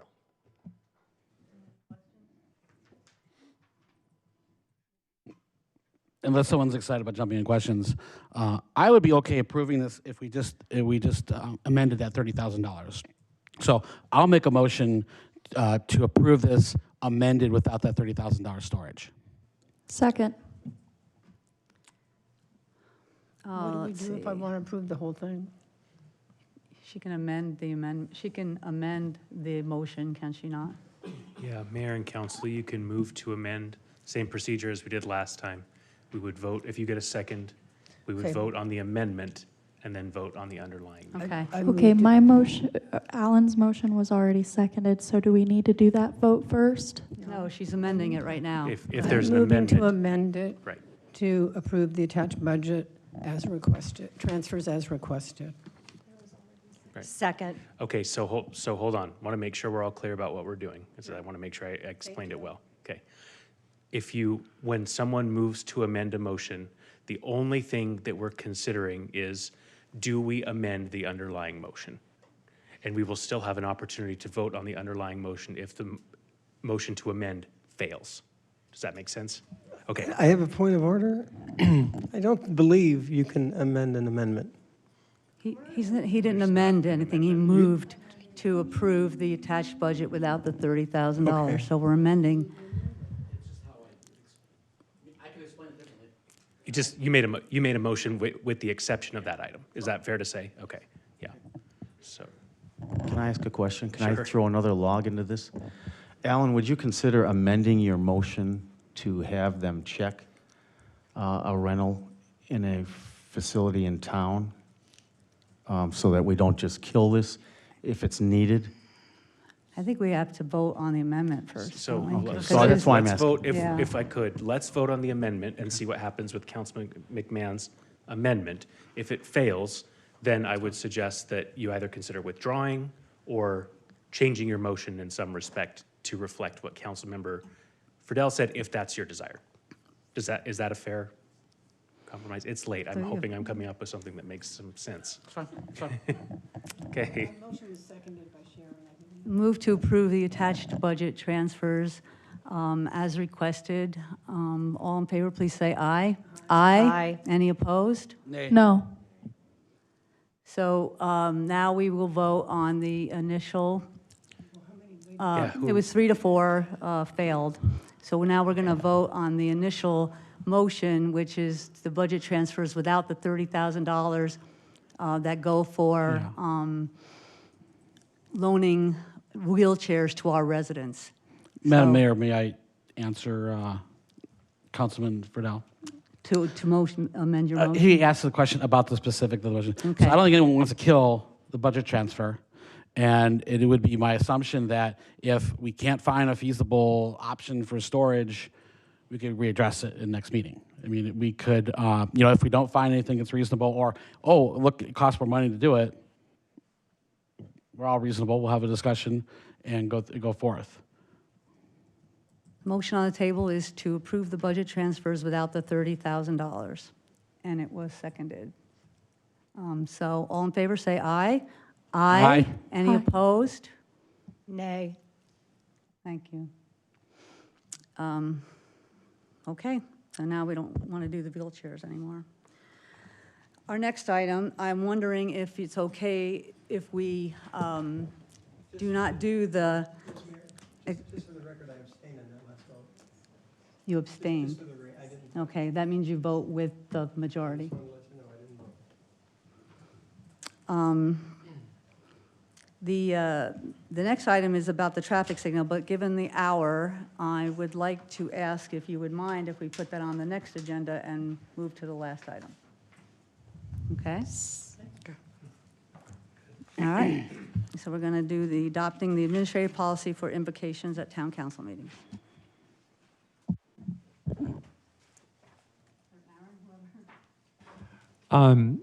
So as part of the last council meeting, we basically had a request before the council, and the council gave direction. Majority wanted to bring back the invocation. Our town attorney went through and came up with some suggested or recommended ways to handle this administratively. So I'm going to turn it over to him because he spent the time on it, and he's going to go through kind of the options that you have before you. And of course, if you have any other ideas or suggestions, by all means, bring that up tonight. Thank you, Grady. Of course, Mayor and Council, good evening. We do have an administrative policy that is proposed for adoption tonight. You'll recall that during the discussion at the January 3rd council meeting, part of the, I don't believe it was part of a motion, but part of the general consensus that we got from the council was indeed to return some form of whether ordinance or policy that would help guide the town, both formalizing our practices and procedures and establishing best practices for going forward. This is a baseline. There are things that can be modified within the policy if you want to talk about those tonight. This is up to the council as to what policy they want to adopt. I am here to provide constitutional limitations and other explanation, which, given the lateness of the hour, I'm sure you don't want to recess into executive session for that, but if necessary, I will recommend that we do so. Otherwise, this is for the council's consideration this evening. Thank you. Do we have speaker cards on this item? Yes, Mayor, we do. We have quite a few comments, but we do have a lady in person who'd like to speak, so we'll do her first, and that's Farrell Palace. Did I say it right? Yeah. Okay. Yeah. Yeah, so I want to direct your attention to the last sentence on the administrative policy for invocations at town council meetings. Because this seems to be the only sentence which actually puts forward some kind of a mechanism or a methodology for who gets to speak, when they get to speak, etc. And I don't think it's adequate. I think we need a lot more process around this. I'm glad you said it's baseline, because I think so too. So let me just point out a few things, and I will be brief. So the language here about the selection mechanism being at the town manager's discretion is a very broad brush, and it's fun, and it doesn't say anything. You know, what is his discretion? We have to spell this out. We need transparency around guidelines that he's going to follow, because I promise you, this is a contentious issue. You guys came out on the first meeting of the year. You pushed the desire to bring the invocation back to the first agenda item, and there was not any process around that. And I am a non-theistic humanist. I have ideas about what I would like to offer to this body that I think would be very powerful to unify and inspire the body. So that's just a little bit about me. And I think it also puts Mr. Miller in a very difficult position. I mean, it just puts the whole burden on you to make choices, and then if people don't like the choices that you make, you're going to be the guy to blame. And I don't think that's adequate. That's not adequate process. So this idea about first come, first served. Man, we're gonna be out of time, so is there a way you can wrap up real quick, because we only have the 3 minutes? Okay, bottom line, I'm going to say there's been no process around this. This is too important to not have process around this. And so what I'm asking is that a committee be formed, including residents, and I want to be on that committee, obviously, to brainstorm around a mechanism that feels fair to the residents and for all different walks of life to be represented. Thank you. Hopefully, when you hear our conversation, maybe some of what we come up with will help. sorry, could you say When that you hear again? our conversation, hopefully we'll solidify some of the process, and then you'll see there's a little bit more to it. Thank you. Mayor, if I may respond to at least a couple of the speakers' comments that I think might alleviate some concerns. The way that the policy is constructed is such that the town manager or his or her designee may, in his or her discretion, set the schedule for invocations, not discretion as to who gets to say what. I want to be really clear that, as stated in the policy, neither the manager nor anyone in this room associated with the town of Fountain Hills is allowed to dictate who can offer an invocation based on faith, non-faith, belief, non-belief, any of that. That is wholly prohibited. I think that was clear. Okay, well, what we can do is, establish our schedule, ensure that the outreach that we're doing comports with the constitutional principles. And at least this baseline, I'm confident, would do that. For any further discussion is welcome from the council. Thank you. Do we have another card? I have, now these are the Oh, ones that yes. aren't here to speak, but they put in writing. Linda Frazier is against the invocation. Lisa Miller is against the invocation. Cindy Couture is against the invocation. Nicole Ober is against the invocation. Peggy Yeargain is against the invocation, and Cynthia Kingman is against the invocation. And this one is in your list, so you can read her comments about the prayer. Then we have Jean Shaleka, who is for the invocation.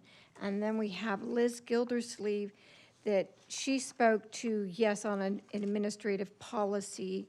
And so you have her comment with respect to that policy. And then Diane Price also, she put about being against the prayer, the public prayer, but she also has some questions and comments, and you can read that. Thank you very much. So I think following the law, right? We want to be able to have people apply to do it so that we're not picking and choosing. Councilman, did you want to say something?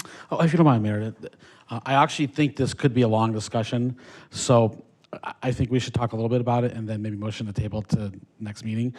But I'm very curious, isn't there, and this would be probably directed to either the attorney or the town manager, isn't there already a policy that's on the books from the previous times? Mayor and council member, no, there isn't a written Oh, so policy. we never had that. Okay. We had our sort of informal practices. Yeah, I think the practice is the best way to describe it. That's So good we to had a past practice in the Okay. past. So I think we all maybe get our piece tonight, but I think we should discuss this at another meeting, because I want to kind of noodle over this, and frankly, there's only a handful of residents still left. I want to have everyone have an opportunity to think about it, they could participate. So I'm not going to motion now, but I think, let's get our piece and then we'll make a motion. Councilwoman? Which one, me or her? Okay. I wouldn't be averse to tabling this so we can get more public comment. I think that's not a bad idea. If we do vote on this tonight, it says individuals who have a connection to Fountain Hills. Well, a connection could be you ate at the McDonald's 2 years ago, which would establish a connection. I think the wording has at least got to be tightened up to individuals who have a substantial connection to Fountain Hills. I think that'd be a much better wording to make sure that outsiders or people that want to interfere with our process don't come from the rest of the valley to come here to do it. So that I would want to amend this to include that verbiage.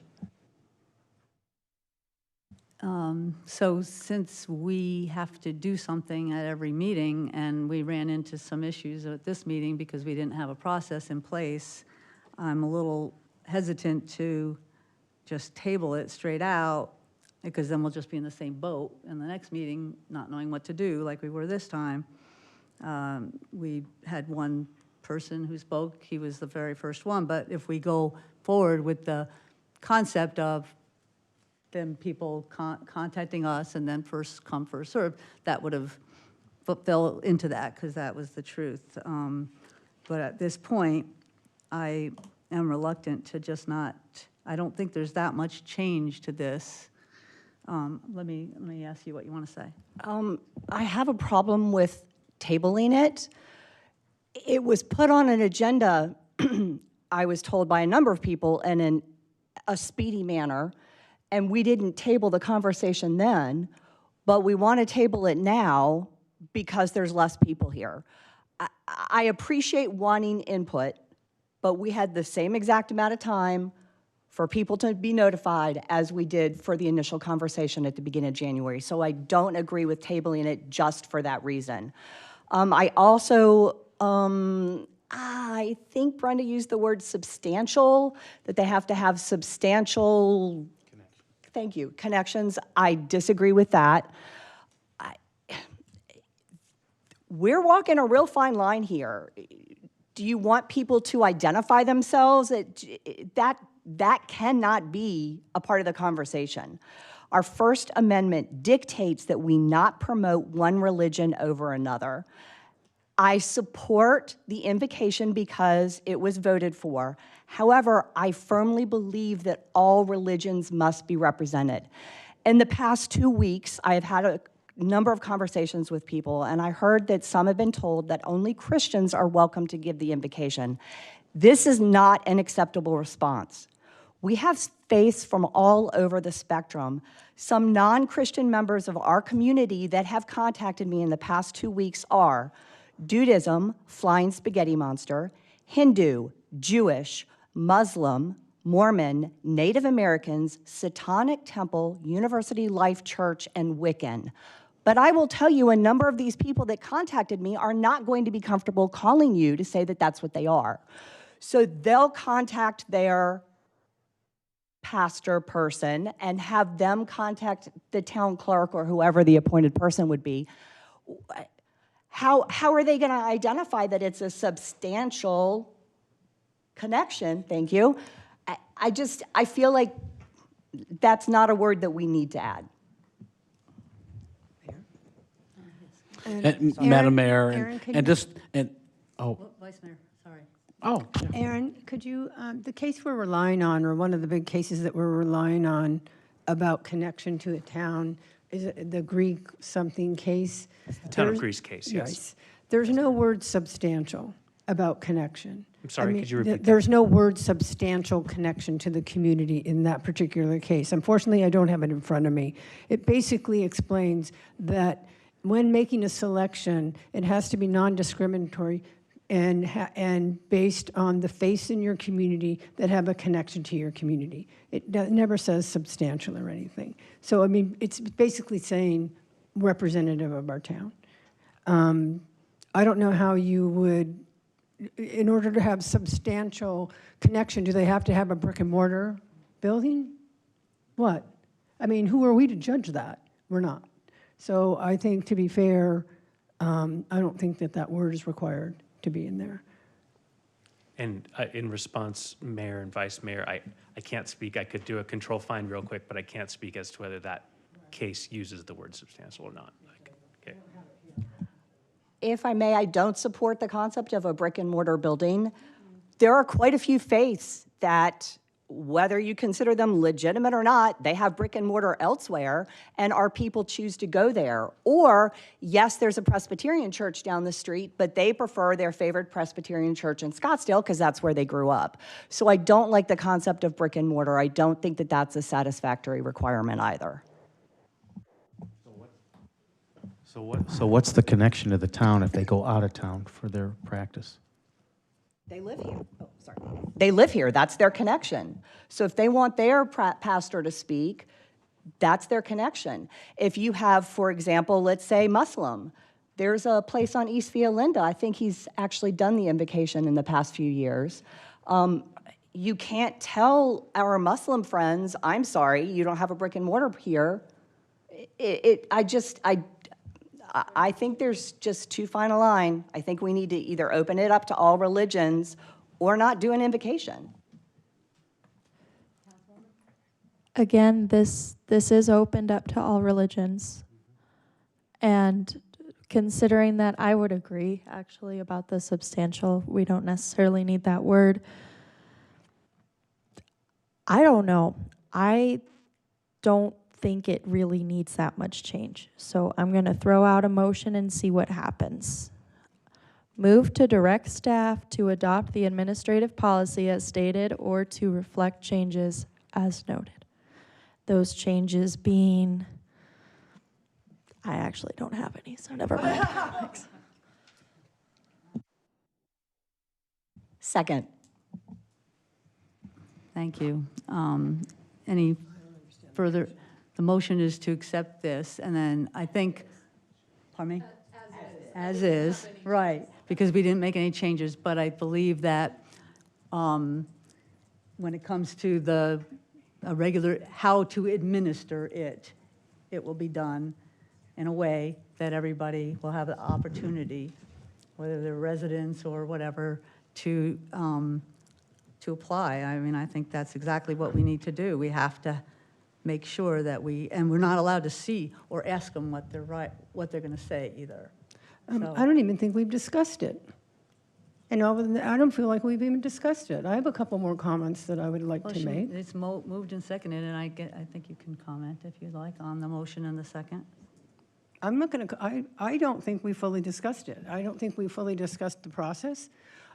When people get selected or not selected, when they have an opportunity to speak, do they get a confirmation letter? Do they tell them how long they get to speak? Do they give them any parameters? They can't use really, they're not supposed to use the word Jesus, and a lot of things. So, I mean, it's like, there's not a process in place, but there's no direction for them either. And Vice Mayor, I think there is direction as far as, we can say, we can start a date where people can start applying. It's first come, first serve. It's open to anybody who applies who either lives in Fountain Hills or, I think that might be one way to say they have a connection to Fountain Hills.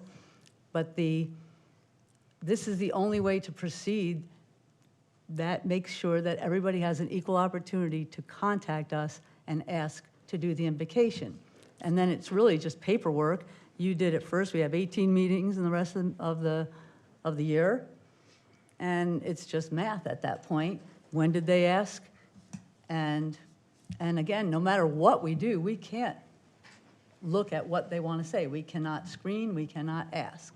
So it's a challenge because anybody could say anything. how long can they speak? Well, we can set that. We can set that, I mean, especially on nights like tonight. 1 minute? But is it replacing the 1 minute moment of silence? 1 minute. Well, I mean, it's my understanding, based on things that I've read, that there's a fine line. The invocation is directed at council to come together. It's not necessarily a church, and no offense, don't anybody take offense to what I'm saying, please. It's not necessarily like a church service and stuff. There's a real fine line with the prayer and starting to preach in the name of Jesus and things like that. I mean, that's the one thing we have to be careful of, because there's so many denominations, so many beliefs, that I think that discriminates. And I'm just saying it in a general manner. So I just don't think that I know this is a really tough one for all of us. And Aaron, I appreciate, because it's a difficult, it's a difficult thing to write about. No, it was easy. I didn't have any trouble. Because, I mean, there's such a fine line, and you don't want to hurt people's feelings, discriminate, eliminate, etc. But I mean, there's no, I just don't think that the process is clear enough. Do you have anything, Aaron? Oh, Councilwoman. Sorry, Madam Mayor, if I heard you correctly a couple minutes ago, you had said that the actual process for getting it done is something that we can still get community input on. This is just getting something in the book so it's official. I just want something so that when we have our next meeting, we are knowing what we're doing. So Okay. if we set a time limit or a time to begin where we'll start to get in requests, that's where the first come, first served. That's where everybody has the same opportunity to apply. So whatever the religion or non-religion is, they have the same opportunity. So like the people that Sharon has heard from that, like, oh, I want to do it, this is going to be it. So I don't know what the day or time will be, maybe Thursday morning or something. I don't know who the person will be, but an email with a time on it, that's where it starts. There's 18 meetings. No slates, so you can't sign up 8 people, no repeats. I think it's fair. I think we have to follow the law, and the law says an individual of any faith or no faith, and I don't know how else to do that without, basically like we ask people to apply for commissions or whatever. I mean, the word's out there, it's up to you to contact us. Okay, so with that in mind, I'll amend my motion. Am I allowed to amend my motion once there's been a second? Aaron, maybe let's see what he says. Sure, maybe. Sure. Sure. Maybe, council member, I would suggest just with the consent of whoever your second was, maybe withdraw it and then just restate your motion. Okay. Okay. I withdraw. I'm recognized by the chair. I withdraw my motion and instead move to direct staff to adopt the administrative policy as stated or to reflect, I see. To direct staff to adopt the administrative policy, it's late, everybody, I'm sorry, to reflect changes, including a 2-minute time limit on the invocation, only because a minute goes by pretty quick. I think if it's replacing the 1-minute moment of silence, it should be 1 minute. 1 minute. I second this one, yes.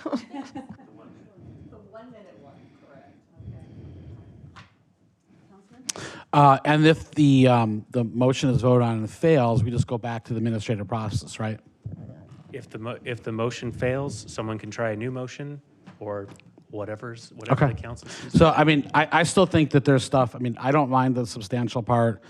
This here says any individual, so you don't have to be a pastor. You don't have to have any type of licensing. Individuals could be rando. I would be a no on this. I still think we want to just work with the town attorney. Maybe we take a sample from one of the other towns around us and have that language. That's all. So you don't want individuals to be able to apply or request an opportunity to make an inquiry? The way it's written, it's first come, first serve. You don't know anything about them. Which we're not going to ask that type of question, but it's not going to be a spiritual leader. It could be someone trying to, sell them soup. Well, that's what the law says we have to accept. I don't think the law says you could have someone here sell soup. And Of course we do. We have to accept anybody of any faith or no faith. but then let the motion fail. There's a motion and a second on the floor. All those in favor, please say aye. Aye. Roll call vote on the motion and second, please. Mayor Dickey. Aye. Vice Mayor McMahon. Councilmember Friedel. I don't know yet. Come back to you. I'll come back to you. Councilmember Grzybowski. Aye. Councilmember Kalavianakis. Nay. Councilmember Toth. This is going to make me look real silly, but I'm voting nay on my own motion. I'm sorry. I'm going to move to table next. Councilmember Skillicorn. Nay. Councilmember Fidel.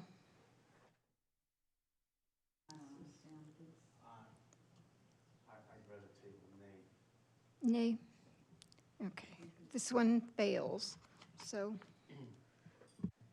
I'd like to make a motion to table till the next town council meeting. I'd like to amend that motion. All I want to do is no invocation until we get this settled. That's all I want to do. That's not within my, I'm seconding the original motion.